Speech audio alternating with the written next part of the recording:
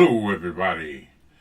This is Indigenous Monstrosity, and I am the monstrositous one, monstrositous darkbat. Yes, and this is story time. No, this is I'm getting my days mixed up. My first show on a Monday night. This is the MATRIX Doctrine. That's right, people. This is all about the reality of our reality. And people, the reality of our reality is, the facts are that our reality is, we are actually living in a cosplay world. We have been for quite some time. And being that that's the case, I'm not seeing myself. Hold on, I'm kind of not seeing the show live and hot. So I'm kind of wondering if it's going to turn over. I'm hoping that that's the case. And I might be on the wrong stream, but either way, we should be already hot in broadcast. Alright. I might be talking to myself. I don't know.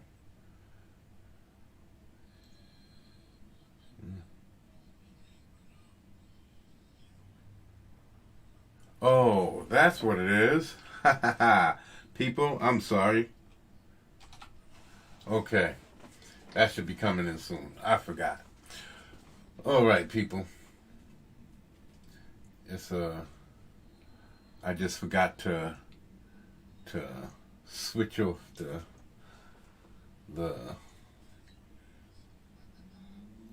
I forgot to switch off there it is. I forgot to switch off the panel or the image. But anyway, the Matrix Doctrine is basically states that the Matrix is for real, and it's been real for as long as we've known. Well, since we've been using money and believing that the things that we say are exactly what we say they are.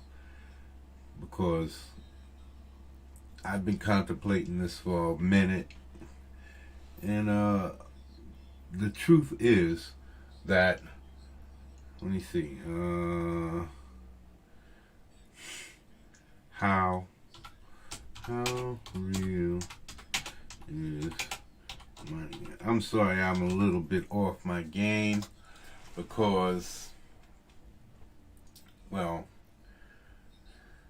I was trying to make a video all day, but I couldn't get all of the clips that I wanted in.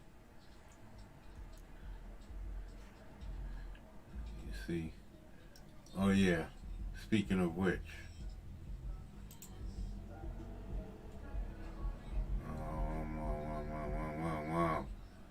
Give me a second, people. Here we go. This is what it's supposed to be. Okay. Let's go back into time. No, baby, no, baby, no, baby. Okay. Boom, boom. No.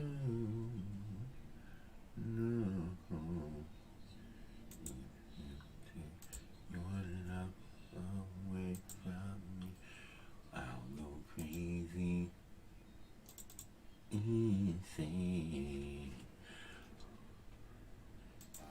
This is your last chance. After this, there is no turning back. Yourself.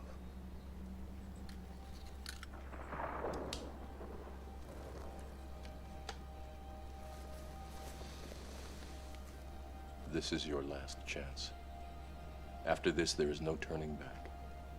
You take the blue pill, The story ends. You wake up in your bed and believe whatever you want to. You take the red pill. You stay in Wonderland. And I show you how deep the rabbit hole goes.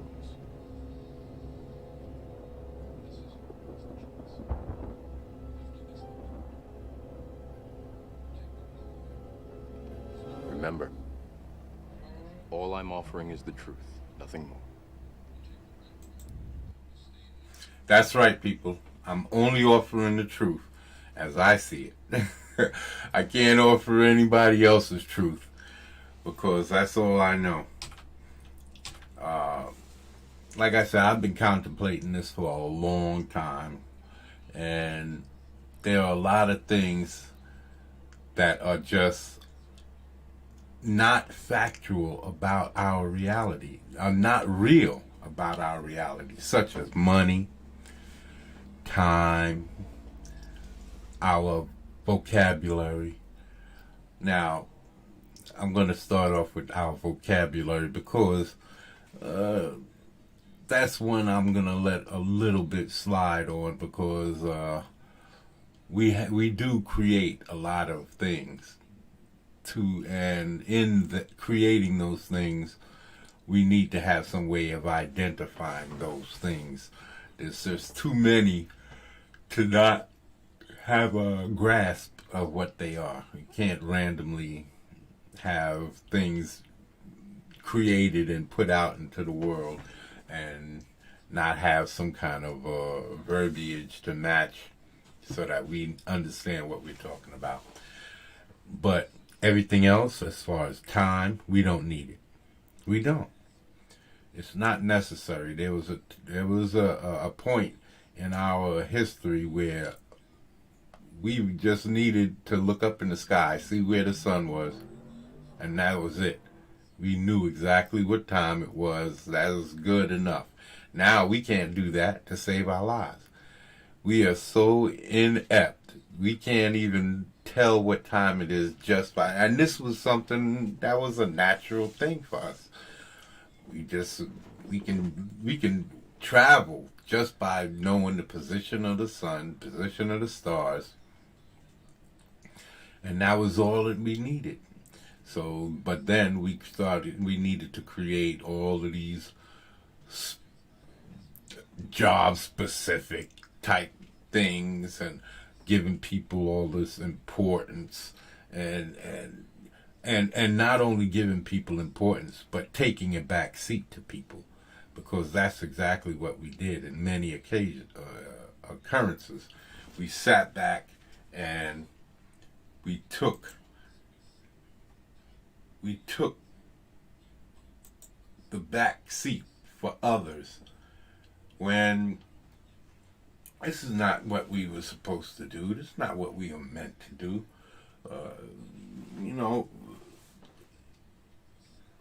This is why we find ourselves so weak and pathetic now, because ever since way back in the days, way back when primitive times, when we first picked up fire, we've seen that people have we just lost. We've been losing ever since that time. That first, when we learned how to make fire, not just harness it after a lightning strike or something like that, or arid weather created brush fires. People learned how to create fire on their own, and ever since that time to now, we've been destroying ourselves. Ever since then, we've been slowly, gradually, incrementally just creating this scenario that we can't survive.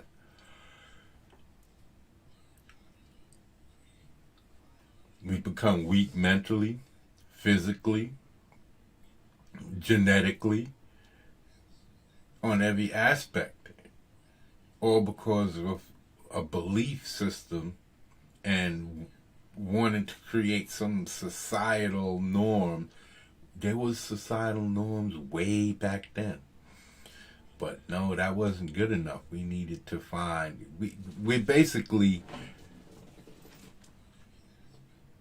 chimpanzees. Illiterate chimpanzees jumping around. Let me see. Jumping around because we have some new shiny thing in the pen. And the strongest ones usually are the ones who act a fool and take into the strongest chimps. Let me see. Chimps with a new toy.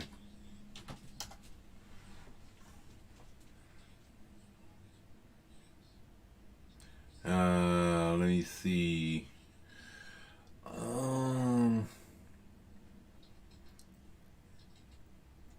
This is not what I'm thinking of. I'm thinking... Introducing kind frozen treat bars. You'll be like, whoa, they're creamy, delicious, and the #1 ingredient is nuts. Let's see.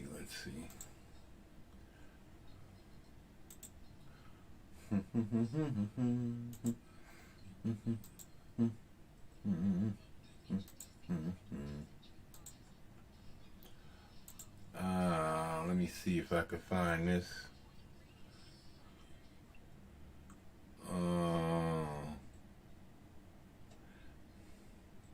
Now to see, this is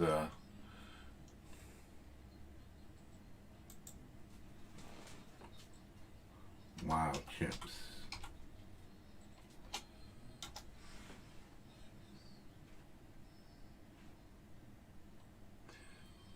Yeah, see, they got all of this stuff they showing. Real chimps. I mean, okay, hold on. Maybe they got something here.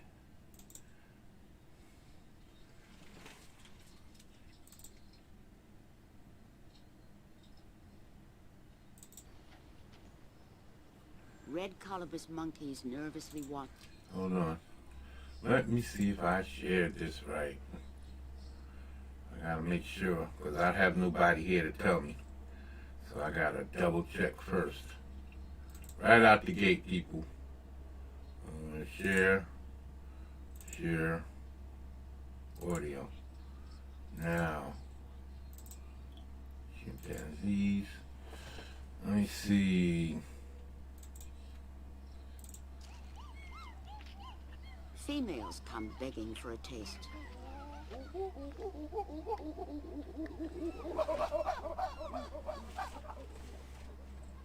The orphan male searches for scraps.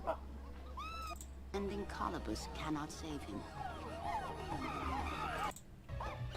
The alpha male is now in possession of the screaming infant. He actually beats back the mother with her own baby. Chimps. They're not smaller, just more slightly built. And snaps a young sap, largely divorced sex from its each other. To unknown lands. Yeah, cracks on nets now. You will see how easy. Certain.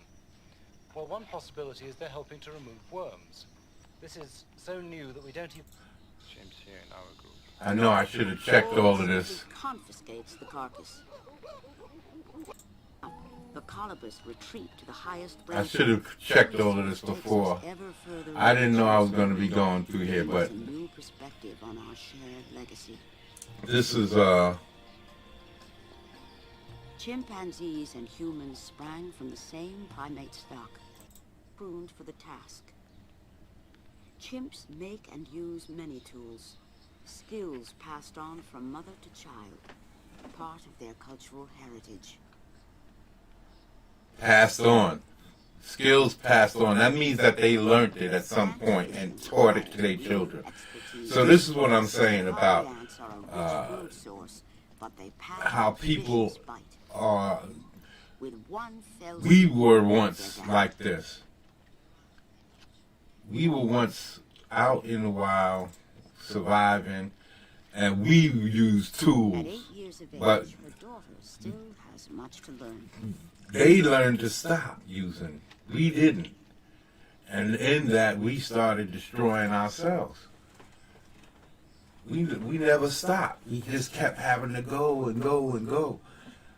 And in that, we never stopped. So just because we never stopped doesn't make us special. We do the same things that these creatures do. We live the same manners. We have the same mannerisms, the same types of wants and needs. There's nothing. The only other things that we need is luxurious bullcrap. But other than that, there's nothing that separates us. We claim we're intelligent, but our language just confuses things way far more than having no language would. Because then we just working on the emotions that we have feeling at the time. But now with all of these words, we got 10 different words that mean the same thing. And people use those words to confuse and deflect and just make things complicated purposefully in arguing and all types of things. When all of these things are totally and absolutely irrelevant. It doesn't matter. These things that we hold so dear does not matter. It really doesn't.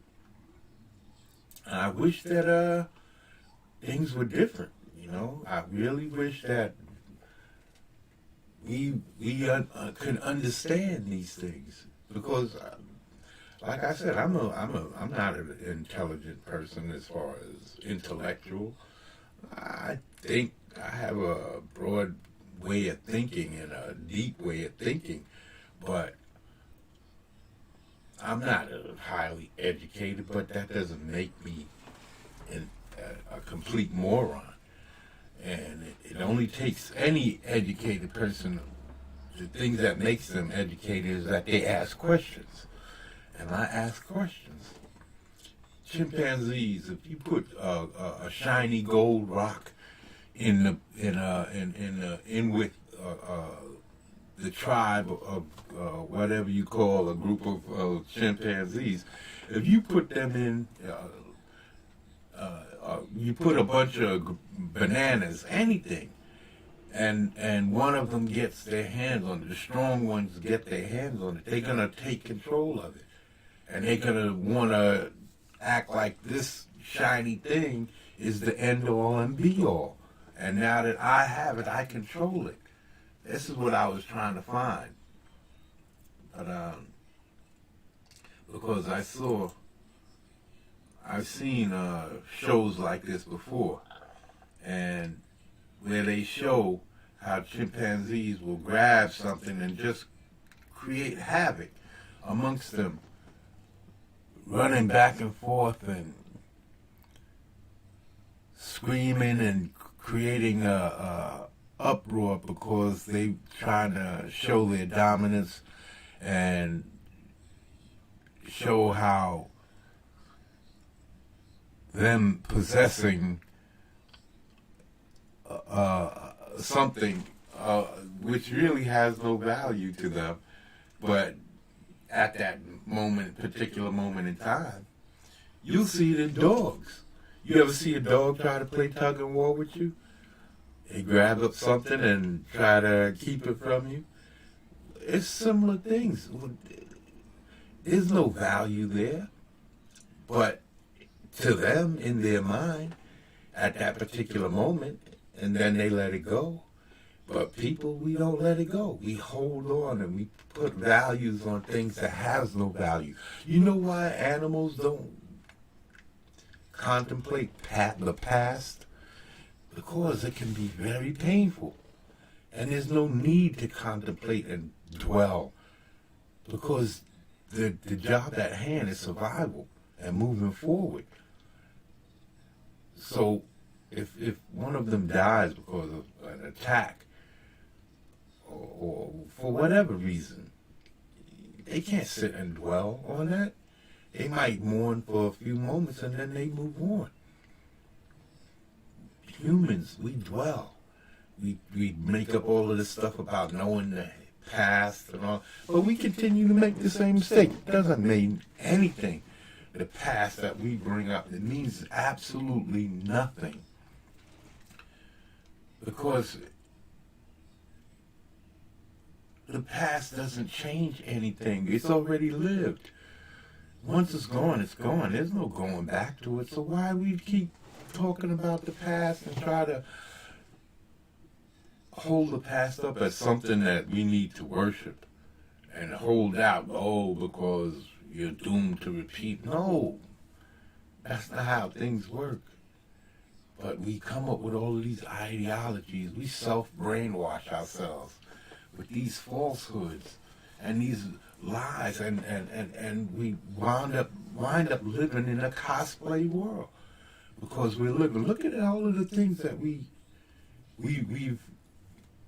made up and forced ourselves to believe that society requires laws. No, it doesn't. It doesn't require laws. It's just an agreement among the people. And if people don't want to work together, even back in primitive times, if you didn't want to work with the group, you were ostracized. Go on your own. People can't be taking care of you. If you're not willing to help out, why should people help you? And I agree with that 100%. So, in many ways, people should stop living in this fantasy world. We get sick because of our laziness. These creatures, these little monkeys, are probably 1/3 our size, but they're stronger than us. They're stronger than us, probably by 1.5 times. Now, how is that possible? It's because of us. We've removed ourselves from the environment, from the freedom, from the paradise that was given us. We didn't think it's paradise because we believed that sitting on our behinds and in the comfort, lap and love. But then, when it gets too easy, we create issues, anxieties, and all kinds of things. We create these things and then hold them up. And we need to drink. We need to... No creature on the planet, no other creature on the planet needs to do these things, but we're so intellectual that we can't even hold our own intellect. People break just for living life. And life never promised us happiness. Life never promised you a good time. And these are all the lies that we tell ourselves. This is all the Matrix. This is all the Matrix. None of these things, money, none of these things hold any value. They're just paper. It's just paper. A coin is just a conflagration of different metals that came from some silicate ore. So these things are nothing. You can't use those things for anything substantial, not really. You see what's going on with this illy ill and how they shut down. Now people are starving, getting kicked out of their homes. All kinds of things. When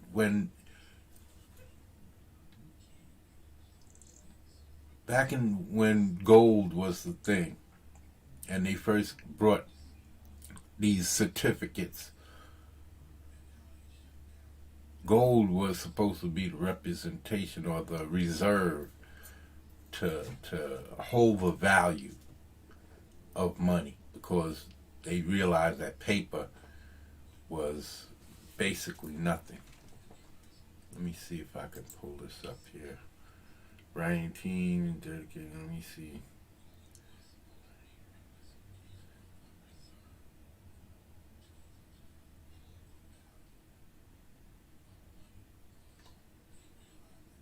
Okay, this is not.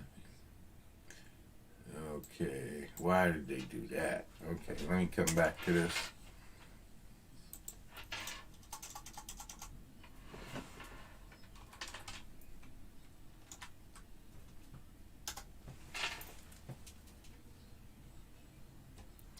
Okay, let's find out.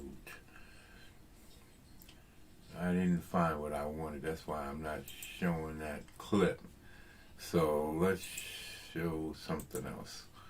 Let's see if I can find some kind of information. Now, let me see, get to coverage, no.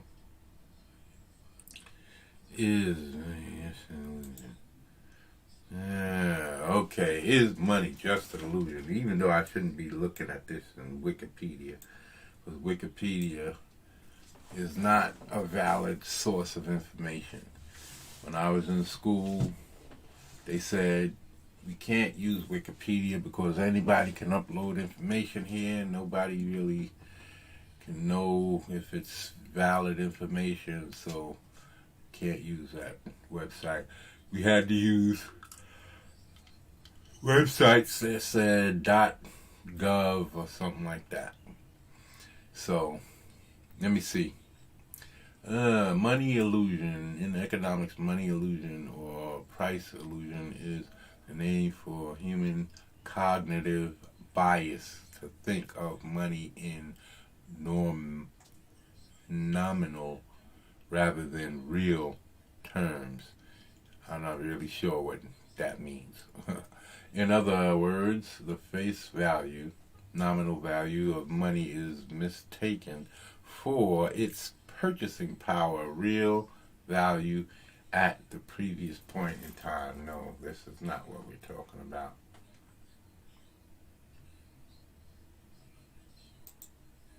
Why does money exist? When money is used to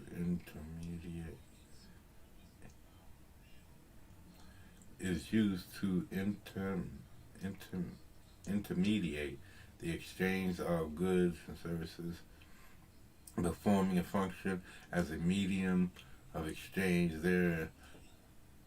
it thereby avoids the inefficiencies of a barter system, such as the coincidence of wants problem. Money, most important usage is as a method of comparing the value of dissimilar objects. It's bullshit. That's horse crap. Because how can something with absolutely no value be compare or equate dissimilarities in objects? If I have a hammer and you have a knife, those are two tools that can definitely be used. Money is just paper. That's all it is. That's all it is. It's like me picking up a piece of wood and saying, here. Remember, they did that. They did that back in the days. They did that.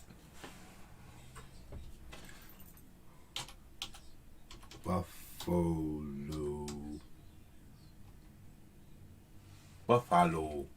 Mighty Winston. Buffalo Winston. Let me see. Buffalo.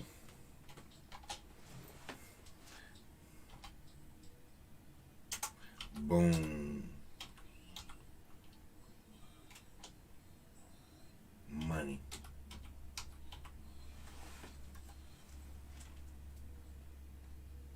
buffalo bones used as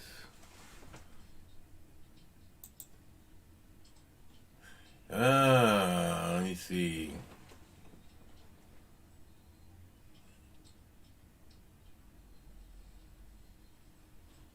Let me see. In the 1930s, buffalo bones were still worth money, about $10 a ton in Minot. The bones were used in various industrial purposes.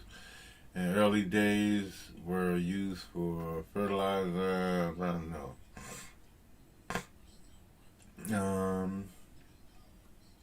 They used the bones as barter to trade for goods. In 1870s, the price for bones typically ranged from $4 to $9 per ton. That's not what I'm talking about. This is not what I'm talking about. Grisly business of buffalo bones. Animal bones were useful things in the 19th century. Dry and charred. No, that's not what happened. Plays. White hunters. For decades, white hunters, like the Indians before, shot the woolly beast for what they to trade meat. This is lies. They're not telling the truth. This is not telling the truth. Back in this day, when white settlers or whatever, back when the Indians were fighting to keep white people from taking their land from them, white people started massacring the bison or the buffalo. And that was a main food source, one of the main food sources for the Native American people.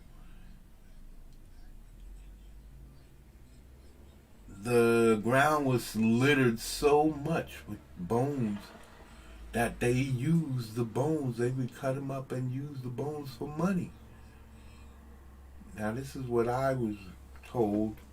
Let me see. Did they do with buffalo hides, buffalo finger?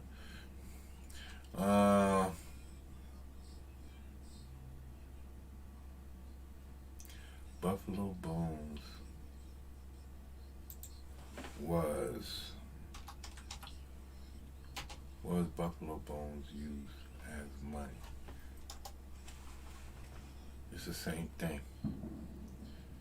And I know they're saying it's for tons, but just imagine how many tons. $10 a ton. A ton?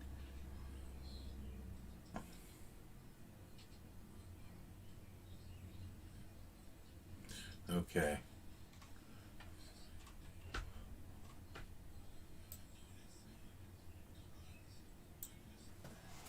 Was Buffalo mass murdered?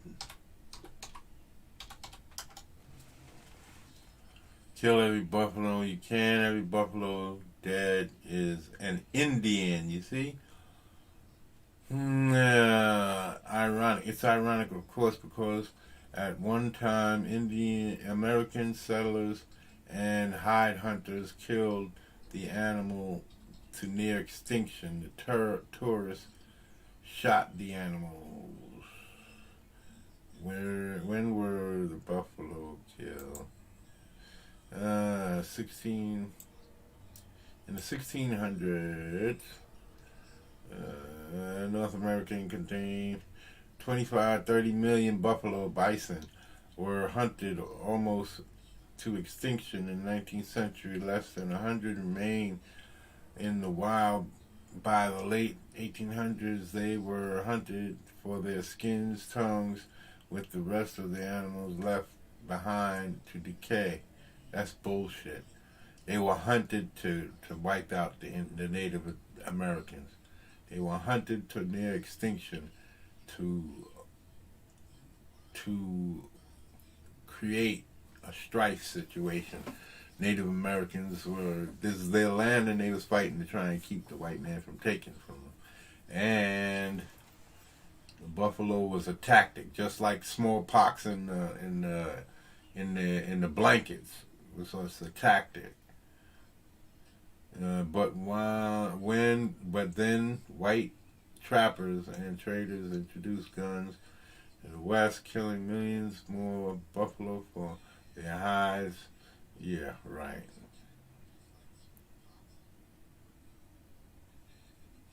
Mass killing of bison is the primary cause, extermination, and the one which embraced all others. Let me see what this is talking about.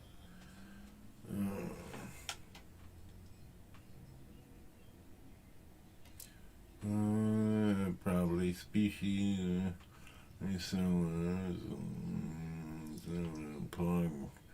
Bison extermination, or what were its effects? What do you think? Learn studying bison extermination. Okay.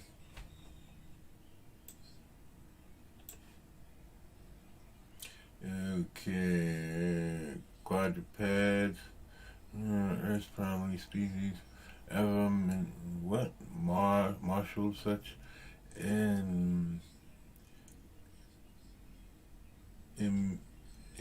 innumerable hosts in American bison,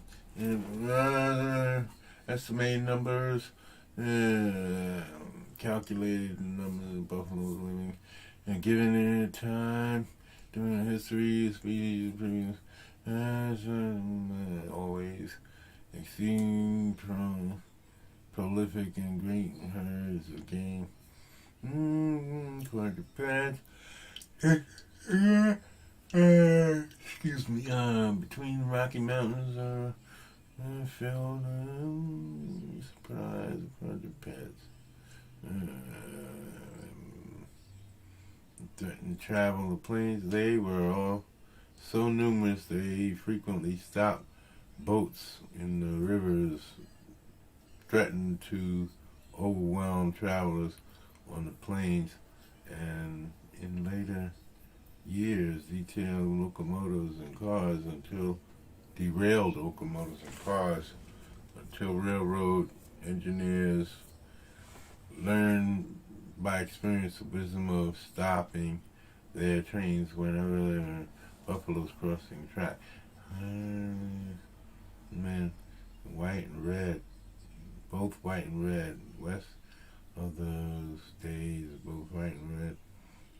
Possible exterminate such a mighty multitude. Indians of some tribes believed that the buffaloes issued from the earth continued, and that the supply were necessarily inexhaustible. And in 4 short years, the southern herd was almost totally annihilated. Cause of extinction.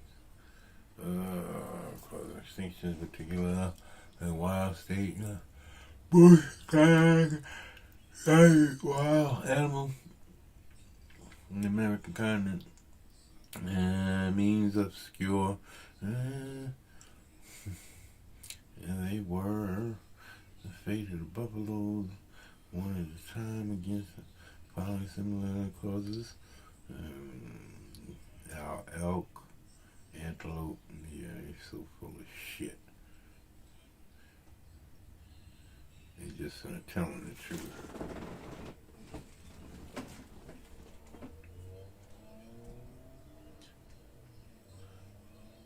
Let me see, native.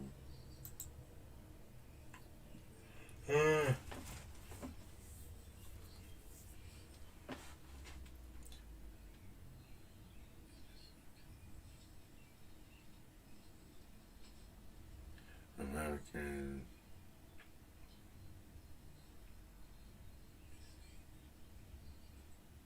Okay.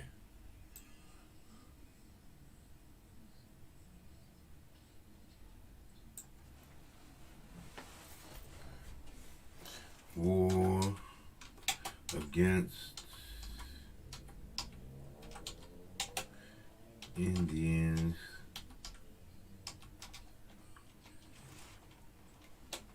caused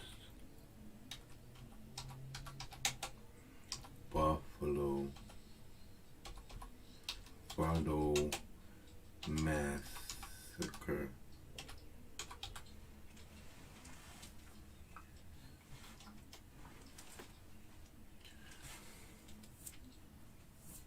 Killing everyone and dead Indian. Kill every buffalo you can. Every buffalo dead is a dead is and is. Every buffalo dead is an Indian. Genocide by other means. U.S. Army slaughtered buffalo.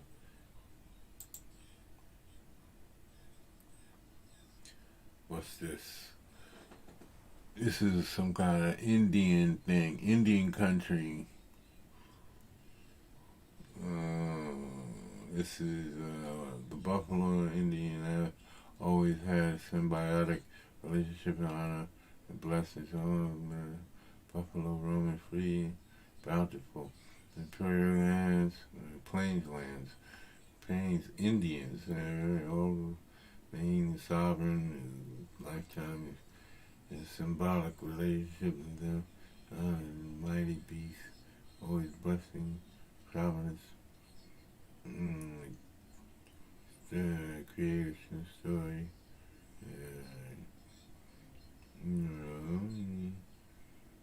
Tribes. Scene.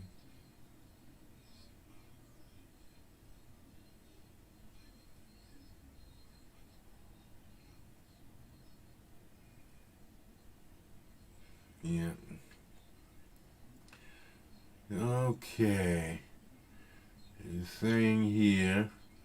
I know I'm reading this stuff here. I'm trying to find it. I should have did this, but I just got finished trying to finish up a video that was supposed to be explaining all of this, and I couldn't get all of the. I was trying to use a program, a video program to help me, a video editing program, and I couldn't get the clips, the separate clips to merge together. I split them up, but I couldn't get them to merge together, so I was trying to save them and do all that stuff so that I could have little clips to show. And it took me all day. I started early this morning, and I just got finished. Well, I didn't even get finished because I wasn't able to get the video to work right. So, yeah, I'm going to be working all week to try and figure out all these little details and make my videos. So I had to go straight into live streaming. So I didn't have time to get all of this stuff situated and read through this stuff earlier and know what I'm looking for. That's why I hate the internet, because in the encyclopedia you know what you're looking for, you look it up, and it's either going to be in one book or the other, because if you look up Buffalo or Native Americans or Indians, it's going to be in either one of those three books. So that's that. But on the internet, you can look through website after website after website and never get the information that you're looking for. And I just hate the internet as far as gathering information, because on Google it seems like so much harder to find the information you want than on any of the Internet Explorer and stuff. I don't know. It seems like they just want to give you a whole lot of rigmarole and give you a lot of crap to read through, and you don't really get the information. And let me see. Several millennia, both Buffalo and the Plains Indians prospered.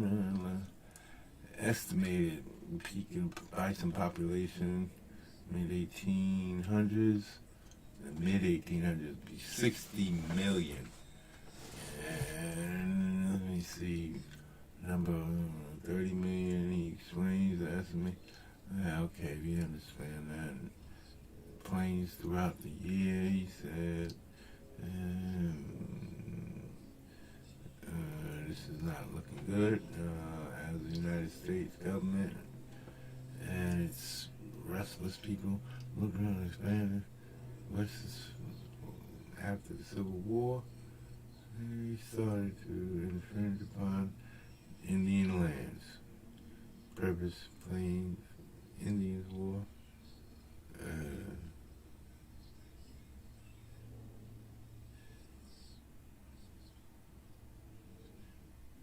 Yeah, so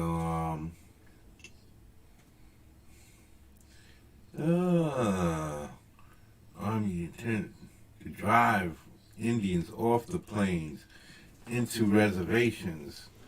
The Army had little success because the warrior could live off the land and elude them wherever the buffalo flourished.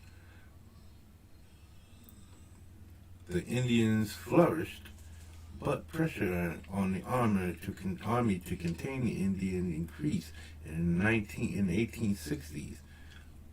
See, so the Indians was catching hell just as we was gaining our freedoms. They was still catching it. When gold was discovered in the Montana territories, part of what is now eastern Wyoming became the route of the Bozeman Trail, a quick way to get to the mines of Montana. This trail cut through sacred ground and the Sioux, as well as hunting grounds, best game country in the world. According to the one veteran trapper, but you can see they're basically saying that they was murdered in order to restrain the Native American people, and it worked. It worked. And because they massacred all of these 60 million animals, there's bones all over the place, and that's why they started using bones as currency. Not, oh, we're trappers and let's just give people money for buffalo's bones. Why would you do that? Unless it was why would you use buffalo bones as currency unless you was bringing in multitudes of bones constantly? And that massacring those herds like that, tons of bones, tons. You know they was massacring. Why would anyone do that if it wasn't for that purpose, was to drive people out? And not only that,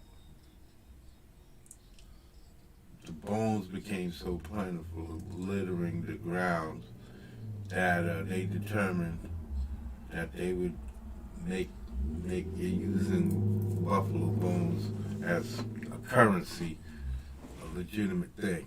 Let me see.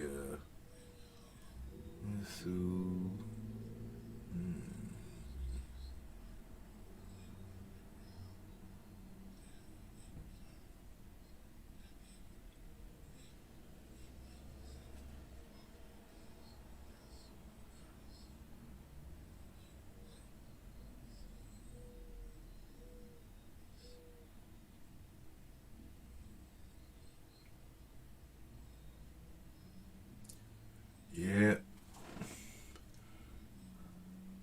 I'm telling you, I've got this going quite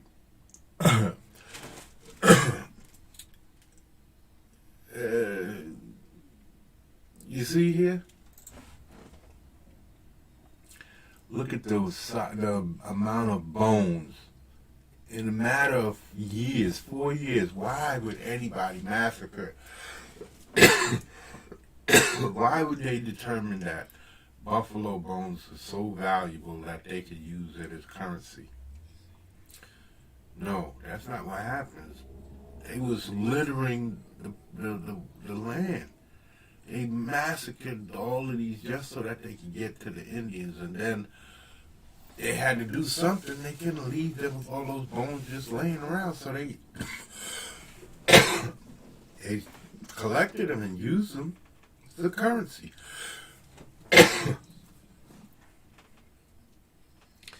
There was one tactical flaw with this strategy. Hold on.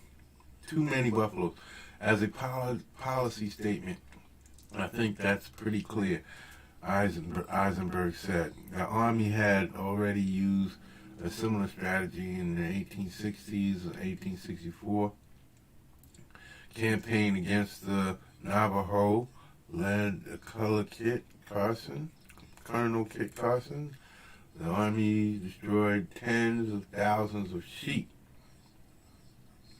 in a successful effort to subdue the Navajo. You see? Colonel Dodd said, every buffalo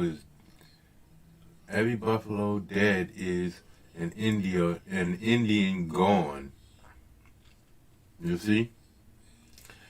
So, if bones can be considered as money, anything can be considered as money. So if that's the case, why are we allowing people to starve and when during this whole ill, everything could have been suspended. Let's say, okay, everything just stopped. No money, exchanges hands until this ill is over with. Nobody's indebted. Nobody owes anybody anything. Wouldn't that have stopped? And then once you start everything up again, you start everything back up again. And this leaves nobody in debt. You start off as if that period of time between the time that you close down society and you start it back up, it's like that time in between just didn't happen. You telling me that we can't do that?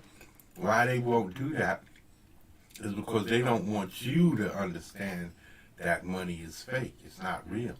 And if we did that, if they had done that, they would let everybody know that you could do without money. That money's not real. It's not. But they don't use gold to back up money anymore, but they keep printing it. That's how you get trillions of dollars. You're a trillion in debt, and might as well print another trillion, and this is how it goes. And it's not necessarily, the country's in debt. No, it's not.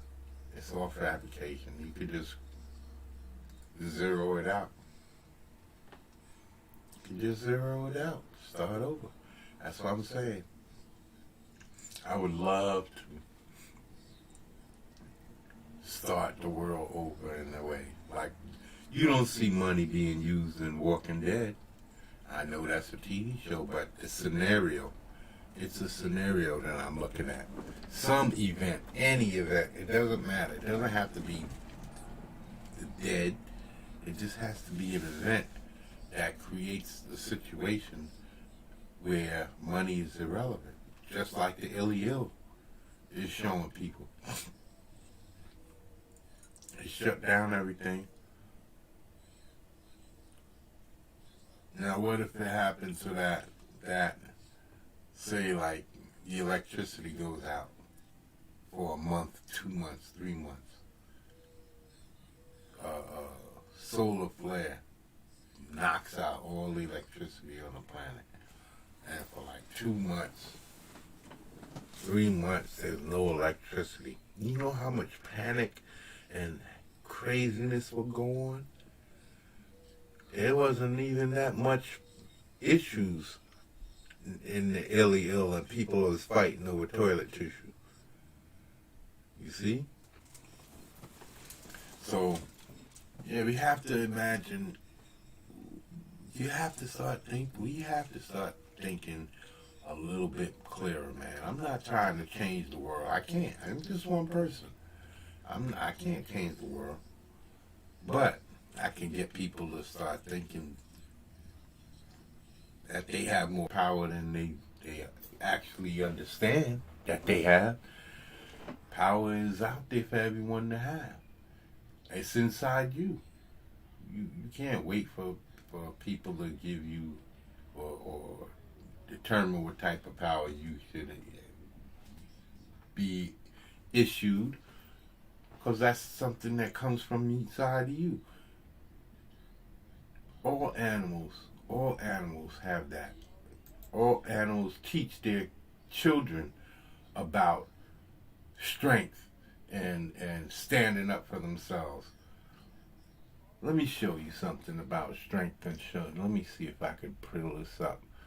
Because these are things that are supposed to... Matter of fact, I'm supposed to be showing this on Friday or during my power stream. But it's just something to show people that there's more to life, man, than drudgery. The drudgery of living and working. And no, I'm not saying you can't work. We intelligent people, right? We created all these machinery and all this stuff like that. But don't tell me that in order to live in this world, we have to have rules and laws. No. Rules and laws are only good for after the fact. If somebody chooses to do something to you, they're going to, unless you're right there when they're doing it, they can get away with it. They'll do whatever they do and be out. And then somebody has to catch them after the fact. Nobody's preventing. Nobody can prevent. If I walked up to you in the street and put a couple of rounds in you, that's going to be it for you. Nobody can stop that. They can only react or respond to the situation after the fact. And that's what the law is. It's not to protect you, and it can't serve you. We're talking about people. So we're talking about an agreement, just like the agreement we have, that society has to believe that money is something special. Yeah, it's the same agreement. You think that people, and no matter what society we have, people are going to be idiots. People have always been idiots from the beginning of people's existence. People have always been idiots. There's always been somebody out there willing to wage war and kill. And that's the way the world is supposed to be. Every other life, dogs fight dogs. Different breeds of dogs fight different breeds of dogs. They would, because there would be, if they're existing in the same environment, they would be fighting for resources. So that's why no one should say, people who say coveting is a sin and stealing is a sin and murder is a sin. Well, shoot, trees murder. There are trees that have toxic sap and toxic substances that seep from them and can make you highly sick. There are trees that there are vines called stranglefigs, and they actually suffocate trees. They wrap them around them and then just basically suffocate them to death. They grow and grow until there's nothing left for the tree, and the tree dies, and then the vine becomes basically the tree. What about that movie, The Little Shop of Horrors, with that big Venus flytrap? Venus flytraps are active, literally active carnivorous entities. So if a plant can eat insects or whatever, and they all have the amber from trees, that's meant to stick bugs from climbing up the tree's trunk and getting to the leaves, killing the leaves and killing the tree. But we do that all the time. We kill trees and all of this all the time. And we say that we're smarter, we're better, we're this, we're that. There are things that we tell ourselves. If a tree falls in the forest and there's no one there to hear it, Does it make a sound? Of course it does. The concept, the question is set out there, and it's a question that shows arrogance of humans. That if a human doesn't hear it, it can't exist. No, that's not. There's plenty of things that goes on in the world without the knowledge of man. Goes on in the universe without the knowledge of man. And it just because man doesn't witness it or doesn't mean that it doesn't happen. It doesn't exist.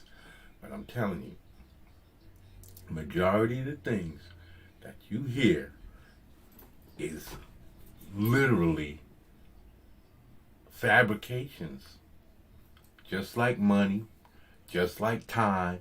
Time is a fabrication. It does not exist. And it can't be made to exist just because we say, oh, okay, it's something, it's a tool. It's something that we use. And so in that manner, yeah, it exists. But it exists in this very same way that the word tree exists. It's something that we made up. We don't know what a tree is actually called. We don't. It's called that because somebody or something, whatever we were back at that time when we first started to talk, decided to come up with some type of a grunt or whatever it was that formed the pronunciation of that word tree. And that's strictly so that we can distinguish a tree from a rock and a rock from the ground and ground from water. We had to start coming up with all these things. You got to remember, we started using more tools. We started throwing clothes on, started wearing animal hides, and then all of these, we create a word for clothing. It maybe not at that particular time. But here's the thought. Here's the thought. I brought this up before. You talk about, there was a discussion weeks ago about me being socialist and all of this and trying to create this perfect socialist society. You know, I don't care about I really don't care about no socialist society. I don't care about democracy or Republicans or liberals or libertarianism and all of that garbage. All of this, to me, is just some other word of bullshit. None of these people are doing anything to help you on either side. None of them. Democrat, Republican, I haven't seen no liberals doing anything or libertarians doing anything. How about freedom? How about freedom? It's a very basic concept. How about freedom? Because we are not free. Trust me, we are not free. This is a society built on an imaginary system of money. Some imaginary system so that somebody could say, you don't deserve, I have. Now imagine just getting rid of money. Figure it out for yourself. Don't listen to what I say. Figure it out for yourself. Just contemplate a world without money and how it would function.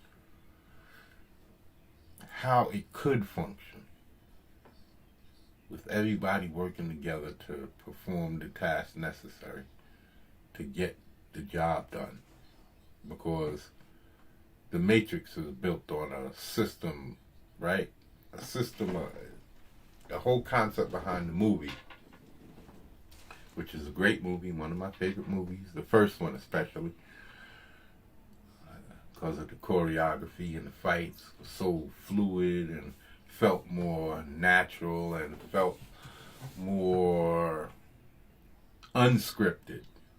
And the second two, it felt like martial arts movies from back in the 80s and the 70s, where they was do that dance.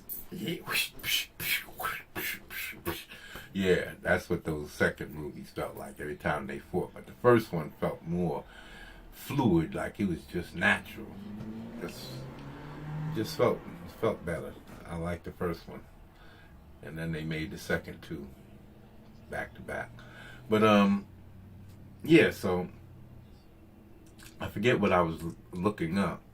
I was supposed to be looking up because I couldn't find what's money. Why is money? They won't. Even though economists know money is fake, everybody knows that money is not a real thing. It is an agreement. It is an agreement. We chose to agree. I don't care what anyone says. You dig something up out of the ground, it's not worth anything. Oil is only worth something because we created cars and we used to use oils to burn fire. But it doesn't feed you. It doesn't. We don't need to cook our food. Well, now we do, but back in that days, we didn't need to. This is all. You realize that without cooking food and eating the way we used to eat, we wouldn't lose our teeth. Probably didn't have to brush our teeth because the new system in cooking, you know that you kill all the nutrients in your food when you cook it? Yep. You kill all the nutrients in your food when you cook it. The more it cooks, that's why people eat steak medium rare. Because if you cook it well done, you're killing it. There's no real nutrition left for you and your body. All the nutrition is in the raw meat. But we can't eat it because there's so many people handling it. It goes through this truck and this place and that place and this person's hands and that person's hands. You can't trust that food. That's why we have to cook everything and boil water and all of this stuff. When dogs, they go out in the street and they lick water right out the street, out the gutter. And they don't get sick. How many dogs you see get sick? That's because we weakened ourselves. All but with the beliefs of fear. We let fear, and that's what's the enemy of power. The enemy of strength is fear.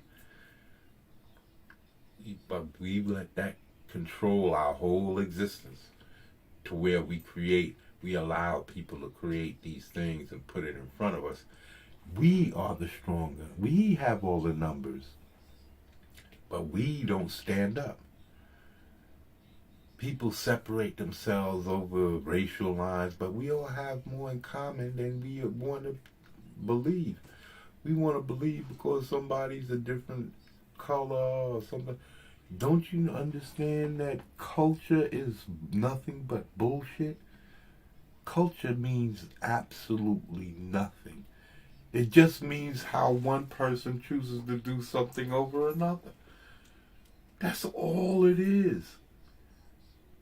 I choose to put my food in a different type of ceremonial plate than this person. I like to listen to this type of music rather than, that's all it is what somebody chooses to do. To spend the time. That's all it is. But we make out like culture is some, culture. Oh, this is culture and culture. No, it's just something. It's just something. It passes and nobody cares. Nobody cares about disco. That's culture. Nobody cares about it. But it came and went. It's another invented thing. Something that somebody pulled out of their backside. It's not real. It's just something that we did to occupy our time. Money, like I said, time. There's so many other things that I could go into. the whole Big Bang Theory. These people are telling us bullshit. It's all fake shit. Not fake news, because there's no news in astrophysics. There's no news in astrophysics. But around 95% of what astrophysicists say is bullshit. It is. And look it up. Watch the universe. Watch the universe. Watch how the universe works. Well, you can find it because they're taking everything off the TV. Educational programs, educational channel are no longer educational. They're just another channel. So, yeah, look it up. Find out for yourself. Don't take my word for it, because I know people are gonna call me crazy and wacko and all kinds of stuff like that. But I know that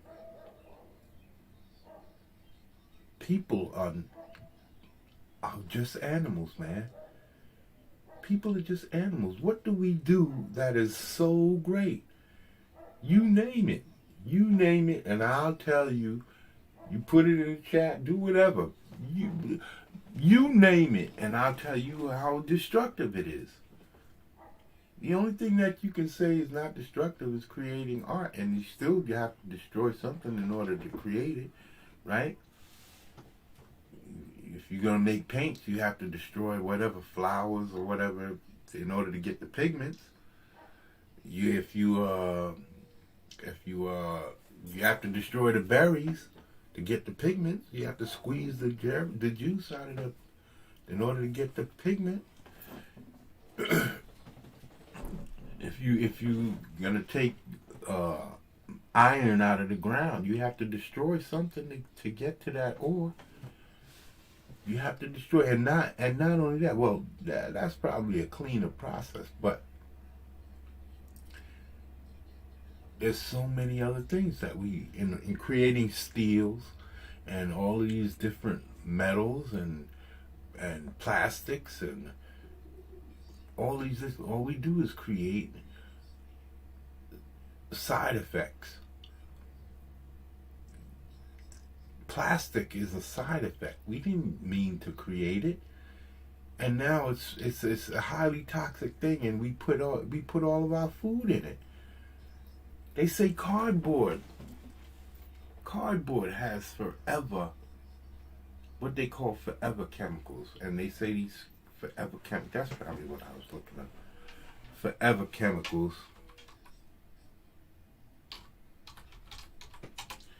Chemicals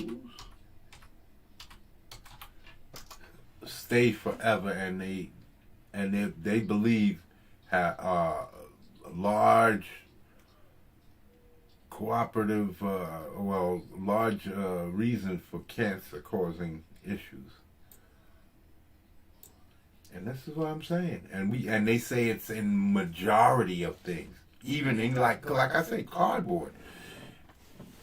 So, and how much of our food goes into cardboard and plastics? And these things are always seeping out things. And these are all, like I said, people take it for granted that none of this stuff exists. That it's not gonna, the lies, all of the propaganda, all of the things that's been pulled over our eyes to turn us.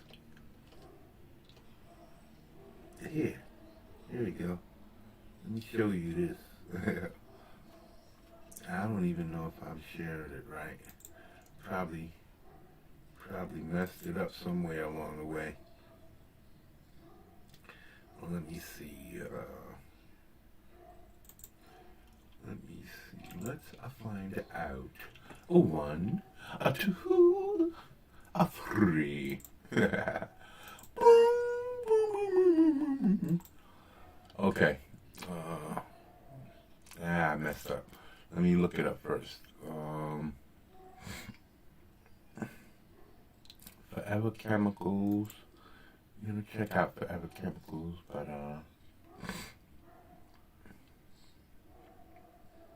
yeah, Forever Chemicals. Let's check out the Forever Chemicals first, and then I'll see if I can Forever Chemicals. Some of the most. Let me see. Oh, that's right. I was looking for a video. Yeah, I don't remember the video I was gonna look up.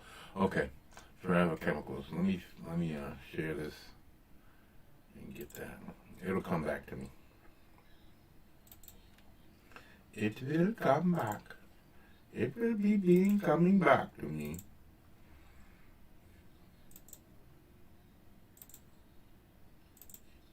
Okay. Forever Chemicals. Some of the most commonly used PFAS chemicals like PFOS and PFOA, whatever, all of this blah, blah, blah, blah acids have long half-lives, and earning them the moniker of Forever Chemicals in tests of over 44 different taps in 31 states. Taps, I guess that means tap water taps. In 31 states, the EWG found that that 43 exceeded a limit they deemed safe by their own standards. In bottled water, of course it is, because the bottled water, the bottles are plastic, and the plastic has all of these chemicals. And they, like I said, in physics, when you touch something, whenever two things come together, there's always a transfer. Always, on some level. Now, if you drink water, or drink juice out of a glass, out of a container, a glass container, and then drink that very same orange juice out of a plastic container, and another one out of a cardboard container, you're going to find 3 different tastes. It might be subtle. You might not be able, you might have to have a very sensitive tongue, but you will be able to taste the difference between drinking something out of a can. I know you have to be able to taste the difference between drinking soda out of a can and a bottle. There's definitely differences. Definitely differences between the taste is different. Drinking a soda out of a can than drinking it out of a bottle, or a plastic bottle, or a glass bottle. And that's because when they put those things in, especially like with foods, when they put those things into the containers, they usually do it hot to create a vacuum seal. And that heat is going to seep out the chemicals. That's going to create, heat is a mutagenic property.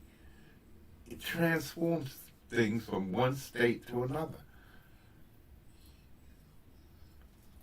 And putting hot substances in plastic and allowing it to cool, or metal, or anything, is going to be transfers. That's why you have taste. Things that taste funny. You pull something out of a can, it's going to taste funny than pulling it out of a glass container. It's going to taste different than pulling it out of a plastic container. And all of these things people don't tell you. They keep you. They don't let you know, inform you of any of these things. They lie. They out and out lie. Scientists tell you one thing. Oh, chocolate is bad for you. Then a couple of years later, chocolate is good for you. Now wheat is.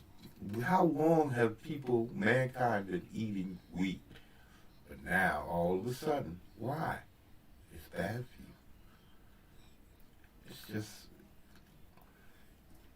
you can't trust anything that man says or does, because man is fallible. and sometimes purposefully so, because the bottom line is money. Money, something that does not exist. It doesn't. And I'm gonna have to do some, because there's commercials, there's all types of things that people have out there that shows what I'm talking about, and I just have to get them and put them through the system, put them through my system, my brain, but over the weeks you're gonna be seeing what I'm saying. I'm gonna be showing time and time again. You will see, and I will show you that none of these things are necessary. None of these things are necessary. All of these chemicals, they put them there. Use of plastic bottles, all of this stuff is maximizing profits. We don't need profits.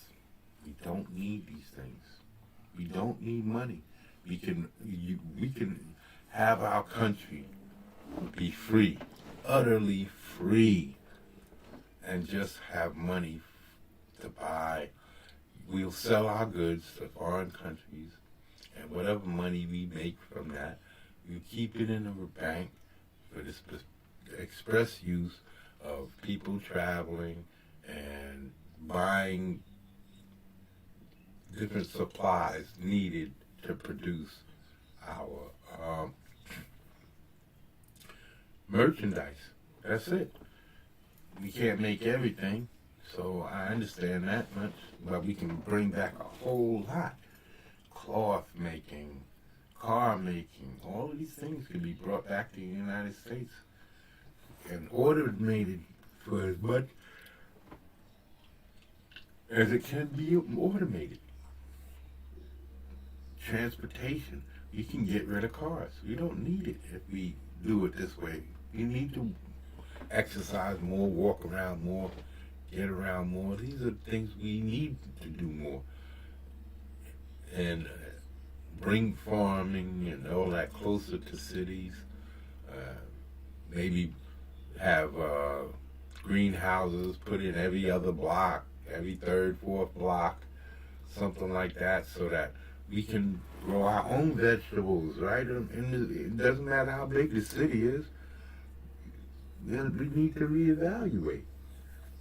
Why keep living this lie? Why keep living this lie? Money is just paper. Gold is just metal. That's all. There's nothing special about it. And diamonds are just rocks. They're not valuable. There's no real value to it. There's no real value. God didn't say go forth and, dig up some gold. No. When we were given the earth, it was to live free. And we subjugated ourselves willingly, handed over our freedoms, all for the sake of an opportunity at wealth, something that doesn't exist. I understand. I'm an idiot. I know. Trust me, I understand. Of course there's money. Of course there's wealth. Of course there's... Not if you want to look at things the way how I'm trying to state it. You'll understand that. I know you understand what I'm saying. That money is just paper. It's not real. We choose to make it real, just like a lot of other things in our lives. And if we chose to actually look at life as in real ways, in substantive ways, you will see that, there will be no need for the suffering that we have. Well, maybe there will be, because no matter what, there's still going to be the overpopulation of the earth. You can't just turn that off. But all of the suffering and the anxieties and all of those things like that could go away. Because we're just cosplaying. We're cosplaying in life. We've agreed to play a role, and people have been taking these roles, working in now everybody needs to work, and these jobs have to be done. So of course people have to bite that bullet, but there can be a hierarchy where everybody can be satiated. Like I said before, the youth will get the worst of the jobs when they first start out. So any type of street sweeping and, whatever types of really menial types of situations that needs to be taken care of, those smaller jobs will go to the youth. And then as you get up into your 20s and mid-20s, that's when you would go into school, and the school will be free, hospitals will be free, and you'll be able to get jobs doing whatever. And then apply, and you have to get the job. And, you might not be the next year or the following year, but you have to get the job. It's not something that's, if you apply for something, eventually you're going to have to get the job, because there's no, apprenticeships can handle most jobs. There's no need for testing. There isn't. Tests are just there to separate people and keep hurdles in place to keep certain people out. It doesn't matter the color of the skins or nothing like that. I'm not talking about that. Capitalist society has to have lower rung laborers to do the shit jobs or the bottom rung jobs.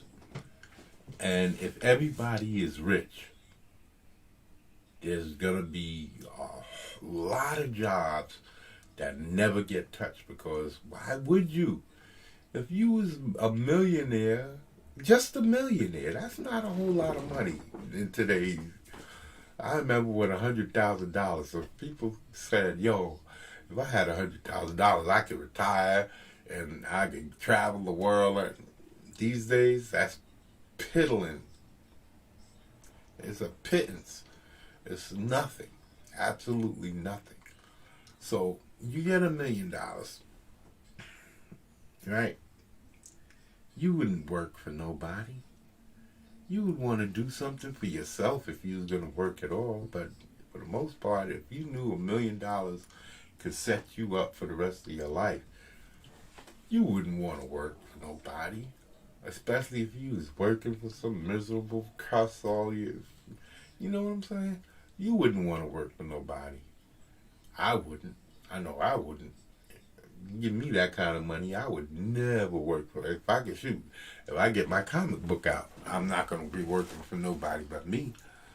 But if saying that I had a choice between going to work for somebody else and getting $1 million and never having to work again, I'm taking that million in a heartbeat. Why would I, if I had that kind of money, why would I go and clean floors in some grocery store or some supermarket, sweeping floors, or even something worse than that, Because you got to remember, there's jobs where you got to clean people's feces and all that, like nursing.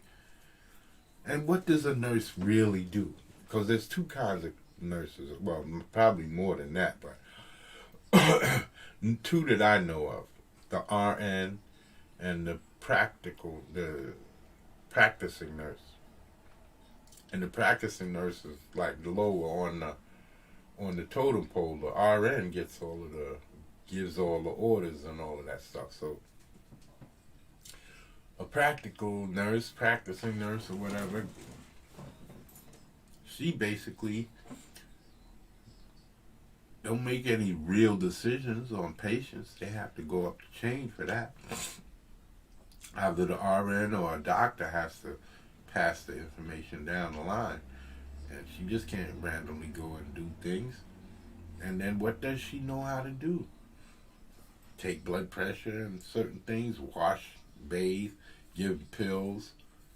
Nurses really, and I've worked in the hospital before, volunteered as a child. And I've seen there's not that much to do. There's not that much to do. As far as nursing, you gotta mostly write down stuff on the charts, keep your charts right, keep your information correct. People can learn that by just watching. This is an apprenticeship type job. You don't need no extensive education because nurses don't really deal with the the things that like a surgical doctor might deal with. The surgical doctor has to know all of the internal organs and veins and all of these things just in case he clips one or cuts one or something like that. Nurses don't handle that. Nurses give thermometers, wipe shit out your ass, give sponge baths, aspirin, things like this nature, take blood, painkillers, stuff like that. They don't really, there's nothing there that takes brain surgery, knowing how to perform brain surgery to do. And that's what I'm saying. There's a lot of jobs that require all this testing, and they're really just basic ass labor jobs. But they give it a high classification, give you a high salary, like plumbers. That is not a sophisticated job on any level, but plumbers get paid. It's mostly lifting and toting heavy pipes. That's not a lot of work. That's not no science, no rocket science. This is not something that you would think that differentiates someone. Like I said, somebody who throws bricks around. Somebody's throwing bricks around is just as important as somebody who's throwing pipes around. And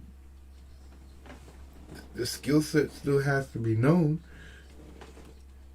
But you would probably think that that's the person doing that labor job that's throwing the bricks around, he's not going to get paid as much because it's not considered the same type of job. But you can be driving a dump truck doing nothing more than moving bricks around. Driving them around and dumping them. That's it. And you getting paid. This is what I'm talking about. This is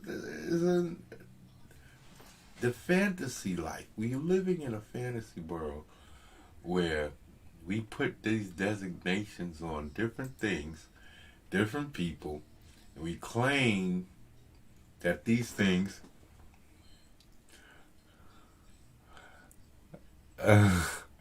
keep soaring on high, Doc.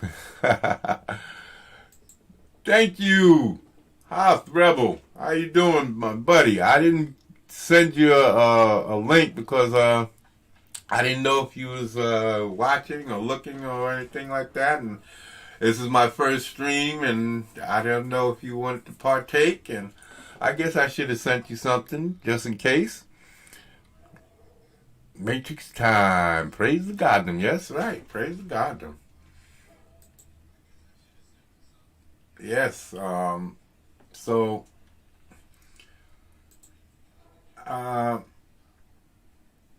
don't know how much longer I'm going to be here, but if you want to come in, I can send you a link. Just let me know. Yeah. So yeah. Having the I guess what I'm trying to do and what I'm trying to say is, because like I said, I'm not trying to change the world. It's just me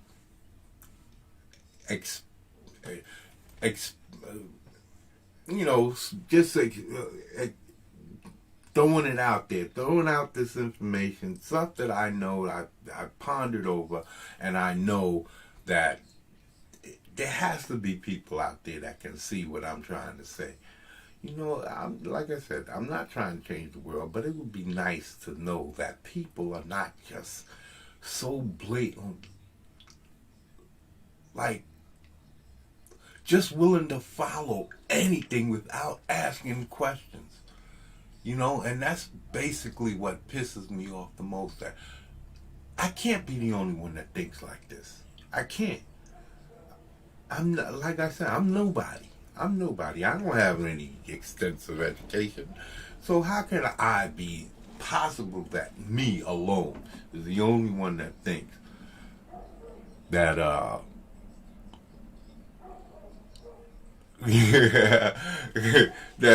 the only one that thinks that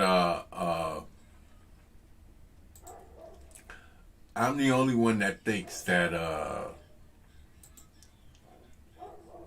money isn't real and that we could be living in a different, more free society.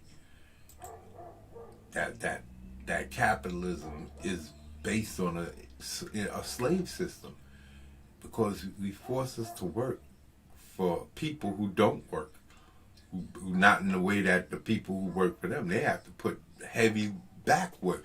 Look at Spartacus and tell me the gladiators didn't deserve more than what they got. You know?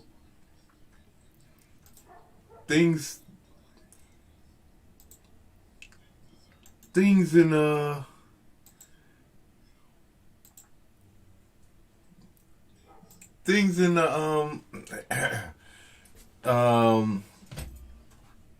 yeah, you look at Spartacus. I was watching, I just started watching it over the weekend.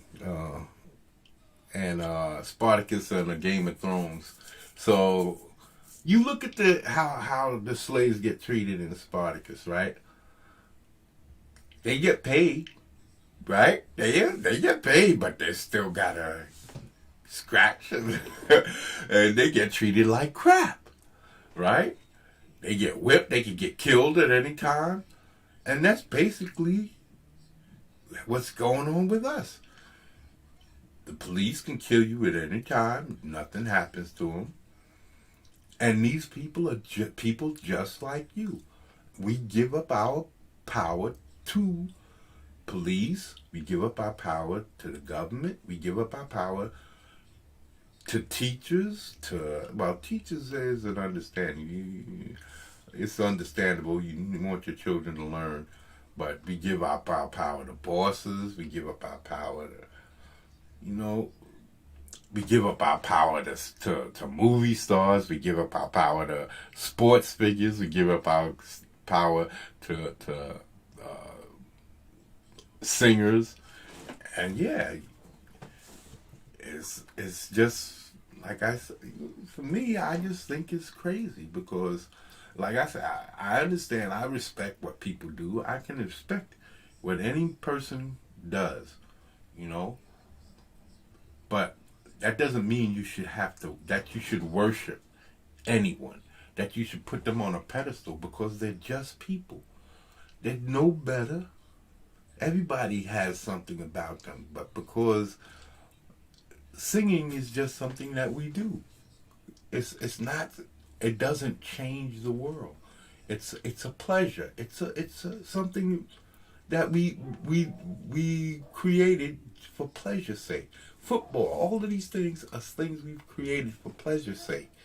So I don't understand why someone is put up on a pedestal and allowed to be made to, and people, because a lot of people think low of themselves because they can't produce the way another person produces, or they can't do certain things the way another person produces.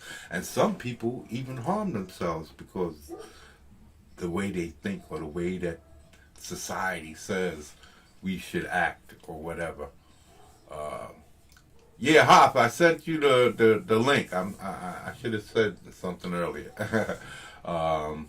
Yeah, but society comes up with all of these things that we take and place in a on in a we place it high in high esteem. We place everything man does in high esteem, and there's nothing wrong with that. I'm not saying that. I'm just saying we should also realize what we do. If we're so educated, if we're so high thinking, we should understand that certain things can be done without and be able to go without it. Like, I don't believe that people who do drugs and all kinds of different things are illnesses. These are weaknesses. You know what I mean? People have weaknesses, and weaknesses can't be correlated, but that's what we do. We say, oh, because somebody can't or chooses not to, well, because that's essentially what it is. When you get addicted to something, the draw to use is calling more than your rationale to not, or to be safe, or to be clean, or just healthy enough to use without going overboard. Because some people have that ability. There are people who have done all kinds of drugs and not gotten strung or gotten strung out, and are able to just say, "Hey, it's time to call it quits, and I'm out." But as a society, we deem these things as illnesses. No, they're not illnesses. They're weaknesses. People have a weakness, and they give in to these weaknesses. And these types of ideas is what makes us weaker, brings us as a society down. What would you think, Hoff?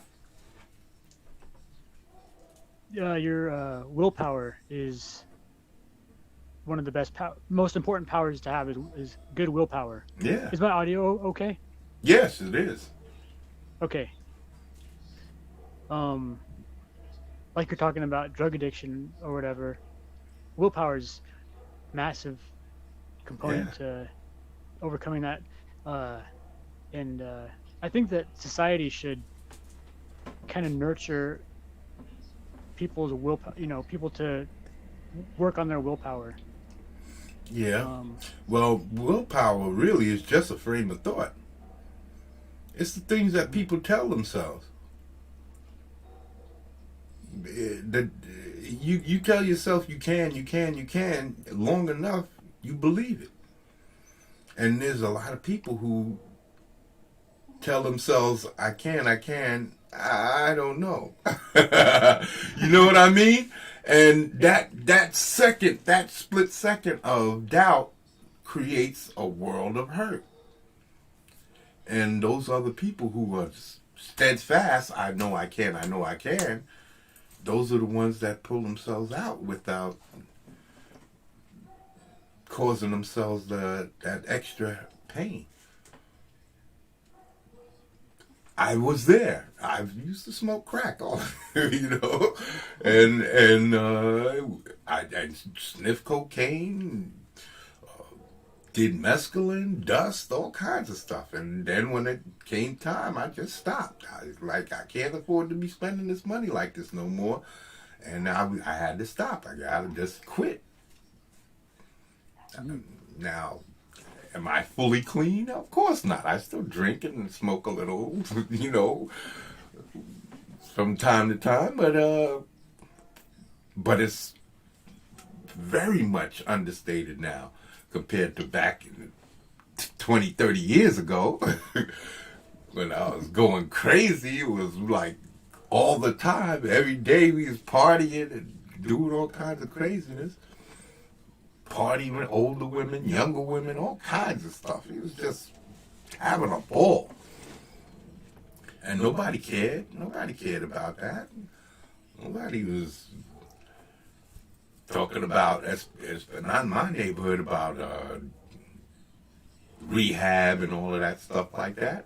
Nobody taught that stuff. I don't think I know one dude that ever went to rehab.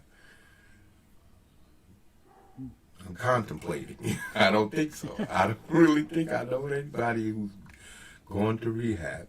They either gone to prison and got clean, or they wound up getting themselves killed or some crap like that. Stealing and robbing from people to serve their drug habit. But again, I think it's a weakness, and I think that the way that man thinks and the way that we enslave ourselves are weaknesses. I don't think that, and that's where this whole matrix things come from, because I think we lie to ourselves. We tell ourselves all of these. We want to believe that happiness is here waiting for us, and it's not. We were never promised the rose garden. That's a song. I beg your pardon, I never promised you a rose garden. This is a country and western song, I think, from back in the days. And Helen Reddy, I think she sang that. Yeah, we lie to ourselves, and then when the lies don't work, we think that we failed and all. No, that's not what life is about. Life is about survival. And survival has nothing to do with monetary anything. We force ourselves into this position where we need the money. But remember, all it takes is going out in the woods and hunting something down. And you got most of what you need to survive. Cut down some trees or some limbs and put up a lean-to, you got yourself shelter. Hunt down some food, hunt down some water, you got yourself sustenance. The only thing you need after that is procreation to keep your line going. Everything else is added headaches. Fabricated crap that we've created for ourselves in order to make lives easier. And in making lives easier, because we're not creatures of ease and comfort. We're creatures of struggle. So when people don't have, that's why you see SJWs crying about this and that and next and representation and all that. These SJWs haven't struggled. They didn't go through things that people going through in the 60s, the 70s, the 40s, the 20s, the 1800s. People actually struggled. These people have had it easy. The last 20, 30 years, it's pretty much been good times. Of course, we've had those certain situations like terrorist attacks and things like that, but for the most part, there hasn't been no real crises or whatever in the United States to where people are super seriously struggling. We're not a third world country where everybody is starving and only the rich is eating well. No, people, for the most part, are doing all right. And these people are coming out of nowhere and claiming that they're being subjugated, treated all kinds of ways. And if you look at it, they're not. They're the ones that's treating people in the way that they're saying they're being treated. Trying to subjugate a whole section of society. Why?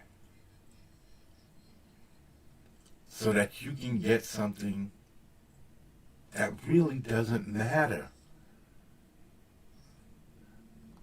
Diversity doesn't help you to live. I understand the aspects of it as far as having people getting certain, or they have people think that they have the capability to have the same things that they see others have, right? But where are you? Well, this is where I see white folks, for the most part, they in corporate situations, they stick together, they work together, all of that. I can't say the same thing for most other, well, not in America. Most other nationalities that come to this country and in America, you don't really see where they come together and you see groups of them working in a corporation, their corporation, something that they built, and then coming forward and saying, "Hey, this is who we are," and they're making money and bringing money to the table, and then creating these collaborations with other people or established companies. They're just saying, hey, you need to give us this because we've been marginalized. What have you done to help your situation? And how come if the LGBTQ and all of those other people that's talking about being marginalized, if y'all all got together and created companies and different franchises and did things and brought light to what you're doing instead of who you're having sex with, don't you think that would be a way better way of approaching getting the things that you need instead of begging and creating this havoc for the whole? Because what you're doing is crapping on men, you're crapping on women, you're crapping on children, you're crapping on yourself,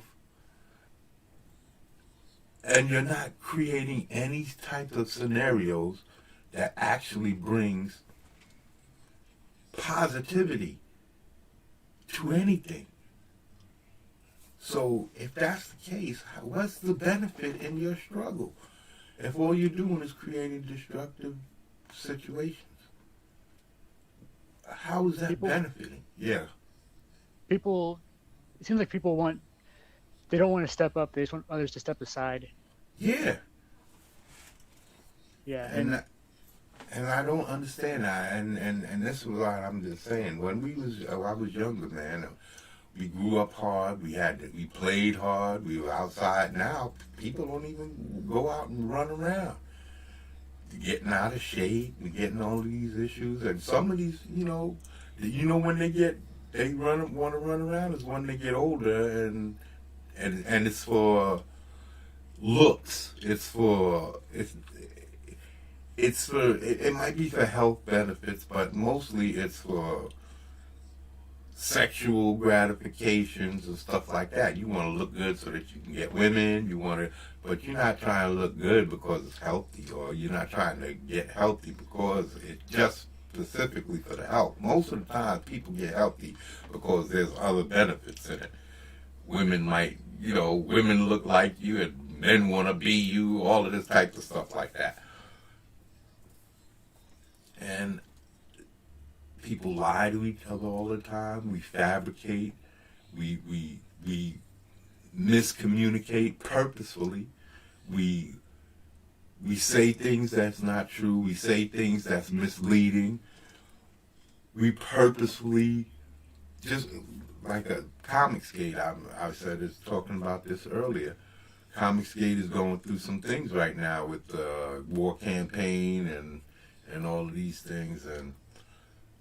But if you look at it, Comicsgate is free. It's freedom. It is the most free expression of a group that I've seen. And I don't know of any group that shows that the type of freedom that Comicsgate has. You're talking about independent comics book creators that don't have to answer to none of these big corporations. And on top of that, they're representing better than these big corporations. And now you have people that come in and say now, oh, we need to start putting laws and rules and have people not do this and not.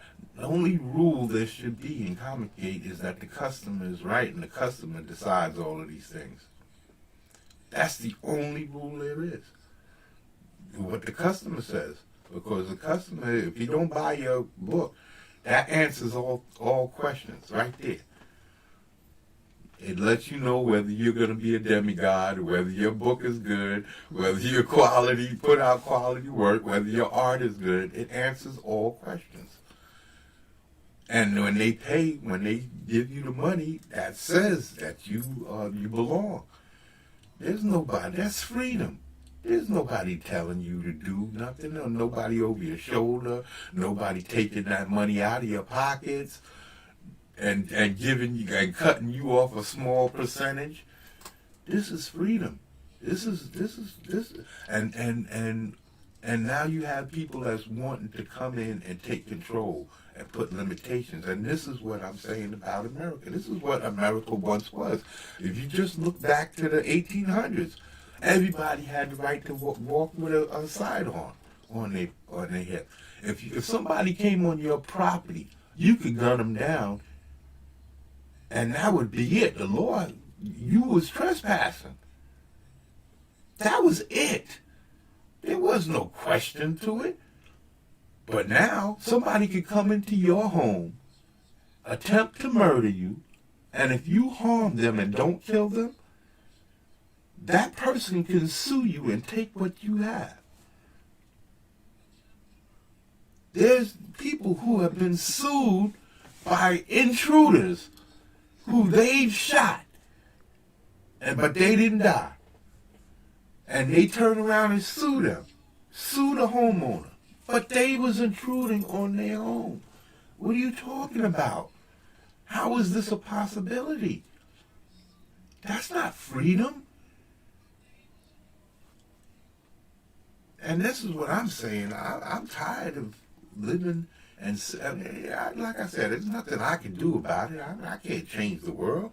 This is just something that I'm putting out here because we should both be talking about things that's close to us, and my art and all that stuff is close to me, and then the way I think is close to me because it has a large thing to do with how I tell my stories.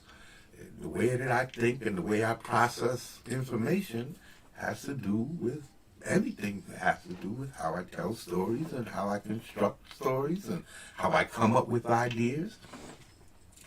And this whole Matrix thing is right up that alley because there's things that you can get out of this for storytelling. Even though this right here is something that I feel strongly about, because I believe that humans, especially Americans, we have a possibility here to be utterly free, and that means not answering to nobody, not really. It's all on to you. Imagine being able to work on having 3-4 different types of careers, and throughout your life you can go be a doctor, you can work as a doctor, and then maybe next year you can be an engineer, and the year after that or 2 years down the line you could be make films or draw comics or whatever, just because you have the time. There's no stress on you because you're not going to be getting kicked out of your home. You're not going to starve. If you don't work, maybe the most that can happen to you is that you won't be able to buy the new TV or get a new TV and stuff like that. You know what I'm saying? Because why should you reap the benefits? Because TVs are not necessities. You won't die without a TV, so why should you reap the benefits if you don't want to partake? Now, and even if you're handicapped, there's paperwork and all types of stuff like that, documents, things that you can do on the computer in order to be helpful. And then there's other people who might not be able to help at all because they're quadriplegics or whatever like that. But we're talking about handy-capable people. You should be able to contribute, and I'm not saying that everything will be able to happen overnight. Of course, it'll take time. It'll take a lot of time to set up a situation like that, to have everybody, the system put in place where people can go online and apply for jobs and have them be available, because everything would, we'd be able to bring back all of these jobs back to the United States.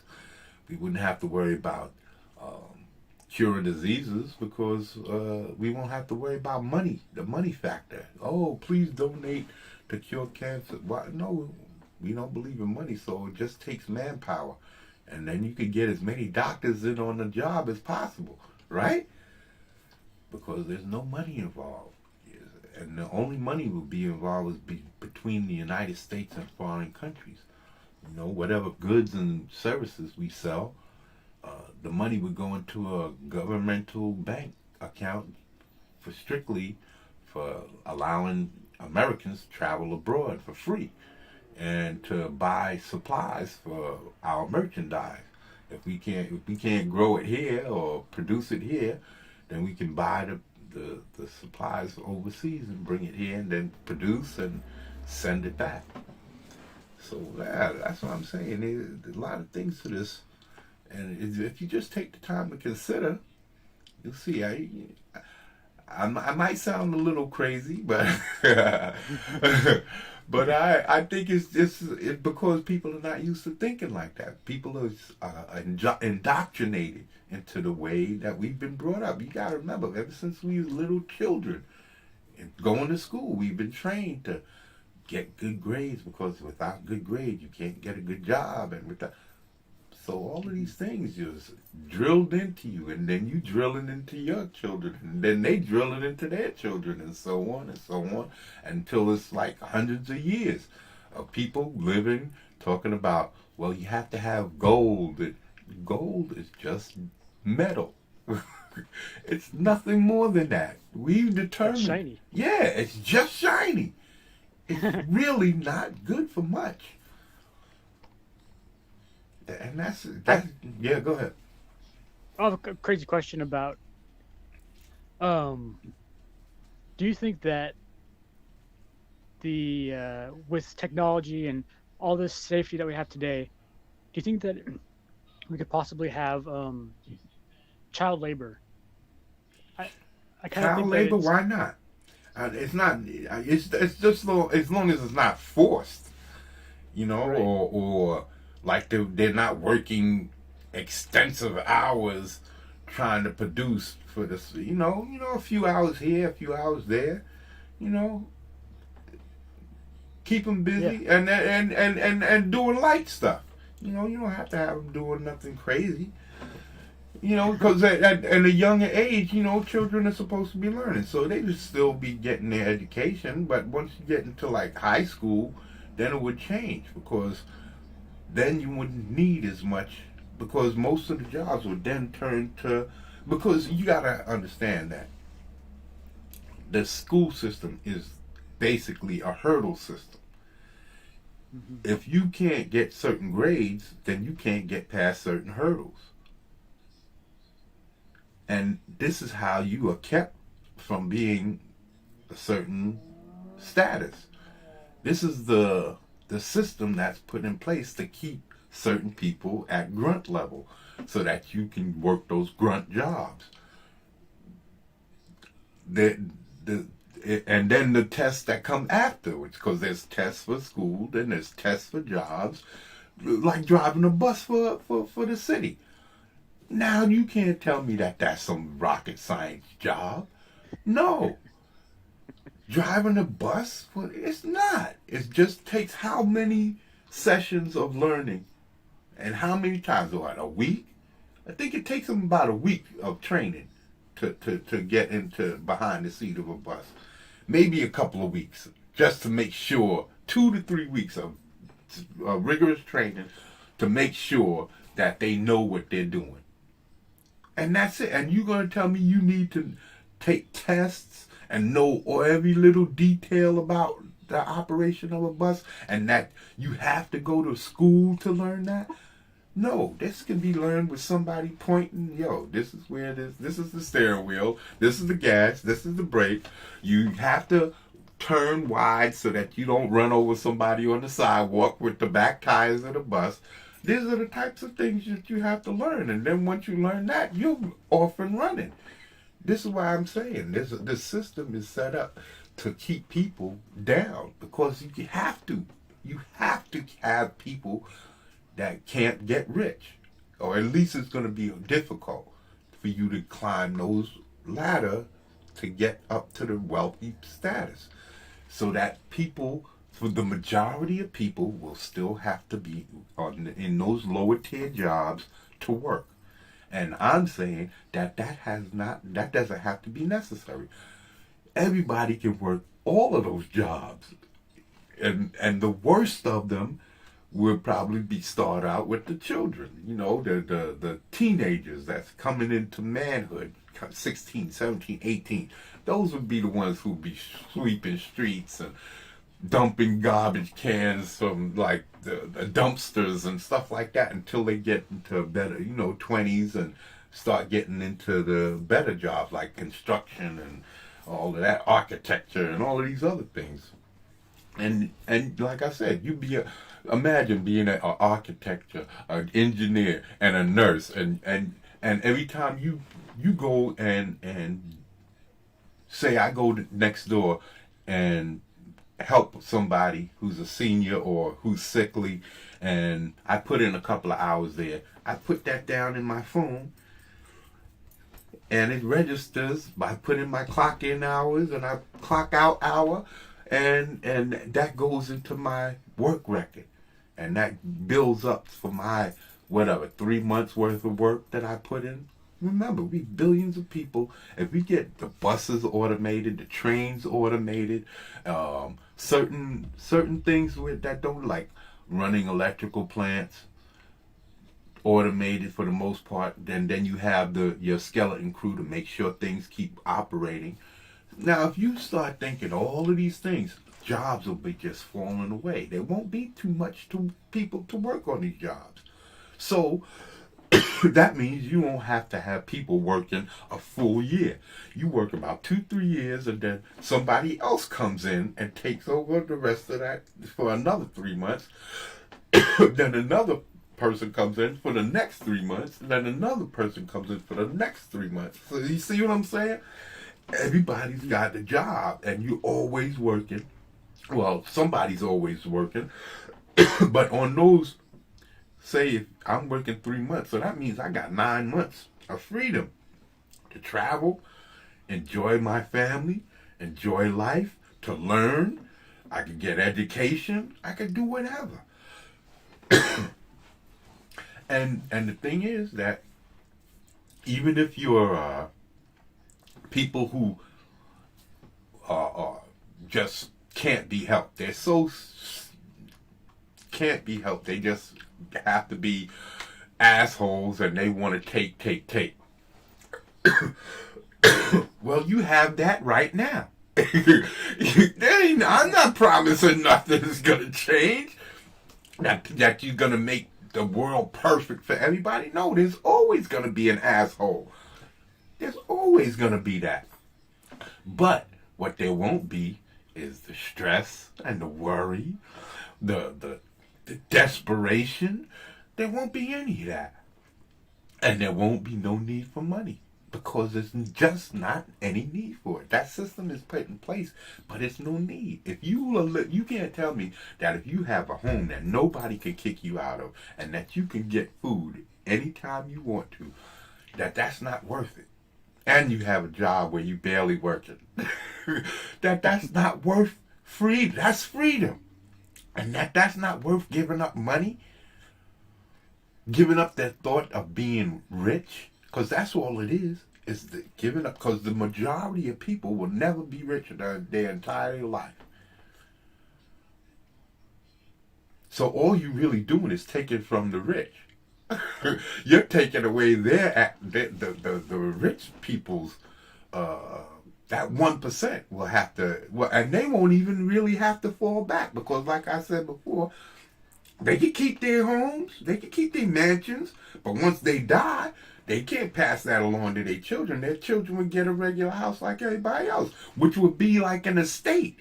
It would be literally like a suite in the Waldorf Astoria.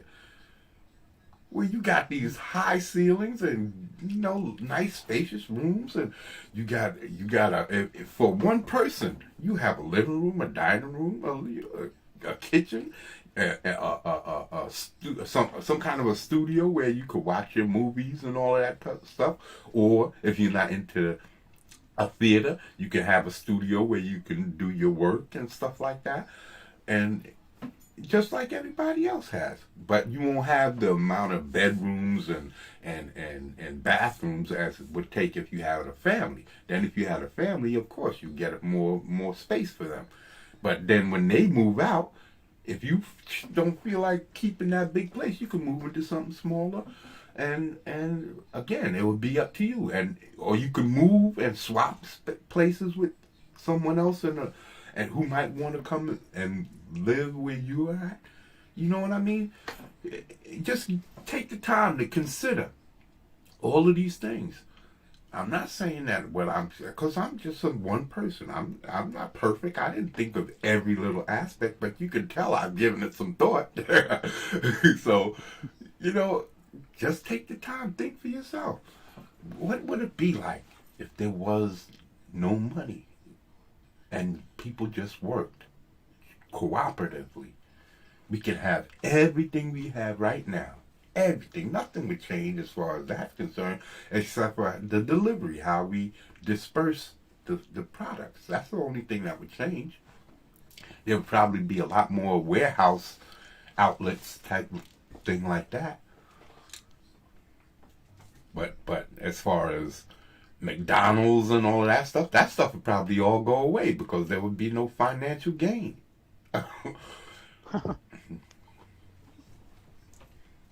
There would just be places where people would go to get already cooked food. Yeah, there'd be no demand for McDonald's if exactly. You can get actual real food. Exactly. People who enjoy cooking. Yeah, you'd have people who want to start restaurants. They could just go and cook, and you'd have these rows of stores where you have just a bunch of different foods that you could just go there and get a plate. And then you'd have like I said, you'd also have like blocks where there'd be greenhouses, and you can just grow crops, bring farm animals closer to the cities so that you have the capability of slaughtering, because you still have to have those things. But it would make it easier. Get rid of all of the chemicals, because you'd have time. You have more people with more time, and we can put in that effort to use manual labor to get those aphids and little bugs off of the plants instead of killing the plant, because that's why they put all the pesticides. And then we'd be able to get all the pesticides out of our food. All of that stuff would be healthier all the way around, man. Because we'd be able to get rid of that need to make that profit. And that need to make that profit means need to cut corners. And that if you're not cutting corners, people ain't going to be getting as sick. But then there's the bad side to all of that, because there's still going to be overpopulation. So what do you do about that? I don't know. I don't have the answers to everything. But I know that the best thing would be for people to die. I know that. If we can diminish our numbers by if there's 8, I was making a video and I said if there's 8 billion of us, then we need to get rid of at least 8.5 billion. Well, I meant to say 7.5 billion. That way, the 500 million that's left will have plenty of time to re-establish themselves and rebuild their numbers. But we really need to get out of this whole saving every life as if every life is so precious. Death is precious too.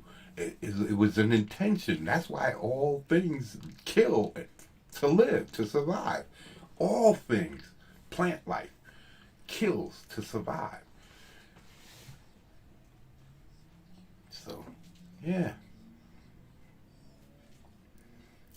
it's a strange thing. It's a brutal thing, but that's what life is all about. Life is about some brutal. Just watch any animal walking with its child, and then some dog or a lion jumps out, and the mother's there screaming while this animal is slowly ripping its guts out. That's got to be one of the most horrific things, to have some big beast holding you down while 2 or 3 others is tearing your stomach out and you're alive. Wow. That's got to be one of the most horrific things that ever happened to me. But that used to happen to people. Even back as far as the 1800s. Because remember, we were still going out to outhouses. So I'm quite sure somebody took a stroll to an outhouse at some point or time, and a mountain lion got that ass. You know? So I think we removed ourselves from that primal thing, but we did ourselves a disservice. We are living in the lap of comfort, but that comfort comes with a price. And that's the overpopulation and our own damnation, because we poisoning ourselves.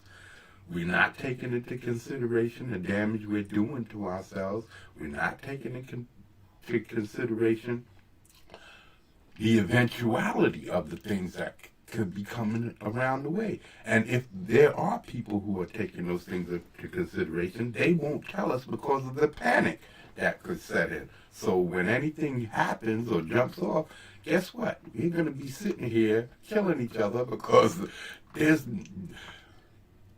doesn't pay to inform people of what's going on because of the panic that will ensue. You're going to kill yourself. It's better to die at peace than to die in chaos. And that's the truth. It's better to die because if say something like, just say there was a meteorite headed to the planet. You think that they would be like in deep impact with Morgan Freeman, that they would be on the news informing everyone that it's coming? Hell no. Because everybody would be panicking. Everybody would shit their drawers and be begging, no, what's going to happen? What are you going to do? And there'll be nothing that could be done. You wouldn't be able to do nothing, so they wouldn't tell you. They wouldn't tell you. That's the reality. The reality of our reality is that they would not inform you. They would let you die without it informing you, because that would be the most poignant or it would be the best thing to do. Why have you running trying to leave? Say that they say it's going to hit New York, and everybody decides they're going to leave New York. That doesn't mean that you're safe. So you're creating all this panic and havoc and stomping over people, because that's what you're going to do. You're going to talk about all kinds of traffic jams, everybody, all the millions and millions of people trying to displace. You won't be able to get far. And you wind up dying anyway, because the destruction from a meteorite hitting is going to be devastating. It'll cause so much of a uproar that the planet will never be the same again. So why have people panicking and running around crazy when you just let them die in peace? By the way. Oh, by the way,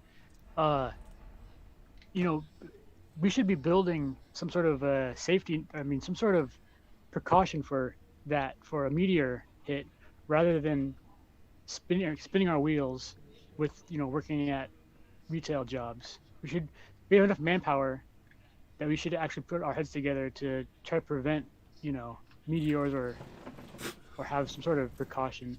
Man, you're talking about a devastating force, man. What can you Yeah. do to stop a meteor that's traveling millions of miles a second? Millions of miles per second. This, you're talking about an unrational thing. You can't stop that. There's nothing we can build or do to stop that. We What can't. if you Go what if you ahead. set off a nuke? Set off a nuke like out in outer space, like like We'd way have out. to have. We'd have to have we'd have to have a rocket that could get there. We'd have to have a ship that could take it there. We'd have to be precise.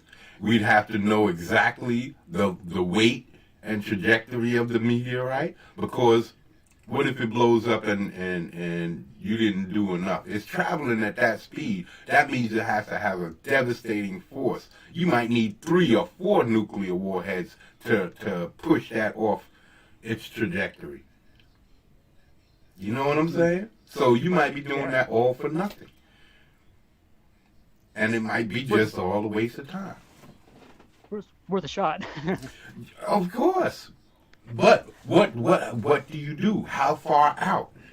And do we have that capability to send a rocket with multiple warheads to that far out, say out to Mars or Jupiter, in order to get the type of a reaction from the explosion to just nudge it just a micro inch way out there?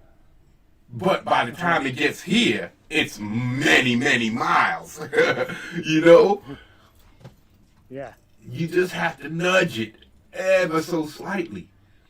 But who's to say it will ever work? We don't have the knowledge. We've never moved an incoming meteorite traveling that speed. We don't have the technology. I was talking about how astrophysicists don't know shit. They really don't. They say they do, but here's some proof.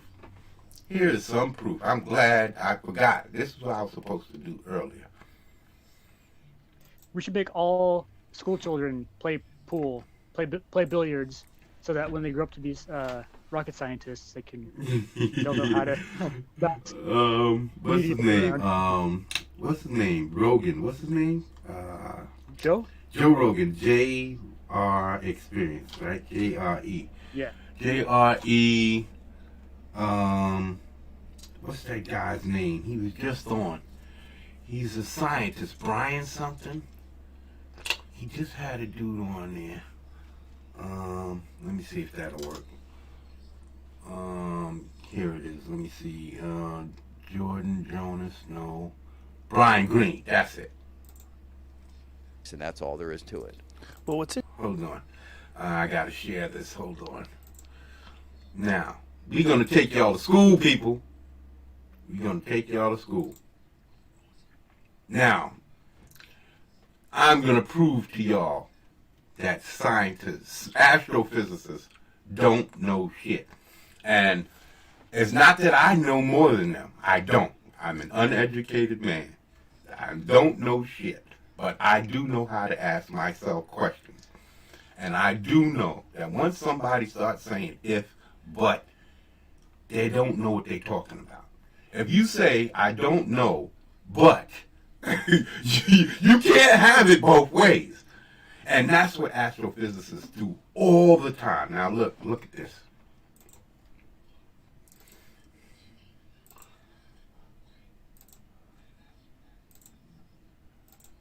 All right. We're going to start back here. This guy's an astrophysicist, Brian Green. Do you want to learn to draw professional and impressive artwork from scratch that will blow people's minds?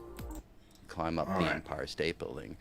And in that scheme of things, everything from the Big Bang until today, you're about at the 10th floor, 10 to the 10 years, 10 million years. That's such bullshit. More strange. Like, you can't have biological carbon-based life if it's not for a star exploding. Yeah, I mean, we often, in a poetic way, say that we are made of star stuff. I guess that was Yeah. Carl Sagan.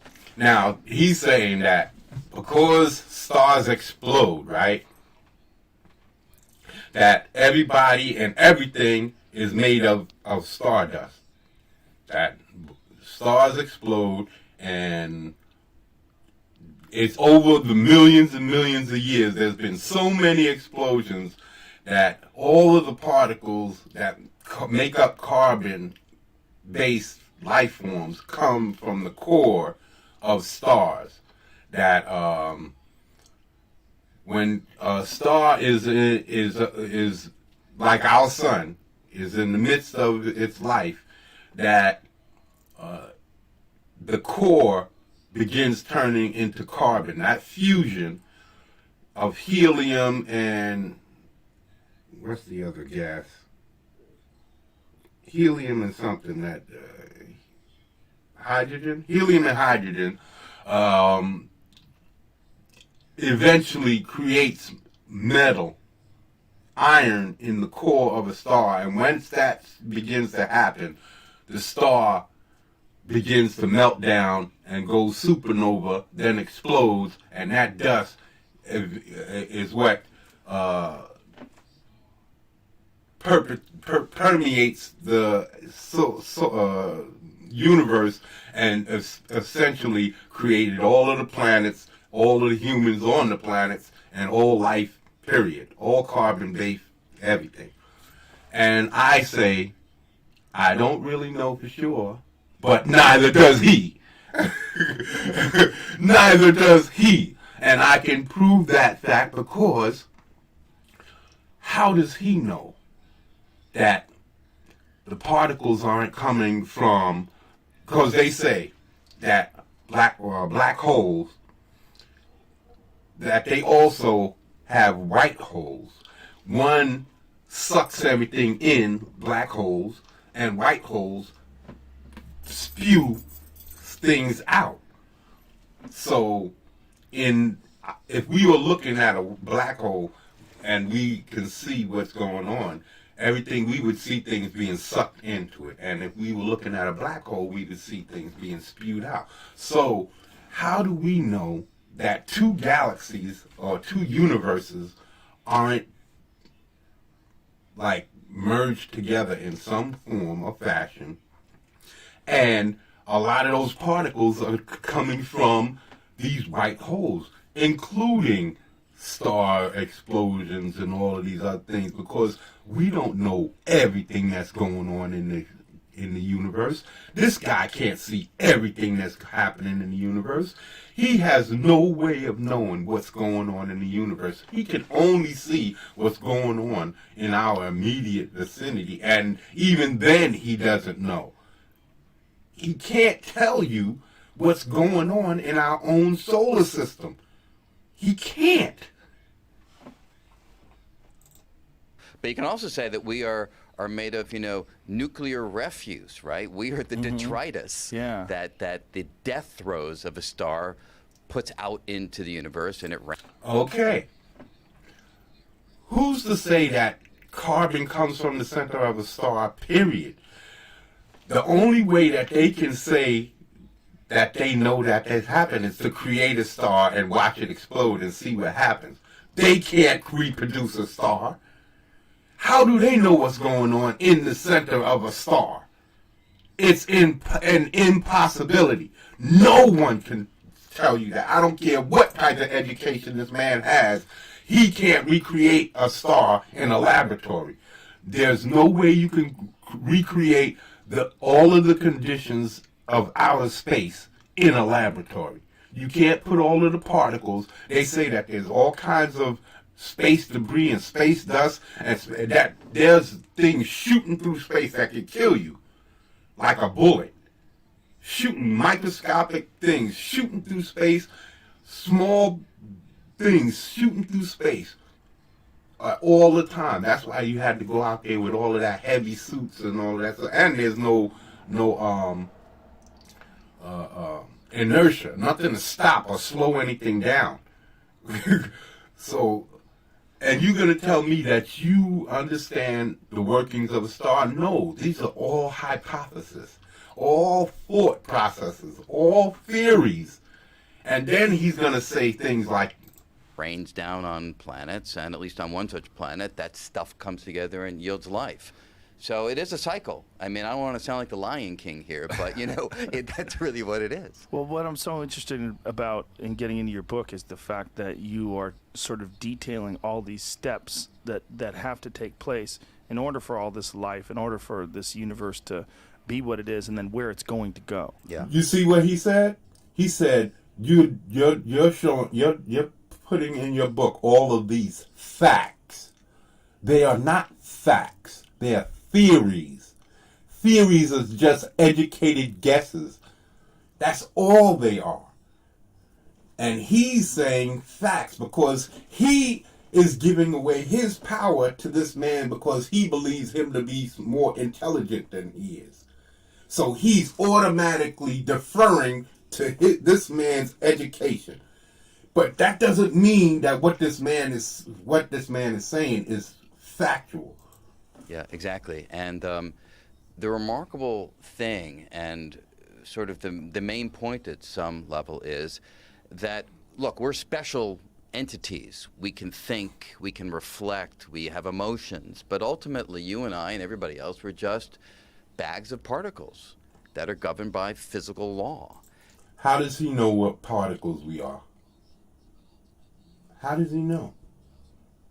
Has he ever seen an actual particle, of electron particle or a neutron particle? Has he actually seen one?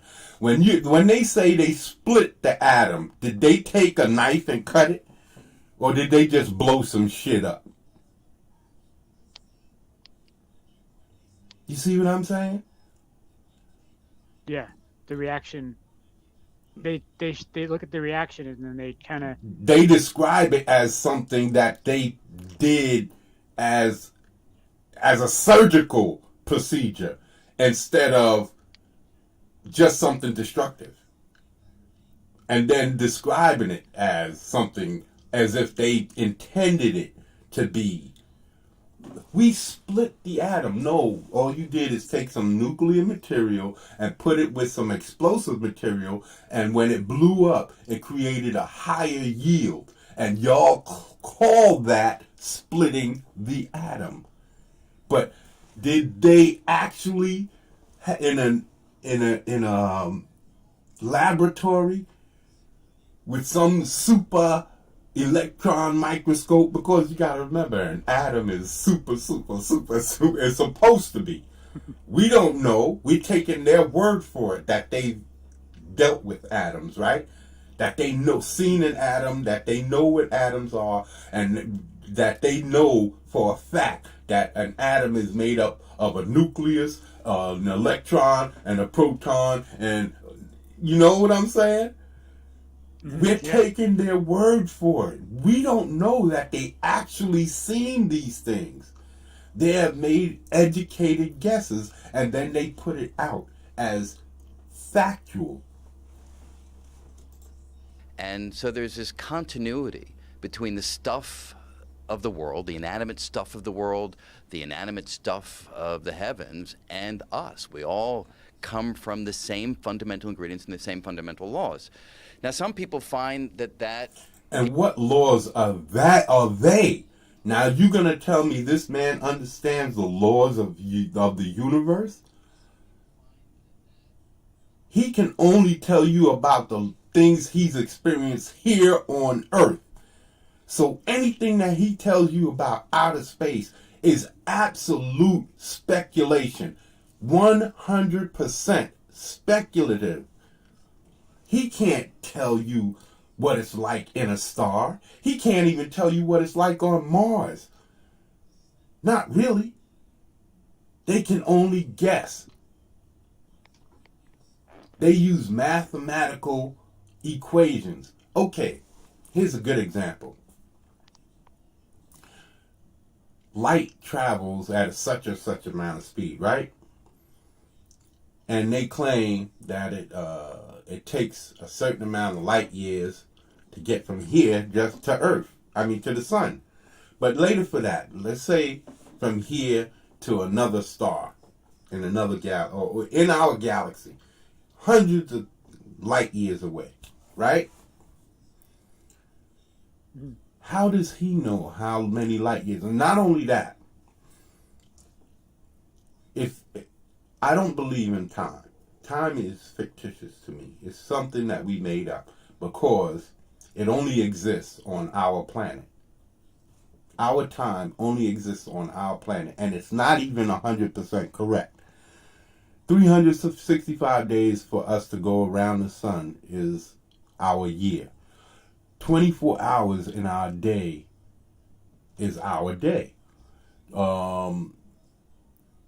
60 minutes is our hour, and 60 seconds is our minutes. But if that was perfect, we would never have a leap year. Every single day there, I'm serious, every single day there are a certain amount of time left over. And that time accumulates, and in every leap year we get an extra day. That's where leap year comes from. That's why February, every 2 or 3 or 4 years, we get February 29th. Because our days are not perfectly set. There's not a perfect second in a second. It's longer. There's not a perfect minute in a minute. It's not 60 seconds. It's 60 seconds plus a fraction of a second. You see what I'm saying? So every day it accumulates so that by the end of 3-4 years, we get an extra day. So that means that we don't understand our own time. So-called time. It's a fabrication, because the time now, Mars is further out, so it takes like 500, 600 days to travel around the sun. So that means that 12 months on Mars would have a whole lot more days in them, right? And that means that the seconds would have a lot more seconds in them, and the minutes would have a lot more minutes, and still it wouldn't be precise, because we don't know if the planet travels around the sun at a consistent speed. We don't know these things. We're just guessing. We're only guessing because we know at this time next year the season is going to come back again the same. This is why we know. Otherwise, you think we would know how many days it would take to go around the sun? We have no way of seeing this. How are you supposed to judge where you are in the position to the sun?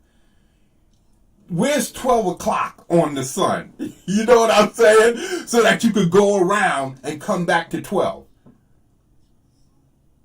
If you understand what I mean. Where's the start-off point? Where's the start-off point where you could say, here is day one, when we're counting the 365 days that it takes to go around the sun? Where is here? Can we look up and say, okay, we are here in relationship to the sun, and we are precisely at this angle in relationship to the sun, so we know at this precise moment in time, this is second one of the 365, so that when we come all the way around and back to this precise space, we can say, okay, so now we know that it took 365 days and a couple of hours. You know what I'm saying? Because this is the precise measurement of where the Earth is in relationship to the sun. When we began counting, when we went around, we know, because we see, now if the sun is rotating and the Earth is rotating, how can we ever get a precise measurement? It's rotating and moving, and then the solar system itself is moving through the universe as it moves through the galaxy. Because the galaxy is moving through the universe, and we're going around in the galaxy. We're rotating around in the galaxy. So all of these movements, there's no way that we can see where we are at any given time. So we're just going by the 365 days and the changing of the seasons. Oh, it took this many days to come back to this precise change of the weather. So we're going to say, after a certain amount of time doing that, okay, it's consistent. It's 365 days. I'm sure they use stars and things like that to also help gauge things, but they didn't use the sun because there's no way we could gain a correct positioning.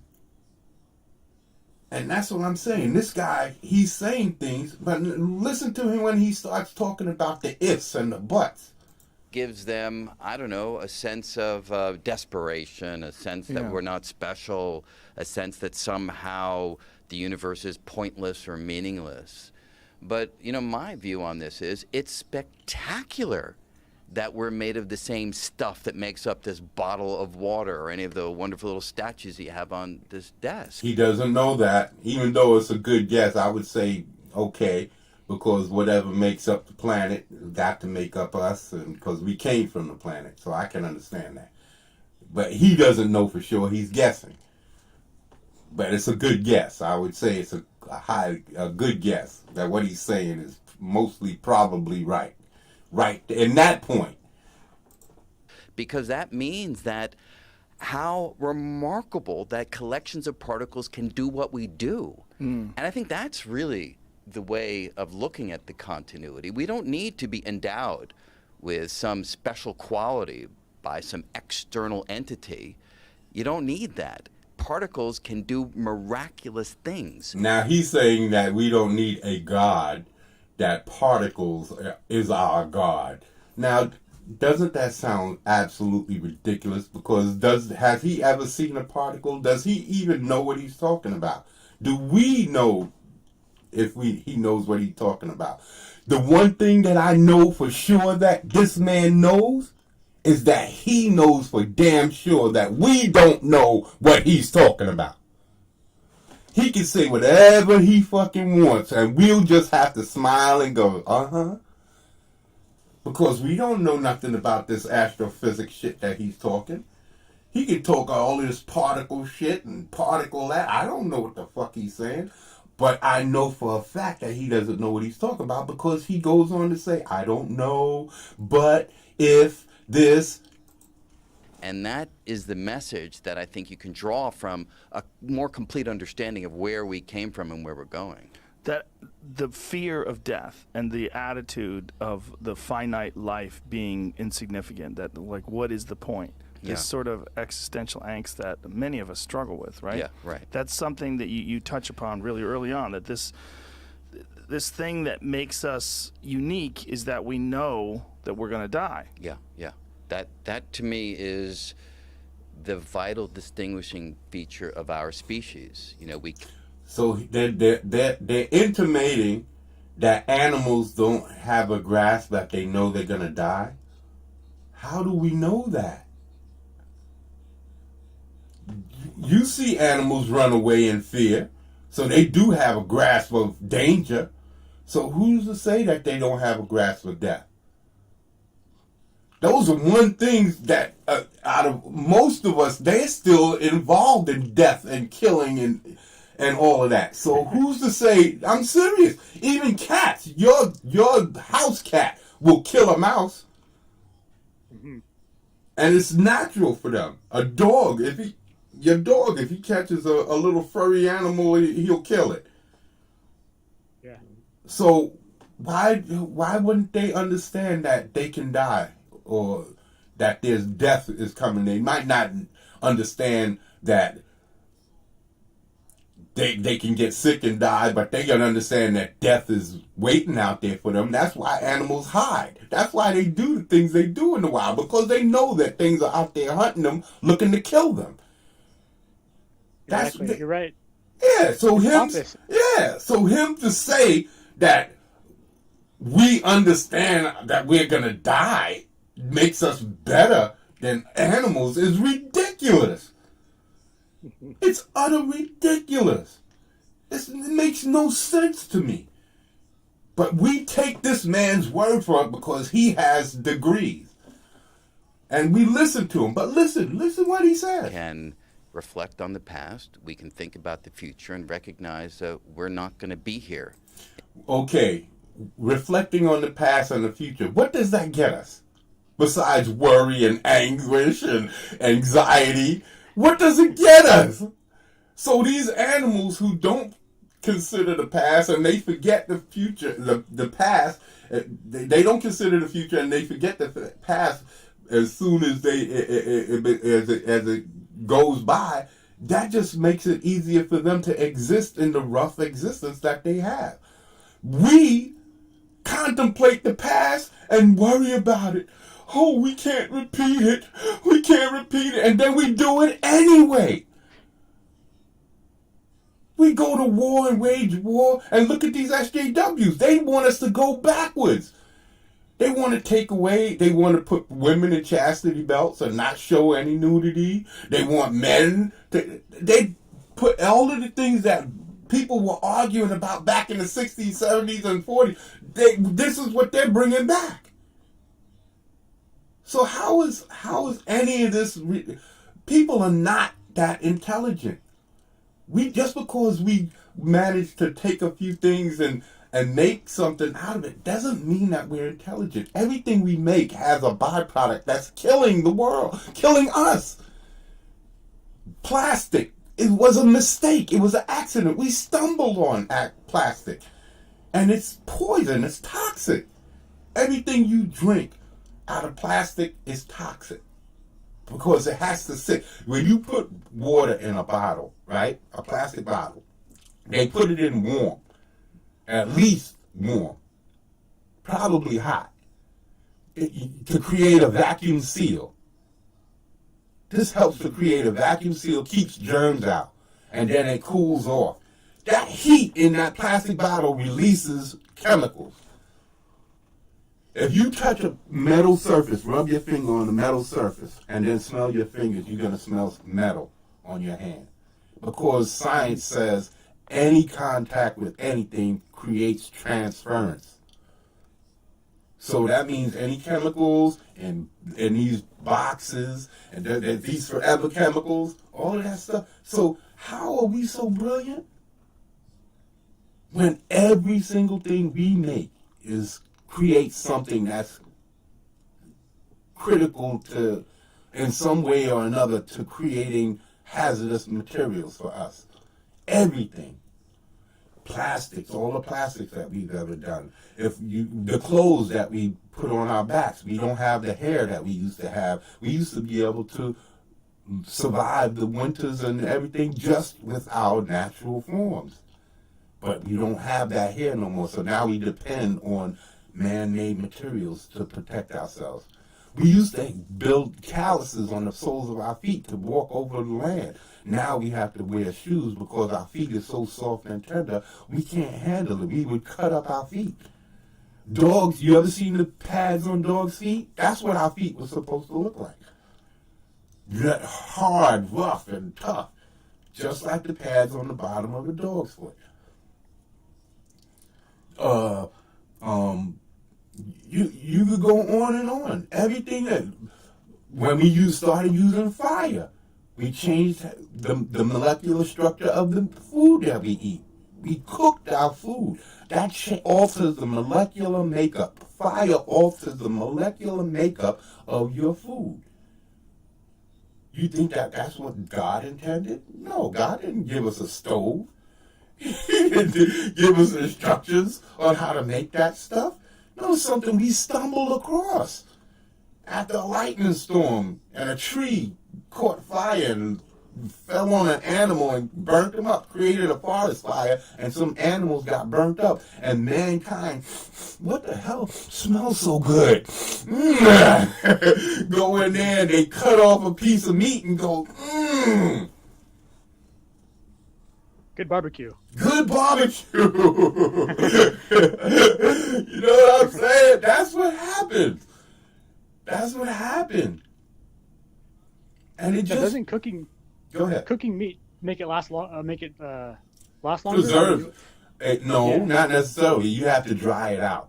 That's why it's called jerk meat, because it's dried out slowly, so that if you just cook it, and it's gonna rot. You have to dry it out, so get rid of all the moisture. So like preserving, we put these preservative. We got cooking or making jerky and using spices to preserve food. Yeah. But it was always intended to be eaten raw or right then and there. Right then and there. It wasn't meant to be preserved. We wasn't meant to cook food and preserve it, because that's why we can't eat raw foods no more. It make us sick. Because all of the bacteria we cooked away, all of the enzymes and bacteria we used to feed ourselves back in more primitive times, we used to be able to go to any watering hole and just drink. How many westerns have you seen cowboys just go up and throw their canteens into the river and drink out of? But now we go to a river out in the wilderness and just throw our canteens in the river and drink out of it. We get sick because we don't have the enzymes in our stomach. That means we devolved. We are getting weaker. We're not adapting to our environment and adapting and getting stronger so that we can survive. We've altered our environment to make things easier for ourselves. So that means we've gotten easier. That means we've gotten weaker. So our intelligence, name one thing that our intelligence have gained us, really, truly. Nothing. Not one thing. Our education isn't really good for nothing. We're just destroying ourselves. We're overpopulating the world. We're living longer, yes, but maybe we're supposed to die younger. Gives other people a chance. Our numbers are supposed to be kept minimalized, but give others a chance so that the whole world can benefit.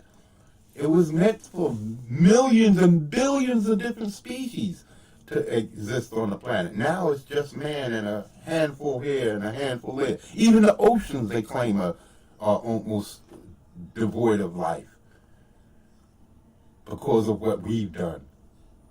Imagine an ocean.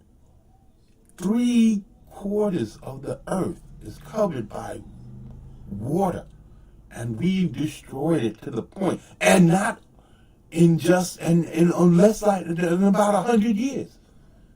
That's all it took. 100 years. Because we wasn't dumping shit in the ocean like that back in the day. We traveled a lot, but we didn't have the garbage that we had back then. We didn't have the garbage back then that we got now. It wasn't disposable shit that you just threw away. It was wood.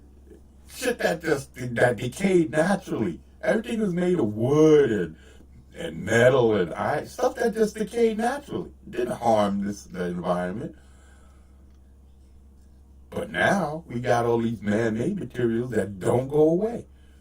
Plastic bags that don't go away. Everything we do is destructive. Everything. Listen to the sky. In the future, at least for some period of time. And it's an idea, and its powerful motivating influence is one that has been explored throughout the ages. Otto Rank, who was one of the early disciples of Freud, who ultimately broke with Freud, developed this thesis that our awareness of our own mortality is one of the driving factors in what we do. And then when I was, I don't know. He said he said he developed this thesis. What he just told you is he came up with an idea. That's all he said. That's all he said. But we listen to that and say, oh, he came up with a thesis. Man, this guy's brilliant. His people are brilliant. This is the way we think about people. We don't think about what they're saying to us. Hold on, I think I could catch something. Reverberations that would echo out for many, many years to come. That's interesting. No! That was only an hour drive. By the way, away from Did that torch? He is like an expert, supposedly. You know, he went to school and. Yeah. Like you say, it's all just things that he's thought of, made up, is guessing. It's all guesswork. All of it. Is it possible that Joe Rogan also, you know, Joe Rogan is not a schoolboy, whatever. He's works out. He's more or less just like me and you. Yeah, but he thinks of crazy stuff, and he might have thought of, he may have thought of all this astrophysicists. He read the man's book. Yeah. So any opinion he has is basically what he's gonna get from this man. That's why he's so amazed with the man. See, I've never read any of these guys' books. I watched the TV shows and I've listened to them, and I've always heard the TV shows. These guys, in one episode, they'll talk about the sun and the particles that are always coming from the sun, and there's always some kind of particles and then they'll talk about in the next episode how they're looking out into other galaxies and seeing otherworldly planets. But hold on, you was just talking about all of these particles and all of this debris, and then around our solar system there's all of these meteorites that they call the Oort cloud, and we're looking through all of this. Then what about the other solar system that they claim to be looking into? Is that covered with all of these meteorites or Oort cloud? So you're telling me we're not only looking through hundreds of millions of miles through so-called time, because they claim that when we look through time or through light years of space, we're actually looking backwards into time because it's so slow. By the time light gets here from there, that we're actually seeing millions of years into the past. So the light that we see from a star is actually millions of years from the past. That light, it took so long to get here, millions of years to get here. That's what that image that was beamed out at that millions of years ago just finally got here now. And that's the image that we're seeing. We're not seeing what the planet looks like at this moment in time. We're seeing what it looked like millions of years ago. It could be dead for all we know. Exactly. So now you're telling me all of that, plus all of these particles flying from through the universe, the void. Then we're looking through all of these meteorites, and then who knows what's on the other end we're looking at. And then what about everything in between? They talk about dark matter and all of these things that changes this and pulls that and alters light. Wait a minute. If dark matter alters light, how do you know what the fuck you're seeing? Because you're depending on light. So if dark matter alters light, how can you possibly say what you're seeing is legitimate? And then if they're using a computer to witness any of this stuff, how can you judge what the computer is seeing? The computer is only going to put out what you tell it to look at, the information that you put into it. So if you can't tell it, and you don't know what to put into it because you don't have the information, how the fuck is the computer going to calculate something that it has no idea what it's calculating, and then come up with something to tell you that this is what you're looking at? But this is the things that they tell you, that they do. They use a computer, and then you have all of these math equations, and they take these math problems, and then they calculate it, and they say, oh, this is what that planet looks like, but we can only see the planet when it crosses in front of the star. How do you know how close that planet is to the star when we're millions of light years away and you're just seeing a shadow flick across the daggone screen? If you're seeing it. That's if you're seeing it and not the computer. Right. So how can you... Go ahead.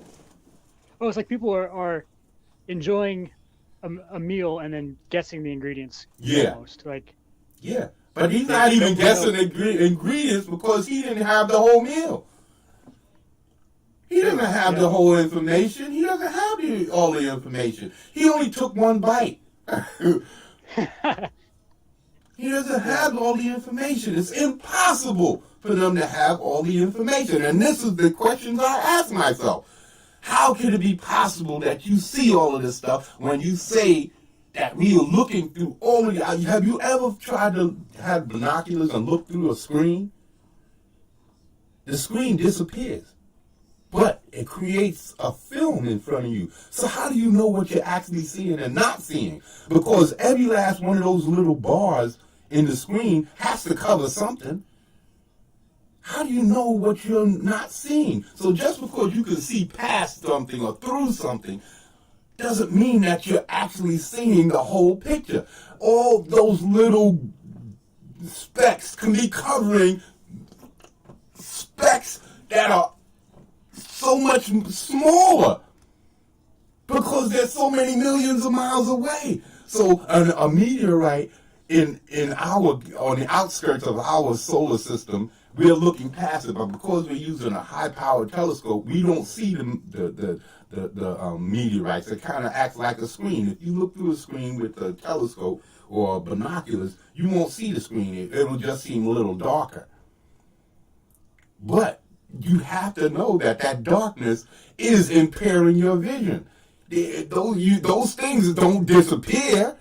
The cross bars of the screen does not disappear. It's still there. You're still looking through the screen. It's just that you have the magnification up so that it appears to disappear.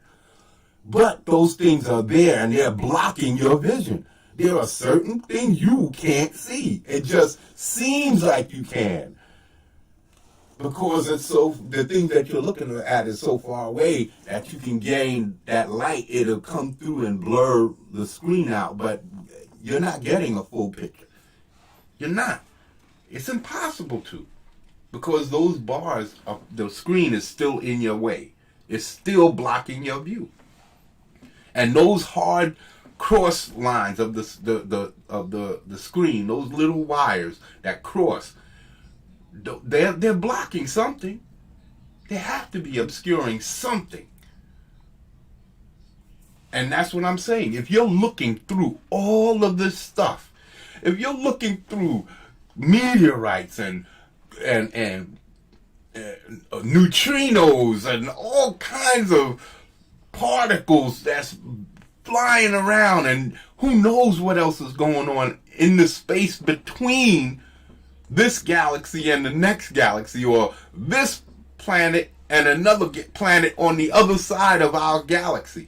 How can you tell me that you've seen this certain specific thing and you can say for a fact of what you saw, when you say for yourself that, wait, the light just, when we see otherworldly planets, we just see the shadow of it when it crosses in front of the star. So then you're not seeing shit. You don't know how close to the planet. But they say, hey, we see Jupiter-sized planets and they're close to the sun. How can you see that? How can you possibly, and this is what I need to ask these guys questions. I would debate them and I would ask them questions.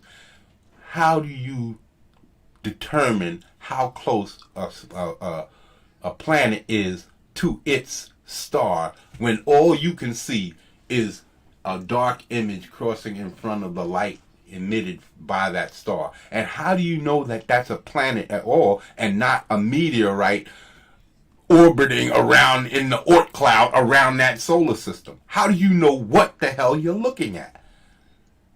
And this is why I say people just give up and say, hey, he's got the education. I don't have that education, but I'm not a stupid ass.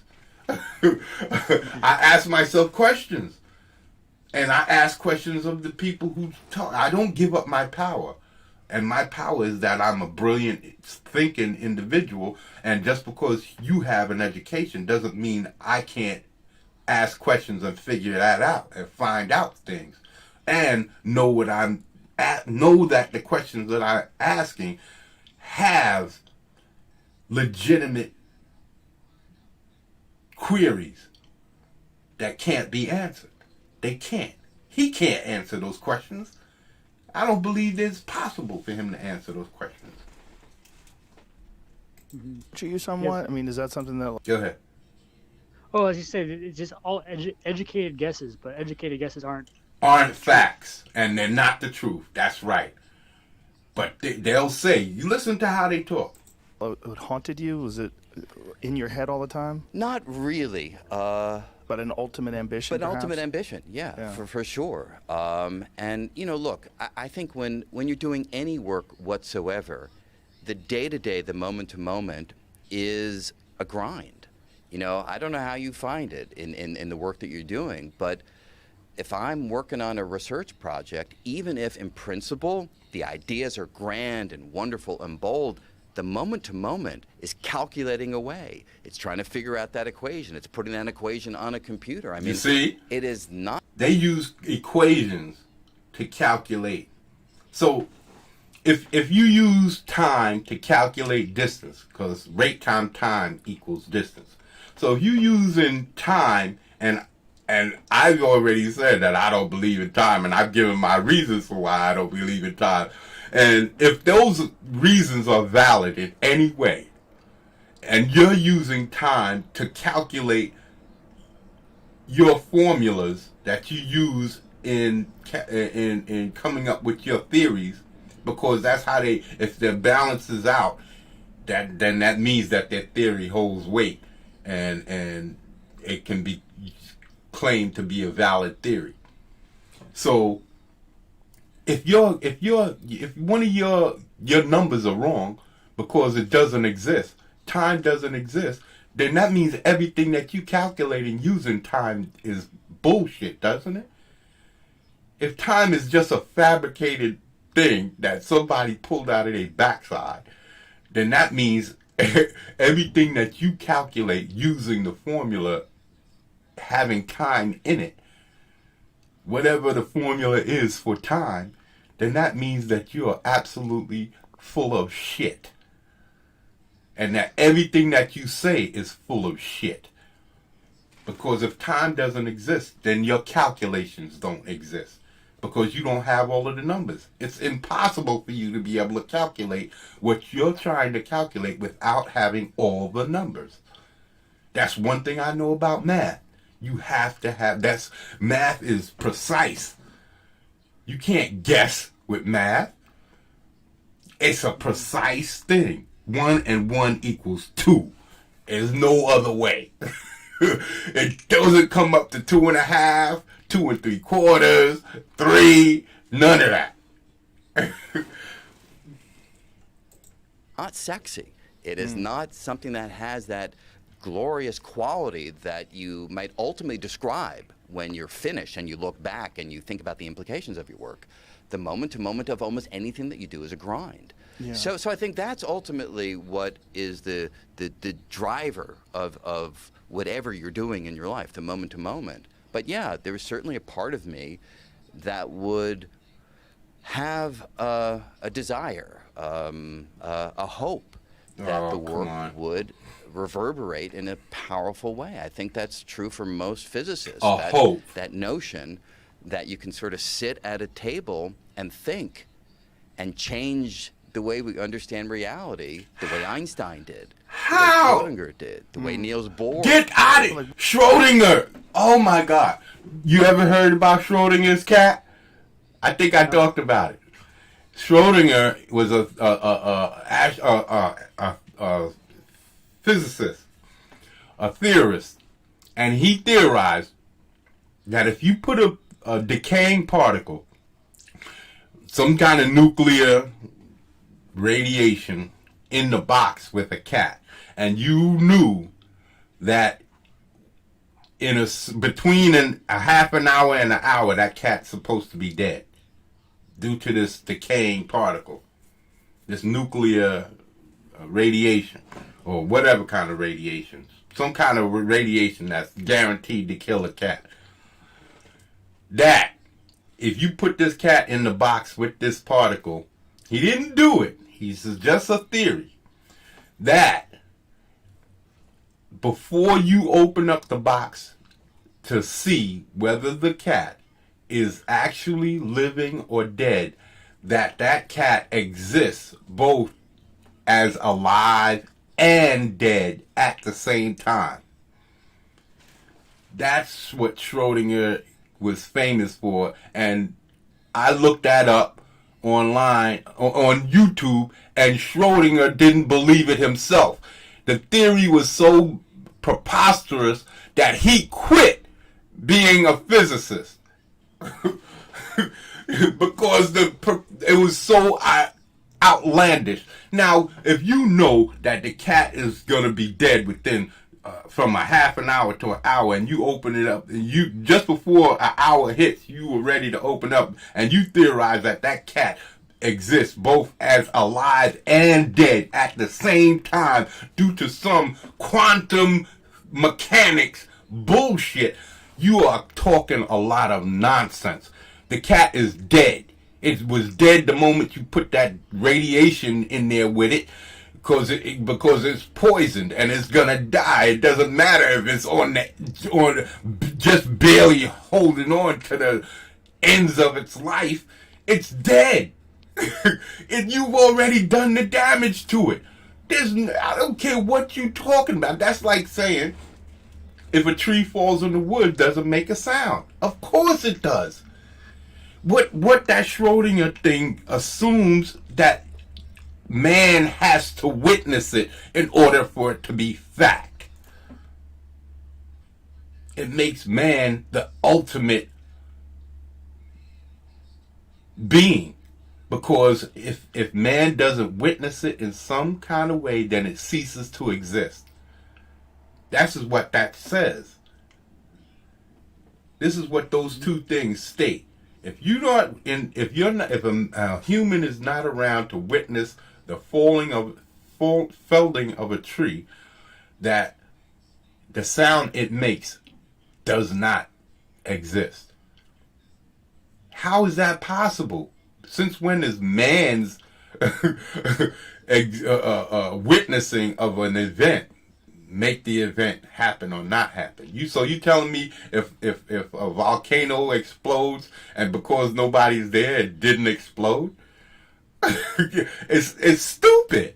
It's an utter ridiculous thing. But these are the things that these guys come up with.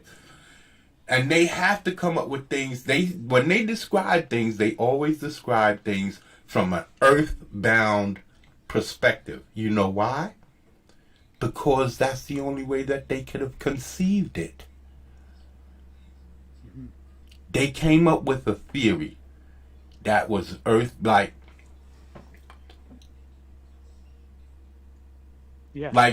like firing a bullet into a piece of concrete simulates asteroid hitting the planet. It doesn't. There's no atmosphere around that piece of concrete you fired the bullet into. That bullet wasn't traveling at millions of miles an hour. You're gaining very little knowledge on something. You're not simulating what actually happens. That's why I say there's no way that you could recreate a star in laboratory conditions.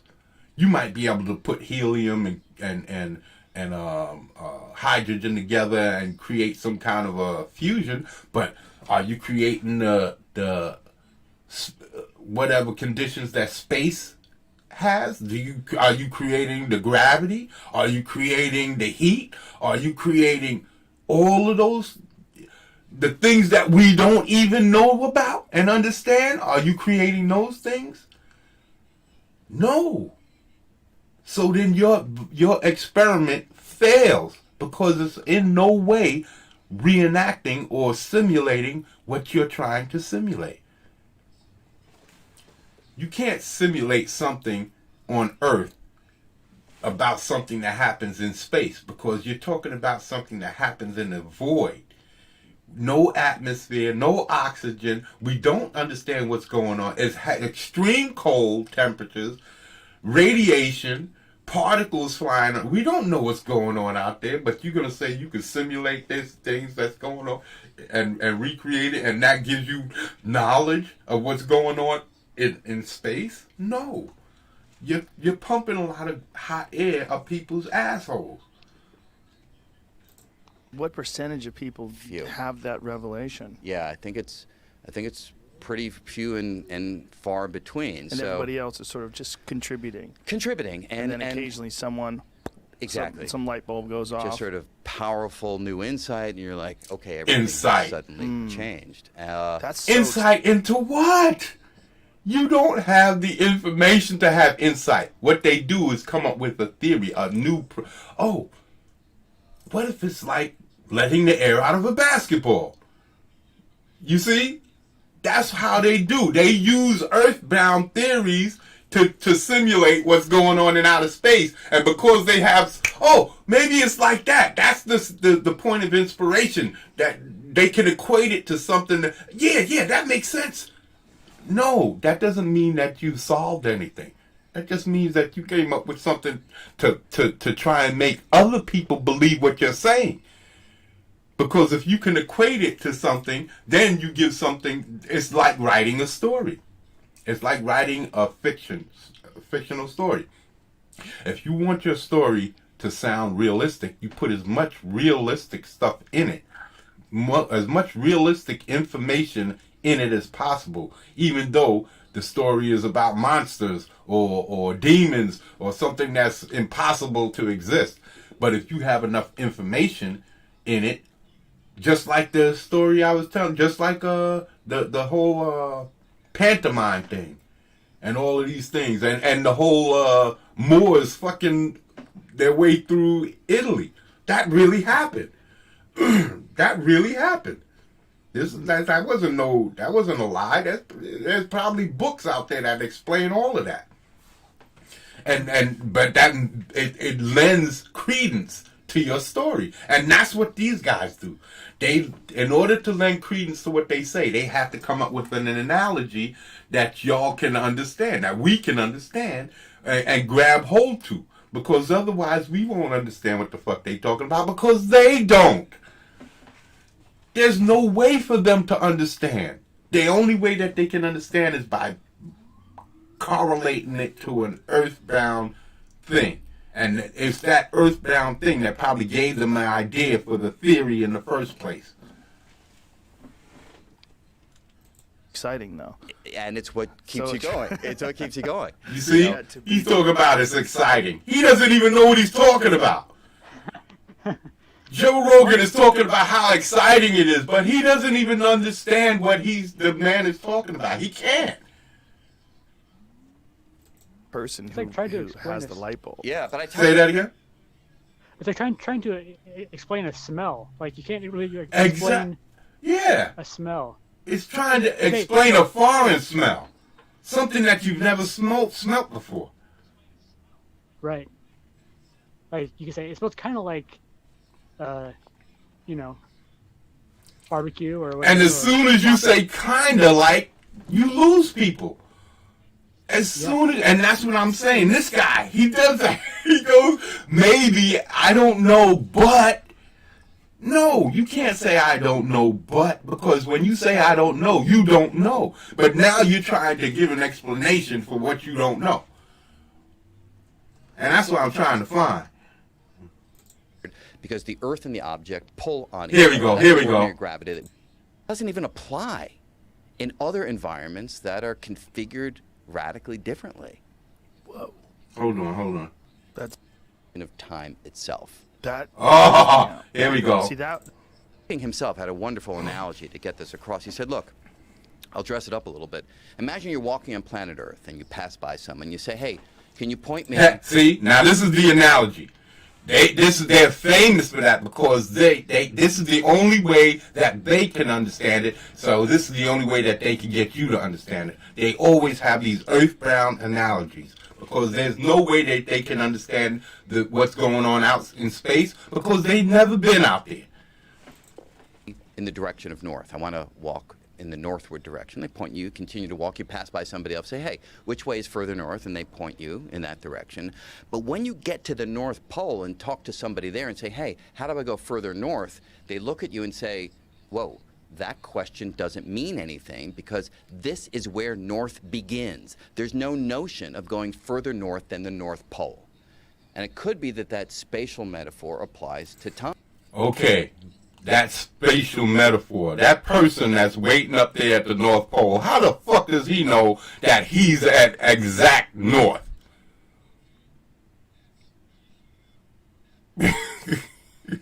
How does that person waiting there to tell him there is no further north? How does he know that he's at exact north to tell someone else that there is no further north? You're on a giant planet ball. How do you know that that spot is exact where north is? The one specific pinpoint of where north is. And if you walk left, right, back, or forward, you moving off north. You see what I'm saying? You moved away from north.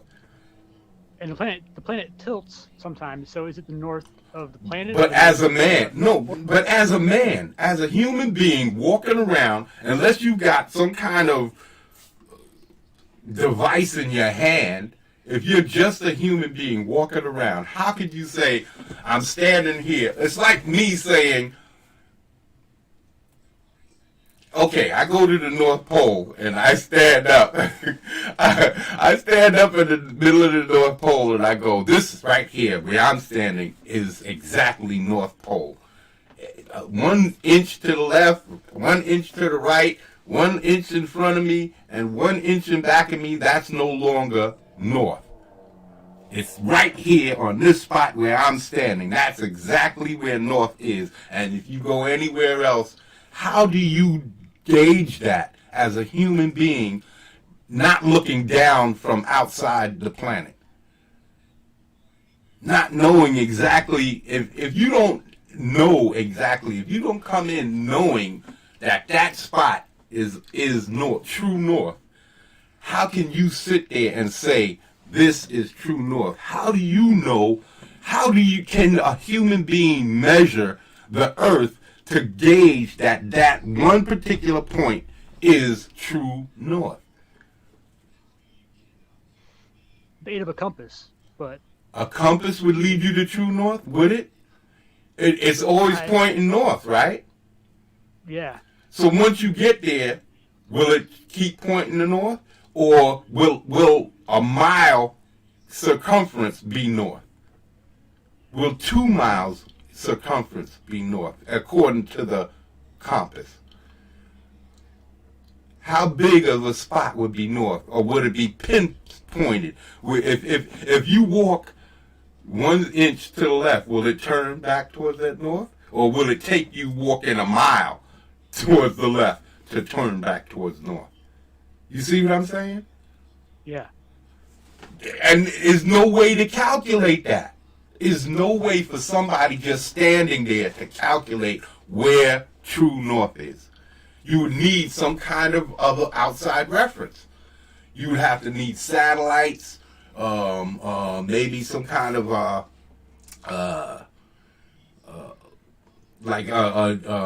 do you call those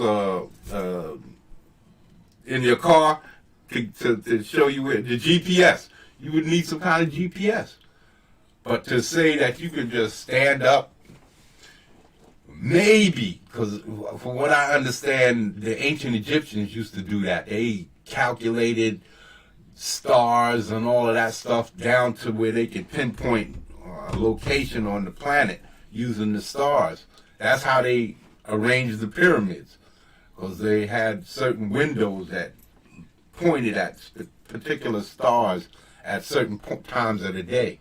And so they claimed that they had a system for gauging and pinpointing angles and all of that stuff. Okay, so suppose you could do that. But how would you go about doing it? Because I don't know how to do it. I doubt if any of these people would know how to calculate that, because this is a lost science. People that that's all they had. But now we got other things. We don't worry about those old technologies and rationalities. We just keep on moving. But who's to say that this guy's right? time. Talk about 1 billion years ago or 10 billion years ago, but if you go to 13.8 billion years ago, the Big Bang, that may be where time started. And you can't go further back in time than the very origin of time itself. Now, how can he possibly say that? How can he possibly say that? He said a lot of things wrong. He said a lot of things wrong. North begins. There's no notion of going further north than the North Pole. And it could be that that spatial metaphor applies to time. Talk about 1 billion years ago or 10 billion years ago, but if you go to 13.8 billion years ago, the Big Bang, that may be where time started. And now, he's talking about 13 billion years ago, and that's the Big Bang, and that may be where time started. How can you say maybe? You shouldn't be saying maybe if you're a scientist, because you just said that you don't have a clue what the fuck you're talking about. Isn't that what he just said? Because that's what I gathered. He said it may be. That means you don't know. He's saying it's a possibility. That means you don't know. You don't have any facts. And not only that, 13 point. How do you know when the Big Bang happened? If the Big Bang happened, because they don't even know that the Big Bang happened. This is all speculation, and that speculation came from hearing some noise over a radio telescope back in the 60s, and they said that it was background noise, and that background noise came from the Big Bang. Get the fuck out of here! From 13.8 billion years ago, it's still making noise, and it can't possibly be anything else. Like they say, like in other words, they say that the sun, it makes so much noise, it's unbelievable because of the churning of all of that shit and all of that stuff's going on the surface of the corona and all of that. That the noise level is unbelievable. And that noise is so loud that it also contributes to the heat. Now you're going to tell me, and this just comes from me watching those shows, listening to what they say. And like I said, I didn't get into it to learn something. I got into it to create characters. I wanted to learn extravagant words and terminologies from outer space and things and about stars so that I could create characters for my stories. So I started getting into watching all that. I've always watched nature shows and stuff like that, and I've always been fascinated with space, but I got heavy into it into the 90s because I needed to learn more about my characters, and all of these characters I've created came from me watching from a lot of these shows and TV programs and just coming up with a lot of different ideas. But in doing that, I'm listening to these people and they're saying all of this shit like maybe and I don't know, but and what? You're supposed to be scientists. And then one time I called up, I got on the computer and I called up I ask a astrologist or astrophysicist, and I left my number, and maybe a month later somebody called me, and I'm like, who's this? And he said he's a professor from this college, and then somebody called him. I was like, oh, I don't know what you're talking about. Oh, you're an astrophysicist? You out of space and all that stuff. Yeah, that was me. I just wanted to ask some questions, and I started asking him questions, just like the questions I'm asking now. And he started going, I don't know, and we don't know, and tell you the truth, we don't really know, and this is a lot of theories and and I'm like, man, you know, because the way these guys are talking on the channel is like they know what they're talking about. Even when they say they don't know, they go right, they follow it up right behind it. They go, we don't really know, but what we do know, no, that's bullshit. You don't know shit. Because if you knew anything, you wouldn't be saying you didn't know. You can't say that you don't know and then start giving explanations about the things you do know, because you don't know. You don't even know what time is. They don't. And just for the same reasons that I've explained. You can't have time existing on Earth as one thing and on Mars as another. And on Jupiter as another. And he talked about 13 billion years ago. That's a lie too. Because they say that the Earth was once closer to the sun. That over the years, the millions of years, that it gradually shifted, and that's why Mars is uninhabitable now, because it was once in the Goldilocks zone where we are, and it slowly moved out due to centrifugal force. The planets going around the star and going around the star is just gradually being pushed out away from the star, being thrown out away from the star because of the force of it being whipped around the sun. Even though that's not supposed to be a thing, because there's no inertia. That means there's no force pushing you away. It's not supposed to be any force out in space that pushes you away. Like if you're in a car in outer space and you have a sudden stop, you shouldn't slam into the windshield, because there's no inertia. There's nothing carrying you forward. When on Earth you have atmosphere. You have atmosphere and air molecules and particles that push you around. Wind could blow you. You have pressure on your body at all times. So when the car moves, that pressure pushes you back into your car. When your car takes off, the inertia is that pressure from the atmosphere pushing you back into the seat. And there is no atmosphere in space, so there shouldn't be any inertia. So how can a planet be forced out because it's going around? That's what I'm saying. You can't, I'm not a brilliant person, but I'm not a stupid thinker. I use my mind. And I listen to the shit that they tell me. And they say in one episode, and then in another episode, when they're talking about something, they all of a sudden the information that they was talking about in that last episode don't come into play.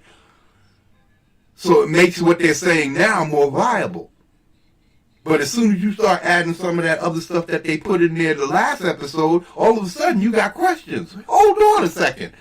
You ain't talking about those particles and all that stuff. So how are you talking about picking up this and grabbing that and seeing this, but you're not talking about these particles? Wouldn't those particles get in the way of you seeing these things? But I can't ask nobody. So I have these questions. Can't go further back in time than the very origin of time itself. That freaks me. What do you mean the origin of time? If the planet was closer, right, at some point in time, that means the year was shorter, right?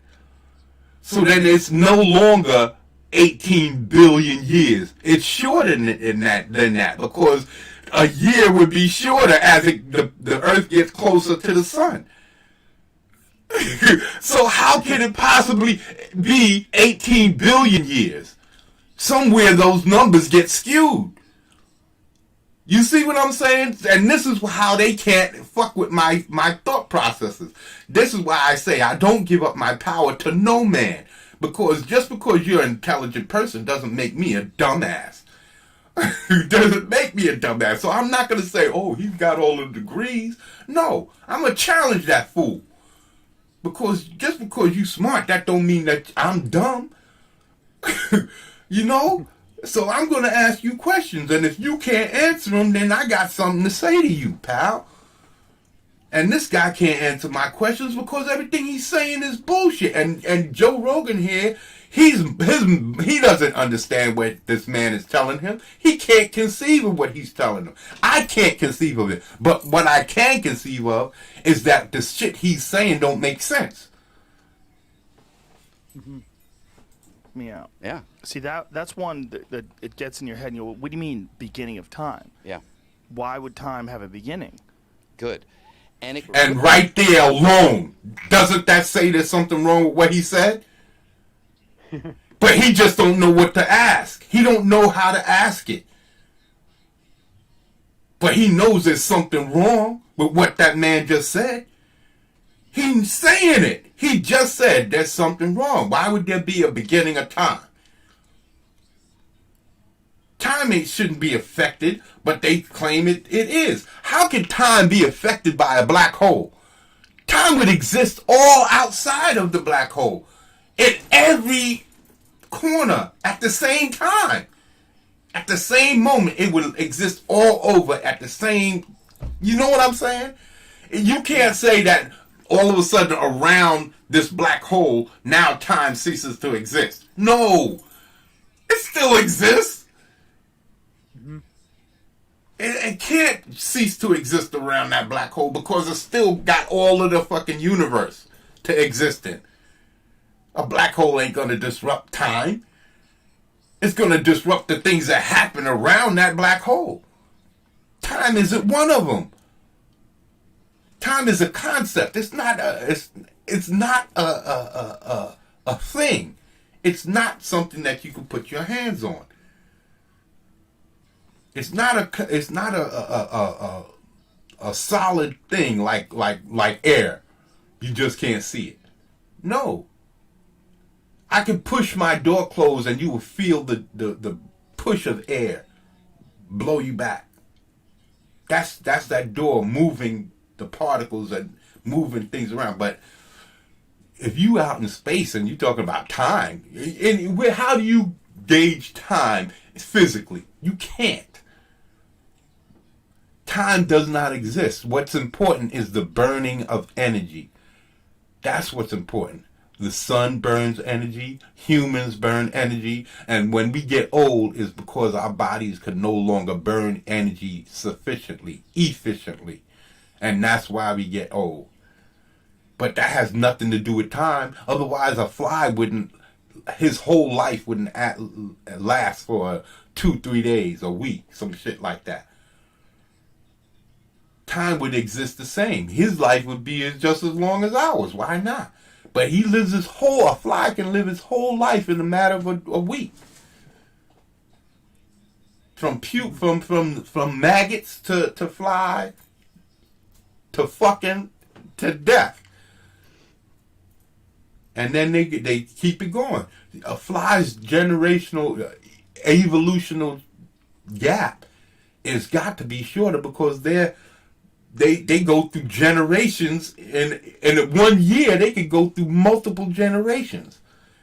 When we have to take 20 years to go through a generation or two.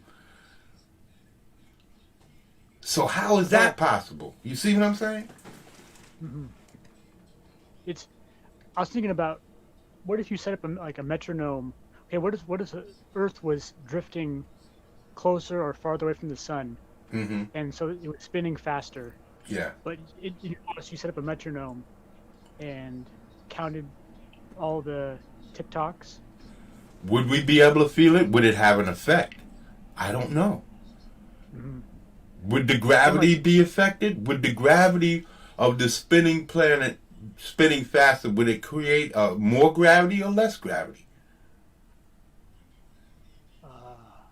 I think more. I don't know, actually.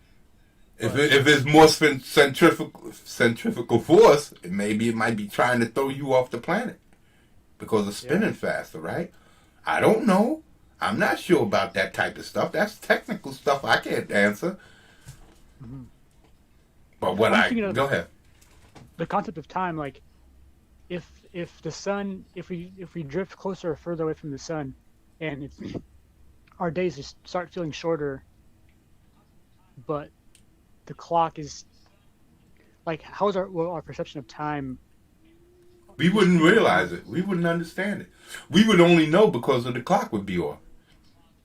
Right. Unless we could feel the difference. Unless we might be able to notice the difference, but the days get shorter in the wintertime. Mm-hmm. And we notice it. So if the days got shorter because the Earth is rotating, spinning faster, Yeah, we would notice it, but would we feel it? Would it affect us physically? Would we grow older faster? I doubt that. I do, because I don't believe that the spinning of the earth is the changing of days. I believe that it's one long day. If you shine a flashlight on a spinning basketball, are you creating time? Are you creating days, weeks, months, and years on that basketball? It's the same principle. The light is shining from one side. It gets dark on the opposite end. So you can say that you're creating time. You just have to calculate the speed of its rotation so that you can determine exactly how long the days are, exactly how long the minutes are, and all of that. What if human beings life expectancy isn't actually getting longer? It's just that time is changing, and as possible. One thing I've known, I can say for sure, being in this house taking care of my mom's, the days just start bleeding together, and they go fast. But it's the same time that I've always experienced, but because the lack of adventure, getting out, speaking to people, and it just goes. Day just goes. And sometimes days feel like 4, 5, 6 hours long. That's fucked up. It's that you wake up and before you know it, it's dark again. Mm-hmm. And it seems like your whole life is just leaving. It's fleeting. That's a strange feeling, man. To know that days that I'm trying to get my ass in gear because the days go, and now that I'm doing stuff, today felt long as hell because I've been working on this shit all day long, so it felt long as hell. I don't even know what time it is right now. Let's see. Oh, okay, it's only 3 hours. It's only 10 o'clock, 4, it's going on 11. That's not that bad. It feels a lot longer than that. It feels a lot longer than that. That's because I've been up here being busy. But when your life is, it's all about relativity. How things relate to you. And that's why I'm saying people talk things and they say things and we don't challenge it. We don't. And this guy, I'm telling you, I don't care if it's, what's his name, DeGrasse Tyson, I don't care who it is.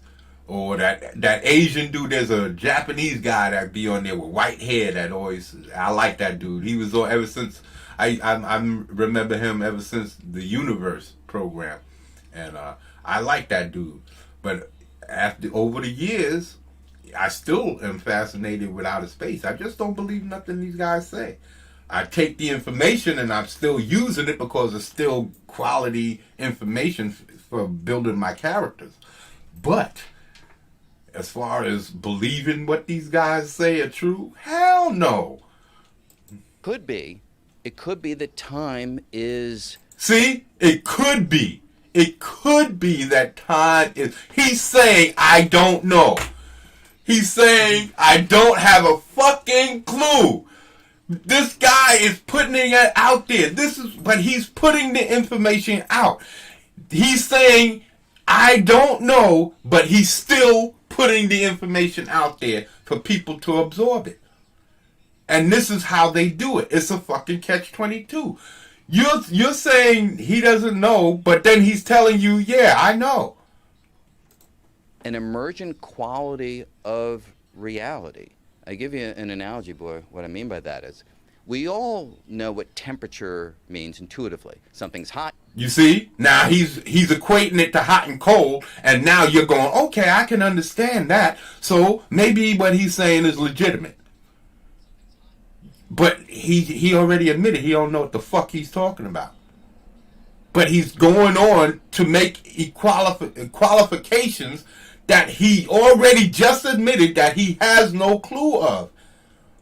He's literally right in your face telling you everything I'm saying from this point on is bullshit.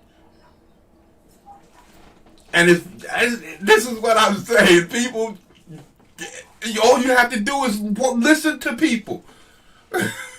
And they'll tell you how full of shit they are. This man is a highly educated man, and he's telling you how full of shit he is.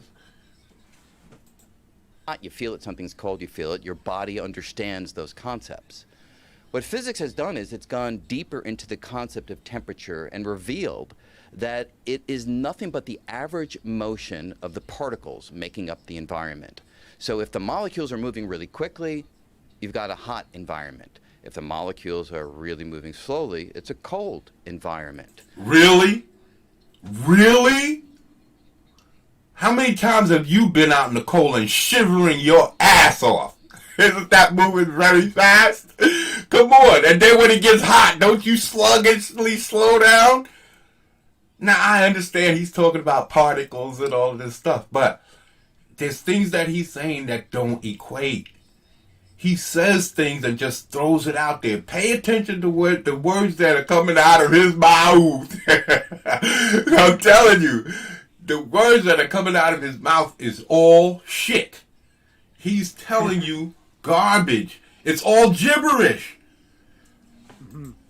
So temperature emerges from the motion of particles. So if you have like one particle, you can't really talk about it being hot or cold because you need a conglomerate. You need an agglomeration of particles to be able to talk about their average motion. And in that sense, temperature is this emergent idea that rests upon more fundamental ideas, the molecules and atoms that make up reality. Do you understand one fucking word he's saying? It sounds familiar, but you can't really grasp what he's saying. It sounds like you can say what he's saying is right. It sounds like it, but you don't really understand. He's talking about the conglomeration of molecules or particles moving around and creating heat. What the fuck are you talking about?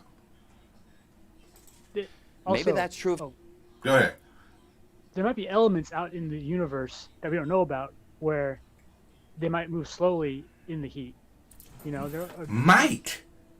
He said right. Maybe. Might. You're telling me you don't know. Just like you're saying. You're saying I don't know. You're saying it's a possibility. But he's an authority. And he's coming across as an authority. He's using these eloquent speech patterns, and he's coming across as if he knows what he's talking about, but he's telling you the words that's coming out of his mouth are literally saying, I don't know. Maybe. Possibly. He's saying, I don't know. But then he turns right around and starts giving representations of the things that he doesn't know. This is what I'm saying is bullshit. Time. Maybe time as we know it. Maybe time as we know it. Maybe time as we know it is something that only makes sense. You see what he's saying? Maybe you're full of shit. You're saying you have no clue what time is, that maybe. You're pulling shit out your ass. You're wiping your finger between your butt cheeks, and then putting it in people's nose, under people's nose, and say, smell that. What does that smell like? And then he's telling you it's particles. No, it's shit. I'm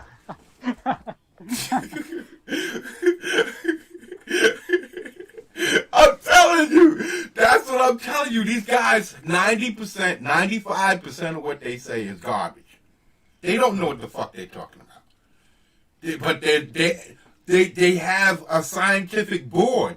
They protect themselves. They all know that we don't know what they're talking about. We don't get to look through the telescopes. We don't get to judge nothing they say. Other scientists judge what they say. You think another scientist is going to mess up their profession and quit them from getting the big bucks that they get? That these schools and all of these places pay these guys? Big money for I don't know. Come on, man. Certain environments. And this is what I'm talking about, the Matrix. It's more than just, this is money. This is a lot of things in our world. A lot of things in our world is fabrication and just pipe dreams. And people are basing their whole existence, and we argue and fight over this bullshit. And this is what I'm saying. How about let's get rid of this bullshit? It got nothing to do with politics. I don't give a fuck about politics. I care about being free. That's what I care about.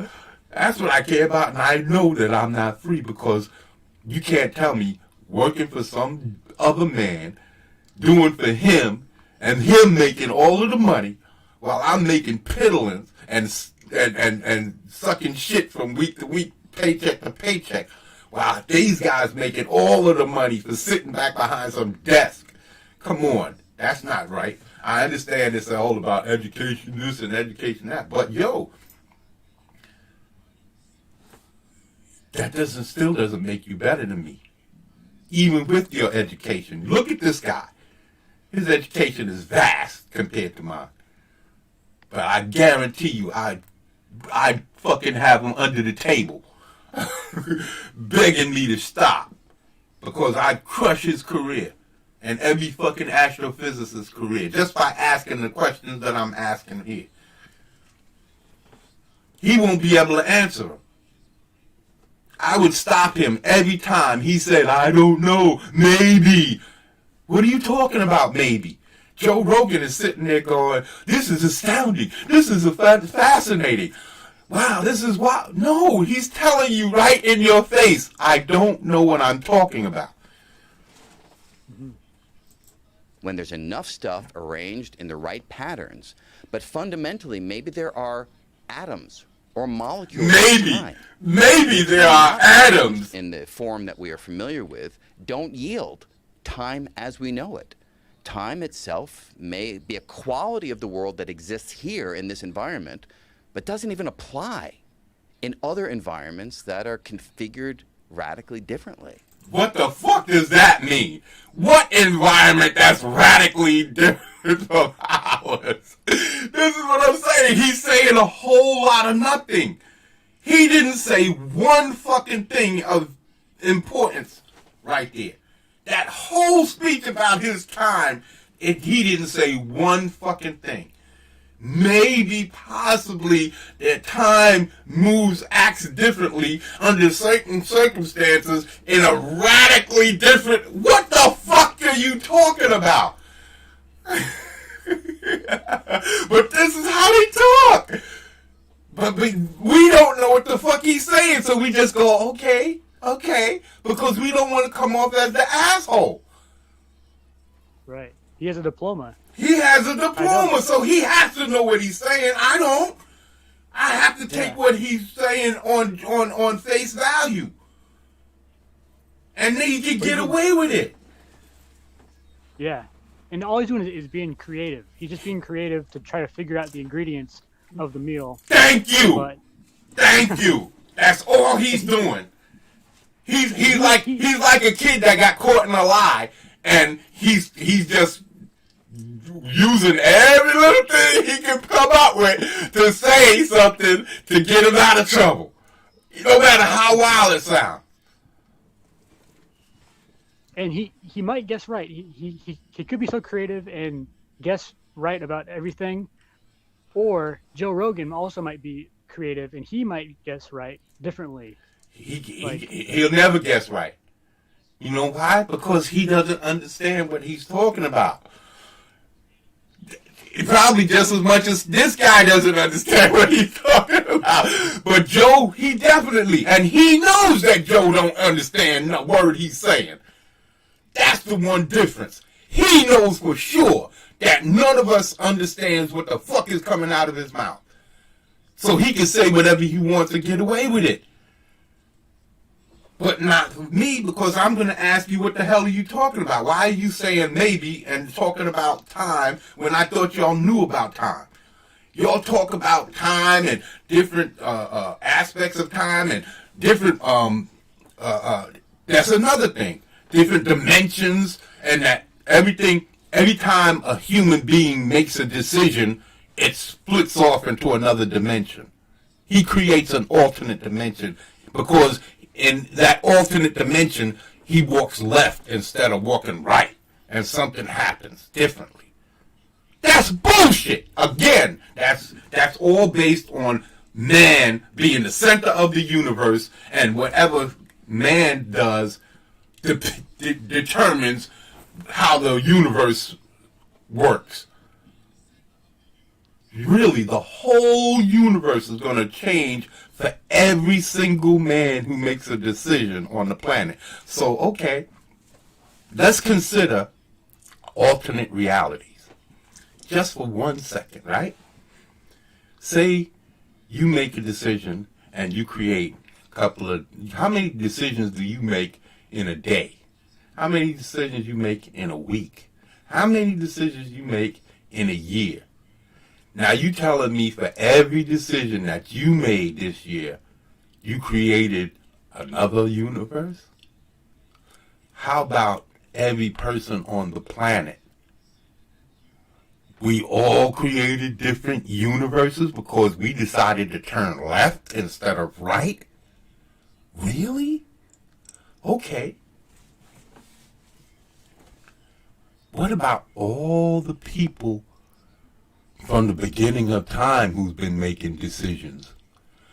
Well, if all of these people have been making decisions, wouldn't it be possible that we never get the chance to make those decisions because those people altered the realities and we didn't even get the chance to see our existences? So in an alternate reality, you wouldn't be seeing just the alternate creations of or alternate realities of yourself. You would be seeing alternate realities of your great-grandparents, the decisions that they made and you never came to be, the decisions that their great-great-grandparents made that they didn't come to be, that they didn't meet each other, they went and dated somebody else, or the planet got destroyed, or in the ooze way back, it never took place and mankind never existed. So how could you ever get to that point where mankind in 2020 gets the opportunity to make decisions? And how many realities would there exist that you did get the chance to make those decisions? Well, if you're living, I guess you made all of those decisions, and there's all these. So you're talking about billions upon billions of different universes. This is absolute ridiculousness. I just don't believe it. I have some alternate reality stories, but I don't like them. I don't like alternate reality stories because of that concept. Is you not like in the cartoons and in the comic books, they always talking to, oh, it's Flash from another dimension, or it's Batman from another dimension, or it's Superman from another dimension. No, the odds are that there was never a Superman because the decision never was made, or Brainiac blew up the planet and he never made it off, or there was never a Clark Kent or Kal-El because his parents never procreated because they got with different people. Or they never even, their parents never became whoever they were because their great ancestors never got together and or they made decisions that destroyed things. It would never be a whole bunch of, well, maybe it would be because it didn't get the chance to alter that many, but there would be so many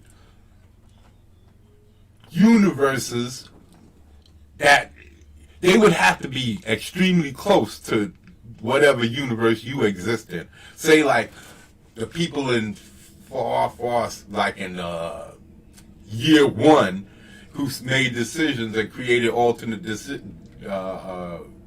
realities, their realities would float further away from people in present time, and so your realities might be closer.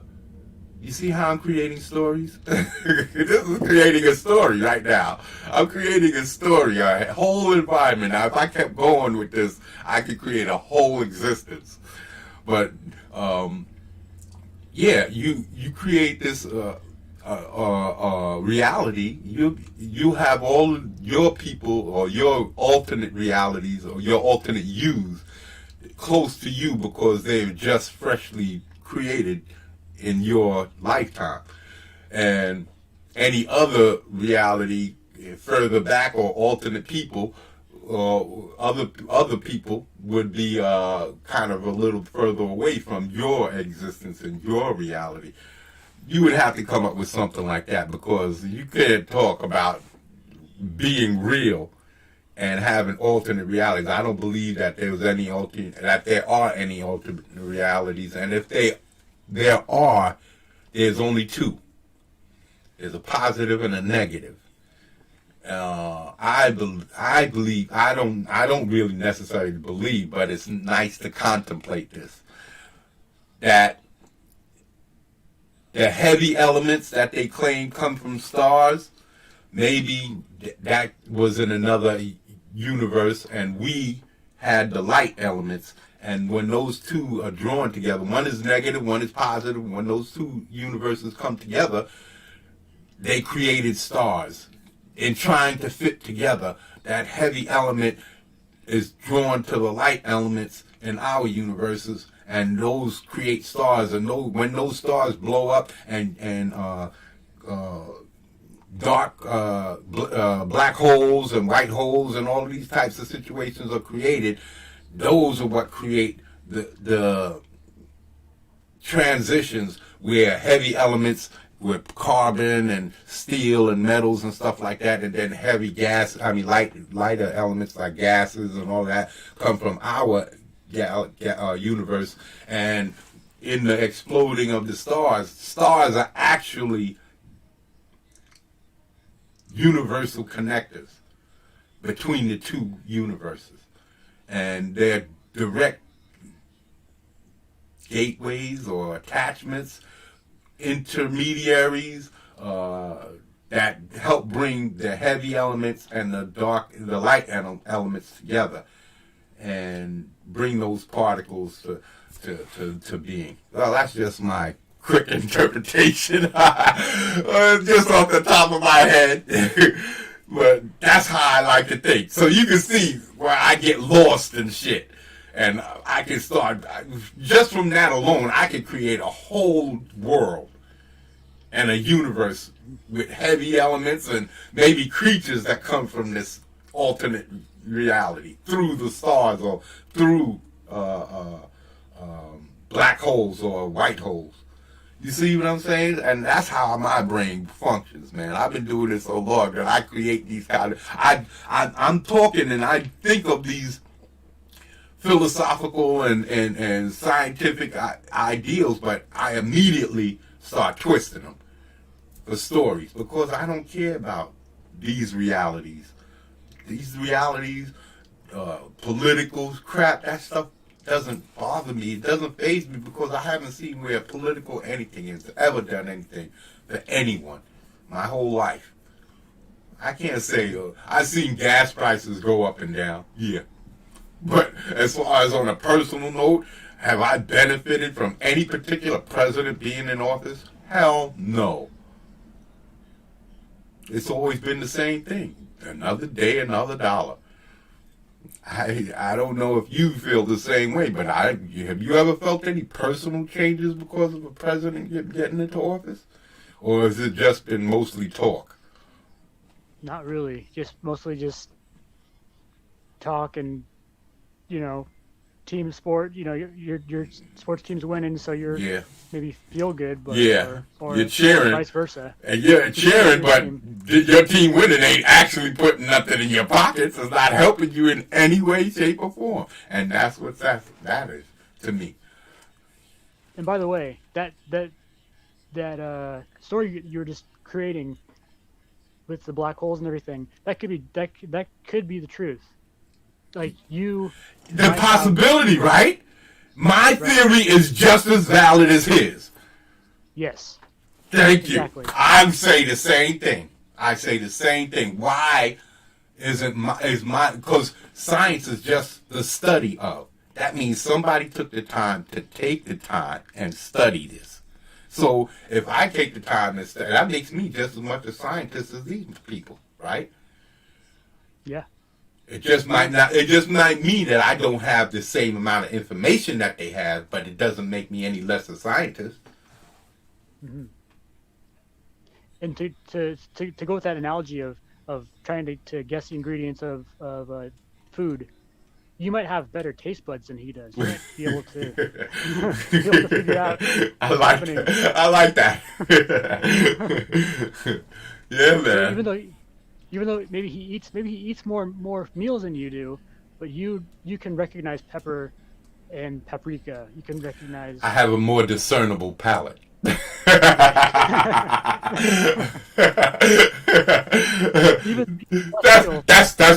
the educational person in me. Ha ha ha. So yeah, nothing's out of the realm of possibility. And that's it. That's it. When you don't give up your power, then the possibilities exist. And what if I give up my power and I don't even bother to make the effort? Then I lose before I even try. Before I even get an opportunity to try. Because I gave up on myself.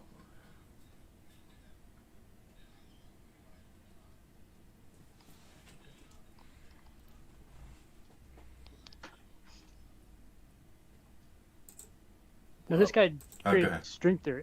He created string theory, didn't he? Didn't he come up with? I think he has something to do with it. I don't know. I'm not even sure what string theory is. I think it has to do with they think that like the dimensions are made of some kind of like string, and that they vibrate at a certain like harmony or something like that. I'm not 100% sure. I've heard of all of them, like string theory, and there's another one, membrane or brain theory, where they think it's a big membrane and they keep clashing together, and every time they clash together, that's another Big Bang. And then they got a theory where that's like video games. They believe that, and that's another reason why I say that they're full of shit, because they actually use video games in order to come up with a theory. And in the video games, when you're facing in one direction, everything behind you ceases to exist. In order to save space for the hard drive and make it easier for your RAM to keep up with what the action that you're doing and the things that you're doing on screen.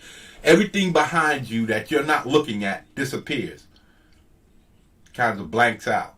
So, or they keep a certain, like on your map.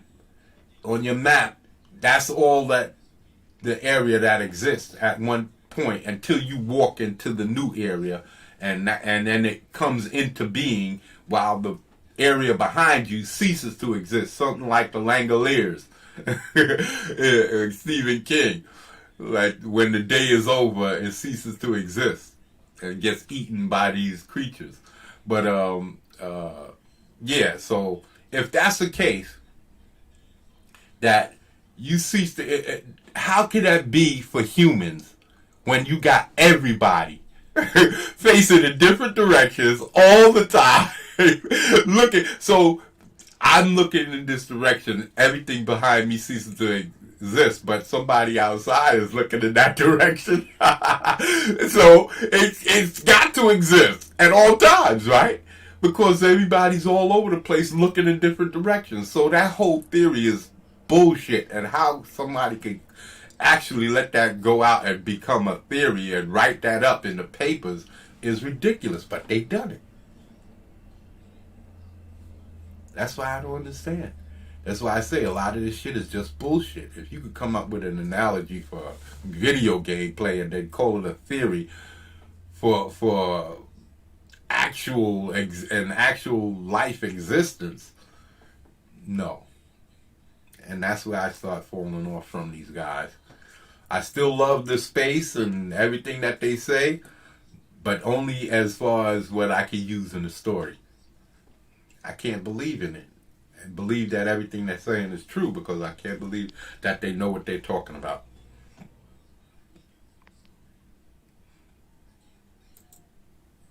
That's a heavy one. Yeah. That's a heavy one. What also is a heavy one is what caused the Big Bang. Yeah. Like, why would something smaller than the head of a pin become everything that we see in the cosmos? Yeah. So there are ideas for the answer to that question. Look, all of this is tentative because it's very hard to do measurements that go all the way back to the beginning. We have astronomical observations.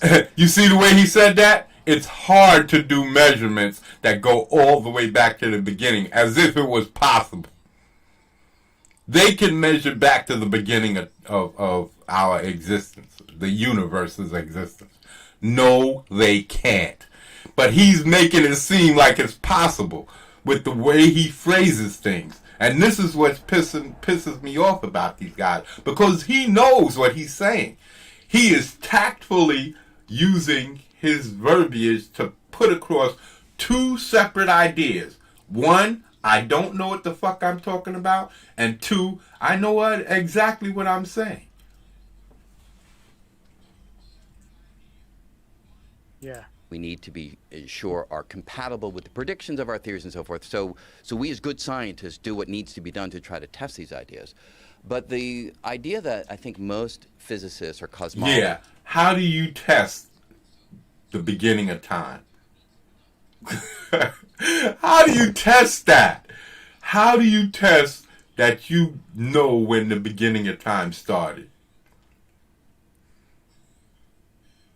Even if that is calculable, even if he can calculate that, how do you calculate going back to the beginning of time and then verifying it? Come on, everything he's saying is full of shit. This is what I'm saying. Don't fucking try and just piss on me and say it's raining. I'm not a stupid individual, but he's counting on your ignorance. This guy astrophysicists counts on your ignorance. That because you don't know, and ignorance is not a bad word. It just means that you don't have the knowledge. You're ignorant. I'm ignorant to this shit. Just because you don't have the knowledge means that you're too stupid to rationalize for yourself and have common sense. This is common sense shit. If you could put two and two together, you can figure that what he's saying is bullshit. All you have to do is listen to the words he's saying. Just buy into at the moment is that gravity can have two manifestations. The usual form of gravity that you and I know about is the attractive version. You drop something toward the Earth and it moves downward because the Earth and the object... He's full of shit. ...object pull on each other. That's the ordinary gravity that we experience every day of our lives. But Einstein's equations actually allow gravity to also be repulsive. It can push outward. Gravity can push away. Now, is he going to explain this, or is he going to say he's full of shit again? As opposed to just pulling inward. And this is something that we have never experienced. No! You see what I'm saying? He just got finished saying that he just got finished saying that they knew what he's talking about. And now he's saying he don't know what the fuck he's talking about. He just got finished saying it. That's a heavy one. Yeah. That's a heavy one. What also is a heavy one is what caused the Big Bang. Yeah. Like, why would something smaller than the head of a pin become everything that we see in the cosmos? Yeah. So there are ideas for the answer to that question. Look, all of this is tentative because it's all of this is tentative. That means he doesn't know. All of this is tentative. We're figuring it out. That's what he's saying. It's tentative. We're figuring it all out. do measurements that go all the way back to the beginning. We have astronomical observations that we need to be sure are compatible with the predictions of our theories and so forth. So we as good scientists do what needs to be done to try to test these ideas. But the idea that I think most physicists or cosmologists buy into at the moment is that gravity can have two manifestations. The usual form of gravity that you and I know about is the attractive version. You drop something toward the Earth and it moves downward because the Earth and the object pull on each other. That's the ordinary gravity that we experience every day of our lives. But Einstein's equations actually allow gravity to also be repulsive. It can push outward as opposed to just pulling inward.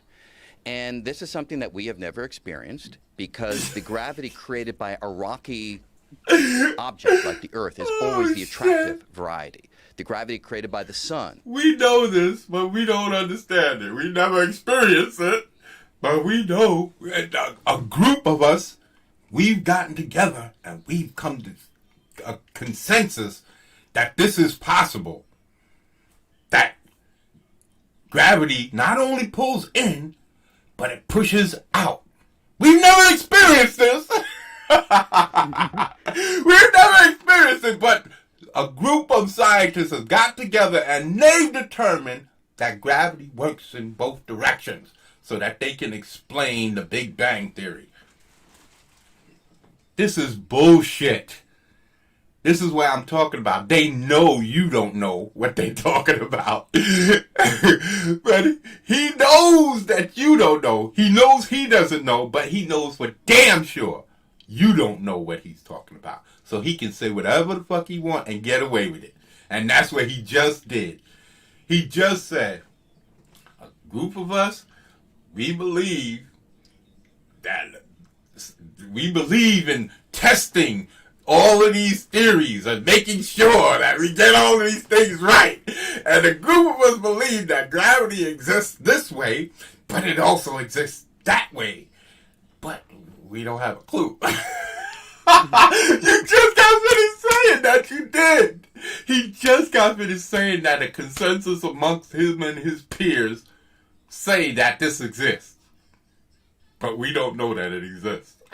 We've never seen it. We've never seen it or heard of it anywhere, but we say it exists. Come on. Tell me that's not bullshit blowing up your ass.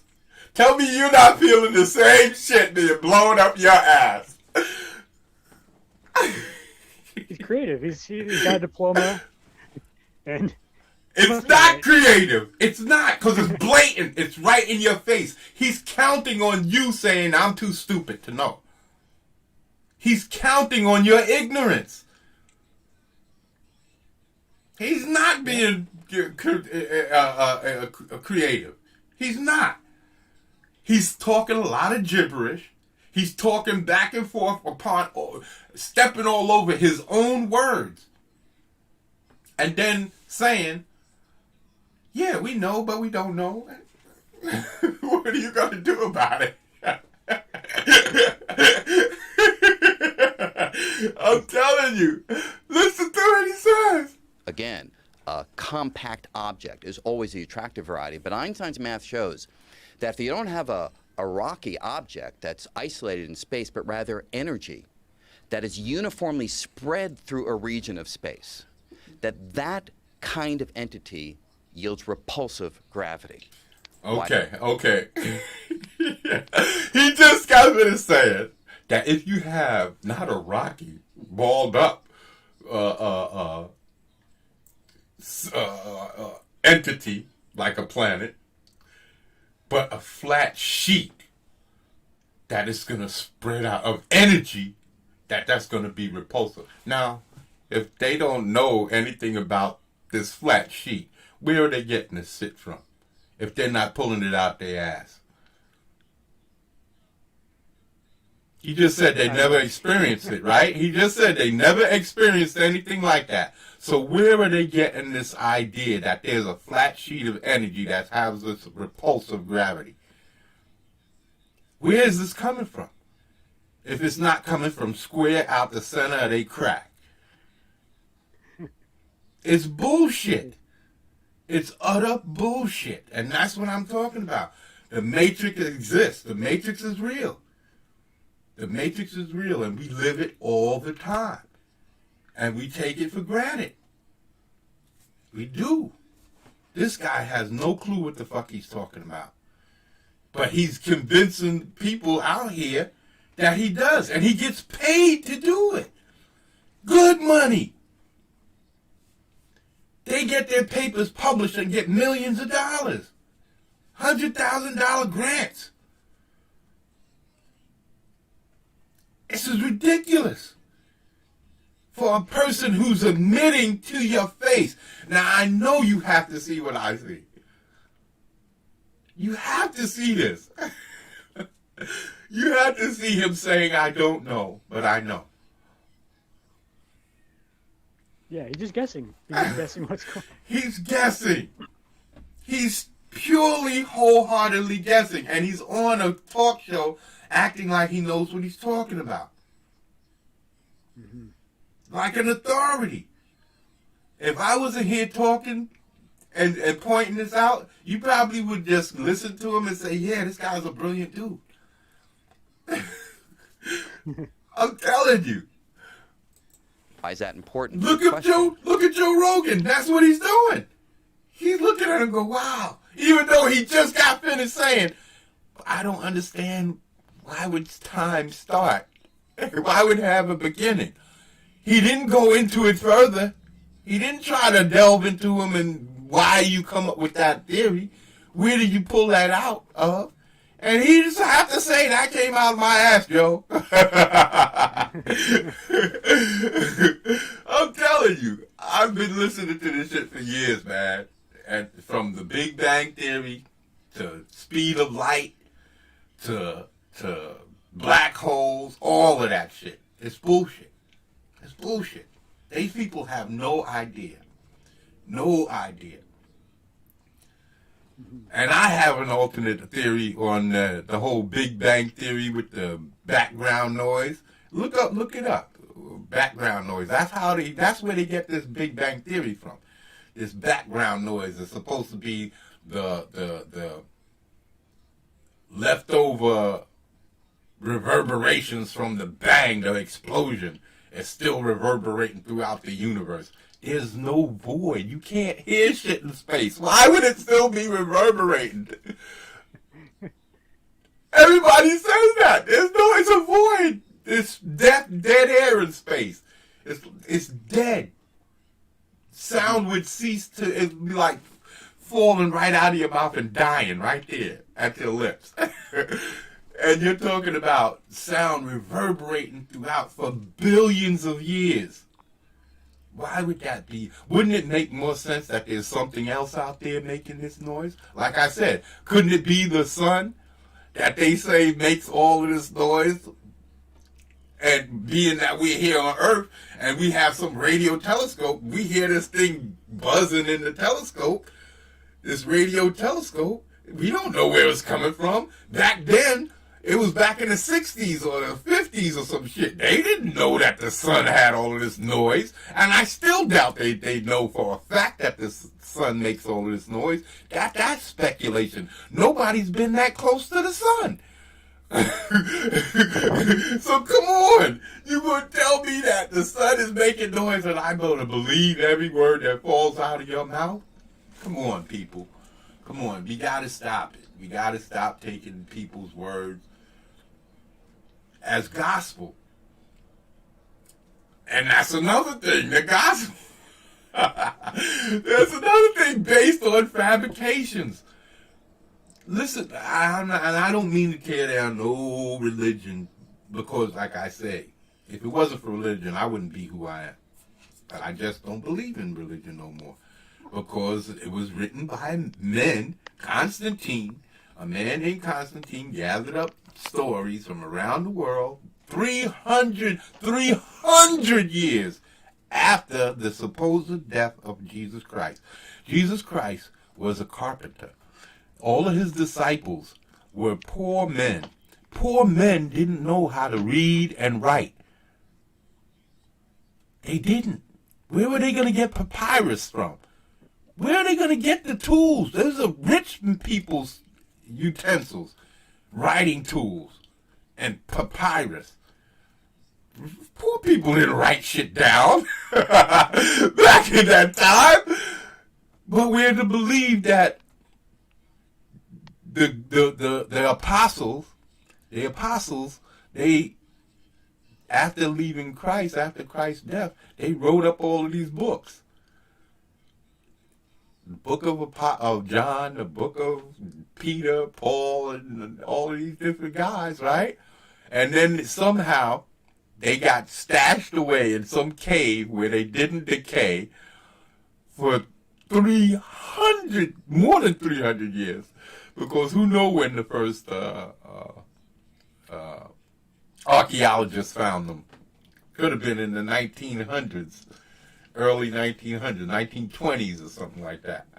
And you're going to tell me after 2,000 years that they're intact and you can read them? No. What I understood is that a lot of the stories from the Bible were found on pillars in ancient Egypt.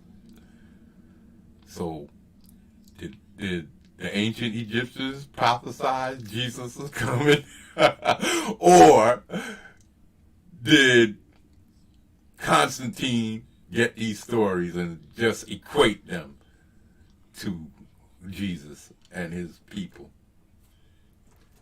I'm not saying one way or the other. I don't know. I wasn't there. And I'm saying the same thing about those people. They weren't there either. So how could you take... There's one thing I know more than anybody, anything else in this whole world. There's not a man on this planet that can tell me more about God than me. Because they know just about the same amount that I do. They know the same exact amount about God as I do, which is absolutely nothing. The Pope can't tell me about God. He can tell me about religion, but he can't tell me about God. He can't. He knows God just about as much as I do. He knows religion. He knows the pages of the Bible. He does not know God. That's all I can say about that. How do you trust somebody who says who can't give you the help that you require? Even in the Bible it says your relationship is between you and God. No one has the right to get in between that. No one has the right to tell you how you sinned or how you didn't sin or what you do or don't do. That's between you and your God. Period.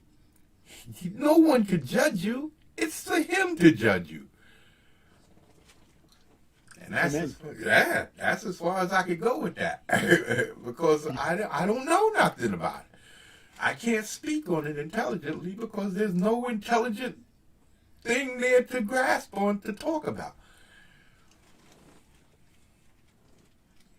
It's all speculation. And it would be speculation on my part to go into it.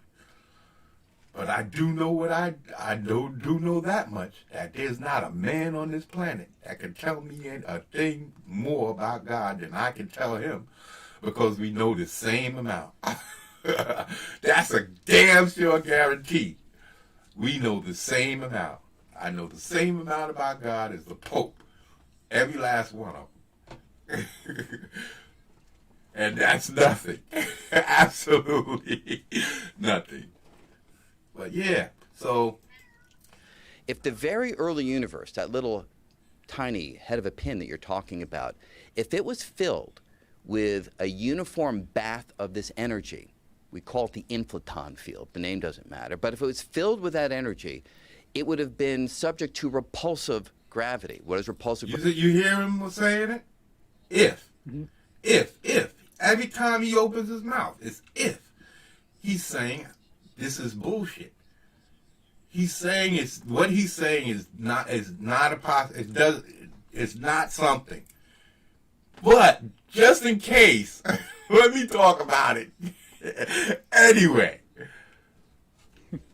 And that's what he's saying. Every time. Gravity do? Pushes everything apart. Causes everything to rush outward. He said for a fact, this is what would happen in this space. How does he know that? How does he know that? We call it the inflaton field. The name doesn't matter. But if it was filled with that energy, it would have been subject to repulsive gravity. Why would it be subject to that? Why? How would you say that? How could you possibly say that when you wasn't there? You don't even know what you're talking about. You don't even know how to describe what you're talking about. You can't possibly describe what you're talking about because you have no way of grasping what you're saying. All you're talking about is energy. What's energy? Especially cosmic energy. Creative energy that creates the universe. And he's talking about energy. It would be there, and it would be in there, and he's stating facts. All while saying, just a few seconds before, well, we don't know. We don't know that it exists like this. But then he turns right around and says, yes, this is what it is. This is what I'm saying. He's a goddamn liar because he's talking out of both sides of his neck. With authority. He's saying, I don't know out of this side, and then, yes, I do know out of this side. This is what it is. With authoritative intent in his voice. What does repulsive gravity do? Pushes everything apart. What's repulsive gravity do? Didn't he say that we've never seen repulsive gravity? We've never seen it experience repulsive gravity. Earlier on, he said that. We've seen gravity pulls in, and we never seen it push out. But he's going on to explain in detail how this would happen, as if it was a fact. This is exactly what would happen. It would push out. If it existed, and this is exactly what it would do. No, you can't say if, and then that's exactly what it would do, because you just said if. So that means you're saying if my ass was an orange, would I be able to peel it and suck the sweet juices out of it? What are you talking about? Your ass isn't an orange. This shit isn't a fucking hypothetical bag of shit. It doesn't, on its face, it's flawed because your ass isn't an orange. You can't make that equation. You can't make that analogy because there's no equating what you're saying to anything. And that's what he's doing. He's equating something right after saying, I don't know. Everything to rush outward. So the bang of the Big Bang may have been a spark. May have been a spark. Of repulsive gravity operating with a tiny region of space that pushed everything apart. And this concept of repulsive gravity is just theoretical? Have we observed any sort of element in the universe that... It is theoretical. That means it's bullshit. That means it's bullshit. He just said it's theoretical. That means there's no basis of reality to touch off of. There's none. It's theoretical. A pipe dream. Something pulled out of his ass. But it's at a level of understanding that I think most physicists would say causes it to migrate into the camp of established understanding of how gravity works. So you see? He just said that we understand how gravity works, and that falls into that realm. Right? He just said that. But this is what I mean about people using words. They twist words to mean whatever the fuck they want. They manipulate you. And animals don't do that. When an animal comes to you, they're either going to show you anger, rage, they want to fuck you up, they want love, they want to eat, they want some kind of attention. It's never lies. It's never false equivalency. Oh, I like you, but I don't like you. I'm gonna do this, but I'm not. It's never. This guy is talking out of both sides of his ass. Tested over and over again in a whole variety of circumstances. The detection of gravitational waves just a couple of years ago is like the crowning triumph of Einstein's math. 100 years ago, the math says there should be ripples in the fabric of space. 100 years later, we finally detect ripples in the fabric of space. Oh my God! Really? Really? But he's not saying how he did it, right? He detected ripples in the fabric of space. Do you hear what he's saying? When he can't even admit that he doesn't even know what gravity, but he detected ripples in space. That's like saying I've detected subspace. I've detected a wormhole. That's what he's saying. And he's full of shit. Very comfortable with any prediction that comes out of Einstein's mathematics. And right in the mathematics is the prediction of what I was just describing. You've got uniform energy in a region, repulsive gravity. The other thing is we currently witness that the... And again, Einstein's theories of relativity has to do with how things relate to man. That's what his theories say. If you ask me, it's not what any of these things, it's how it relates. Because if it doesn't, none of these theories mean shit on their own. They don't mean shit. But as it relates to man, yeah, it means everything because man thinks he's special. So of course it relates, but name one thing Einstein said in his theories that actually came to be something of value. There's not one thing because they're all theories. None of them are active and being put into use. Not one of them. No, there's no stone fact. No, because everything he said is a theory. These are all theories of relativity. And his theory was that time only exists in man's eyes as it relates to man. Because no other creature on the planet gives two shits about time. They don't. Not one creature. They don't care about what a tree is called. They don't care about what a rock is called. They don't. We're the only ones. Why? What's the importance of knowing what these things are called? It doesn't help us besides the fact that we have so many things now to speak on that it's convenient and grunting won't get it. I'm telling you, man. I love listening to guys like this because it makes me feel good about myself. Like I said, come on, I'm an uneducated dude, but I feel just as smart as this guy. Why shouldn't I? He's not saying anything.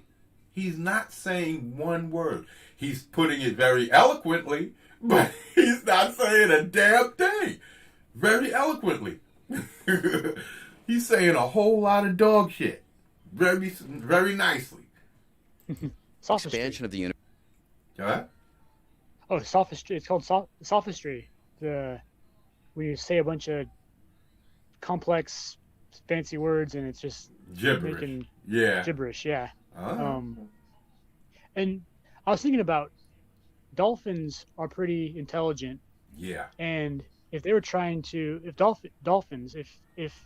this guy was a dolphin out in the ocean trying to guess what land creatures were doing, yeah, it would be, oh, those birds are flapping their fins. You know, like dolphins. Even though they've been shown to have a lot of brain activity, they can't really grasp what it's like to be on land or in the sky, like birds and dogs and all them. And do they really give a shit about all of that other shit, or do they just want to live? Those I don't know. animals have ultimate freedom. They don't have to answer to anyone. Why would they want to? Why would they want to question anything that goes on?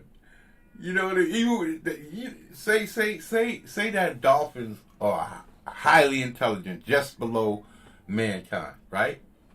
Mm-hmm. They have freedom, and if they have the rationale to think and conceive of things the way we think, and any of them have the capacity to say, why would we want to do anything that these guys are doing when we have freedom to do whatever we want, however we want, just the way it's always been? And these people are locking themselves away in these brick houses and all these things. A dolphin has the whole ocean to travel. People, they have to set up times and dates and all types of permission. You just can't up and go.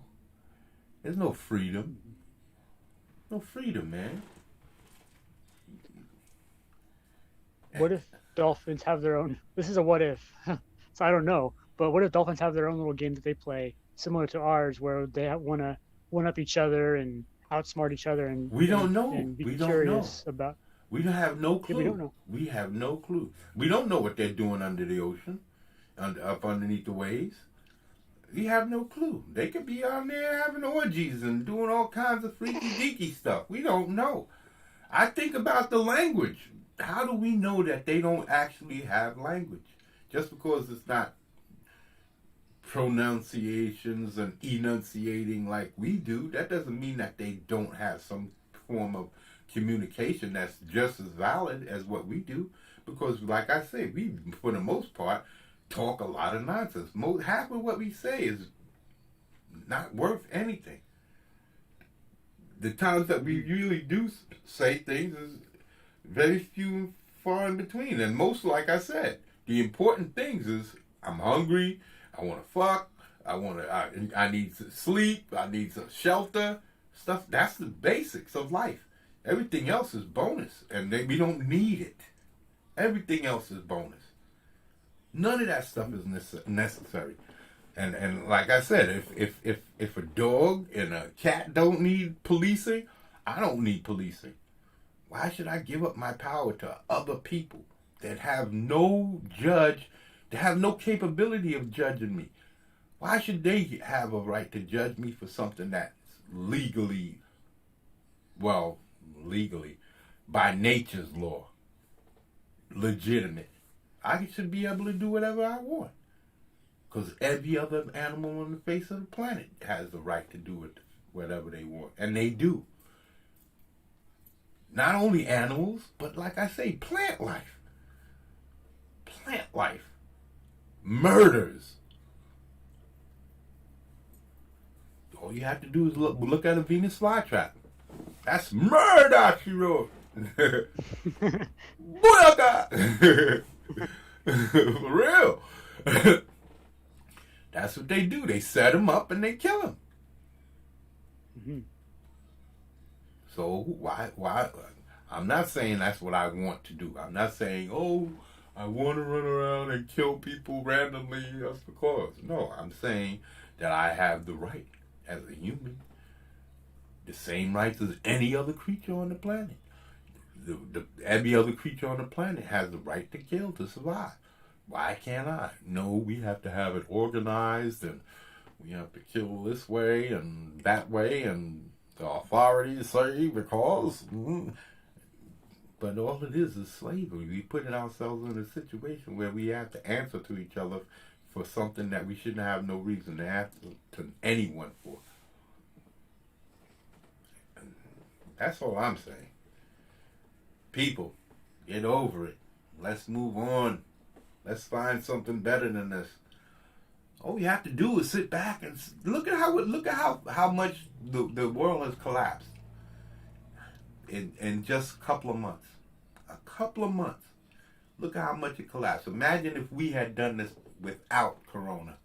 If the people just said, we don't want to work for money, we want to work for freedom. and we decided to save our money, buy food, stockpile food over a year, and then in the following year, everybody stays out of work for like 3 months. Force all of these businesses to shut down. Tell them, yo, we're not going to work for y'all.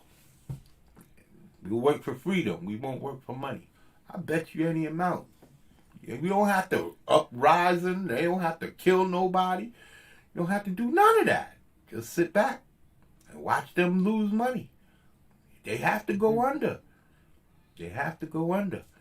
And then somebody's going to say, okay, maybe the rich people might want to go to some island somewhere to live and take their money with them. But the majority of people, I believe, if they had the chance to live free like that, not have to worry about no government over their shoulder, police bothering them. Of course, there'll probably be some police, but nowhere near the numbers that they have out now.